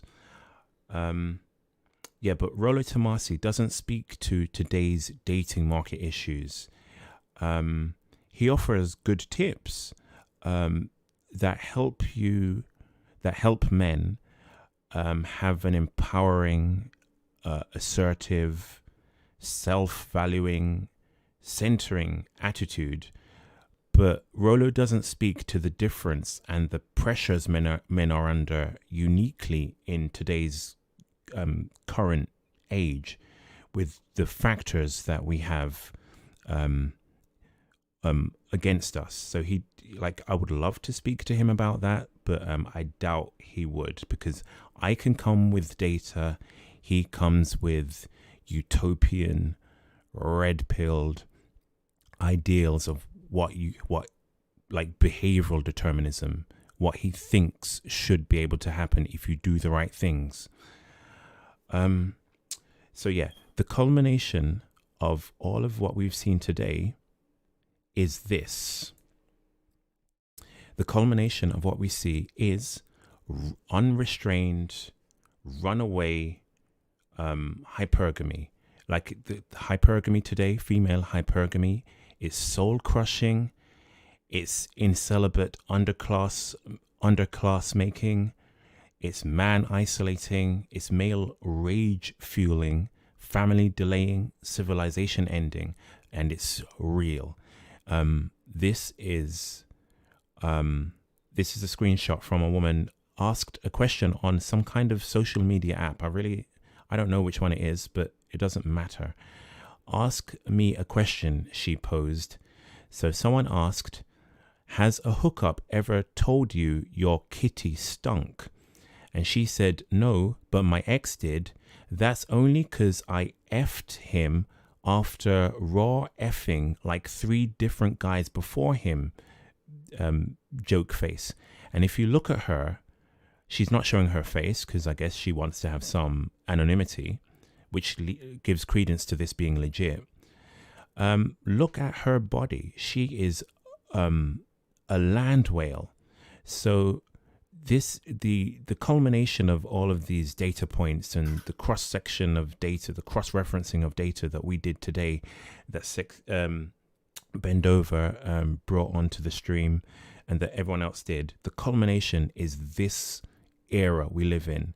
This is not where we end up, but this is the journey to where we're going. This is the journey. This isn't the destination. This woman can not even practice hygiene, and she has an ex. She has a boyfriend. She has 3 men who threw themselves at her. And next we have, I think it's. It wasn't like this 10 years ago, 15 years ago, Yeah. at all. You remember even in high school or anything like that, when if you had a woman like in that picture, in the first picture that you showed with the larger girl, if you had a girl like her in your class and you talked to other guys about her, they would be like, oh yeah, no one would ever date her. Like what? Like that would be like embarrassing almost if you were the one to date someone like that. Nowadays, it's like, I would be surprised if she didn't have a boyfriend. I'm not going to actually say anything about my personal life, but I've known people of that, in that same category. And the first few times that they said it over the last couple of years that they had boyfriends, like they just kind of injected it into the conversation, I was like surprised. But now I hear it from girls all the time. I guess you kind of basically assume that every girl has a boyfriend now, or they have someone that they're dating or having sex with, or like, you really don't have girls who aren't having sex anymore. They basically have as much sex as they want. That's what dating apps have done. Every girl can fulfill their sex drive now. It doesn't matter what they look like or what their hygiene is. Something I've heard, which is definitely true, is women have to try hard today, in today's modern era. Women have to try hard not to have as much intimacy as is offered to them. They have to downplay it, reject it, filter it. There's too much of it going around for them. Yeah, that's all right. And I'll just ridiculous. I'll just read this next thing. This is from Tinder. This woman who's quite chubby, which I like. I like chubby women. But listen to the insult. She's fine. What did you say? I think she's fine. That's fine. Yeah. But listen to her profile. What do you call? You've heard this before. What do you call boys under 6 foot? Friends. So that's her bio. That's her. That's the. I guess, like I said, women. When it comes to women, they filter men out. When it comes to men, we rule women in. We're like I said, women are like, he's balding. That's a no. He's short. That's a no. Men are like, she has hair. That's a yes. She's got 2 eyes. 2. Like, I would be happy with 1, but she has 2 eyes. She's definitely, that's it. So, that is where we are. That's where the data has taken us. She's not bad looking at all. I'm not insulting her looks. In fact, she's really decent. I'm just referring to the insult. Facially. That's about the 50th time I've heard that, like maybe more probably that I've heard that. You yourself, who's not even short, has probably heard that now, how many times or seen that how many times, right? So imagine how many times that I've seen that or had that directed to me or something along those lines, it probably uncountable really at this point. Exactly. Right. Before we go, we're going to do a lightning round. Fate, I don't know if you can post a link to the Incelibate server in the chat. I run an Incelibate server. It's for Incelibates, not just any old black pillar. And so if you want to join, there is a verification process. If you want to join, I think Fate can get the ball rolling. If he can't, I'll try and do it myself. I should have prepared him. Sorry about that. All right, I'm going to get the lightning round ready. So, Ty, I'm going to drag you into the lightning round. Is there anything you want to say before we kind of, because I'm just going to do the lightning round. No, all right, screw it. What I'll do is I'll put you in the lightning round and then I'll drag you back here into the live stream VC after. Okay, so I'll drag you into the lightning round now. Right. Okay, while that's happening, let's do a lightning round. So if you haven't heard how we do this, you just finish that I give you a prefix. You state the prefix and then you say the first thing that comes to your mind. Be witty, be insightful, be interesting, and then be gone. It's not a conversation, it's a sentence. Just say the first thing that comes to your mind. Is it fun? If it's funny, great. If it's insightful, if it's educational, good. But say it and then be gone. All right, so what I'll do is I have to go through muting everyone first, and then I'll unmute you when your time comes. So give me a sec to mute everyone. There is probably like a mute all button that I'm missing, but oh wait, am I doing the wrong thing? I'm doing the wrong thing. Sorry, idiot. I'm deafening instead of muting. All right, so there's that. Muting. Few more to mute. Renell mute. The boss mute. Ty mute. All right. And I'll mute him. Right. So the prefix is women should. Okay. So say the prefix women should. You finish it, then you're gone. All right. I'll start. Women should be mashed down into a fine paste and used to fill the potholes in the road. Hopefully not too controversial for YouTube. All right, a rule. You go. Women should.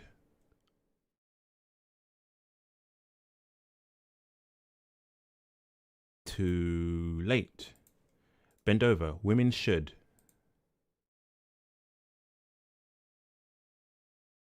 Oh, Mike Cell. I forgot that this is a Mike Cell show. Too late. Can't stop. Get into VC. Oh, low IQ. My fault. I'm in the wrong VC. Let's do this again. Low IQ. All right, let's do this again. Hold up a sec.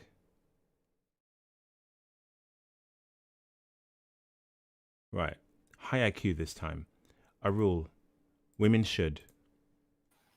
Women should shut up and die. I'm going to have to censor that. Women should bend over. Just like my name implies, bend over. I like it. Can't stop duck. Women should. Respect the men's. Good. All right. Christopher. Women should. Shut up and make me a sandwich. You win the prize. I wish I had the right sound effect. I don't. Do I? No. All right. Honey maid. Women should. Lick my taint for more than 10 seconds. Ivan 98. Women should. Have sex with turfling and monkey. What about you? Don't be too giving. Melanin man. Women should. Women should start using their brains. I think you're asking too much. Renell. Women should. Give FACEandLMS a chance. Ah, beautiful. The boss. Women should. Women should be oppressed and have no rights. Back to school cell. Women should. Come on this stream and defend themselves because everyone here is shitting on them. Jesus. That was brutal. I liked that. That was good. Apart from my low IQ being in the wrong VC. That was great. So let me go back to this. So back to school cell. Yeah, thanks for your 4 hours in here. And I really do appreciate your yeah, that's it, Arul. That was it. We'll do another one next time. Do you want to leave us on something back to school cell? Yeah, just thank you for having me on, and to all the people who are struggling out there, I don't really know what to tell you, to be honest. Just join Discord. It's a really good cope, I guess.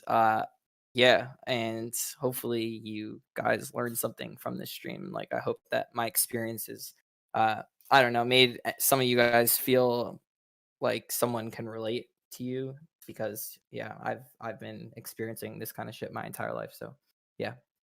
All right, thank you, Back to School Cell. It's been a great great having your insight, and at least you're not a mic cell. Jeez.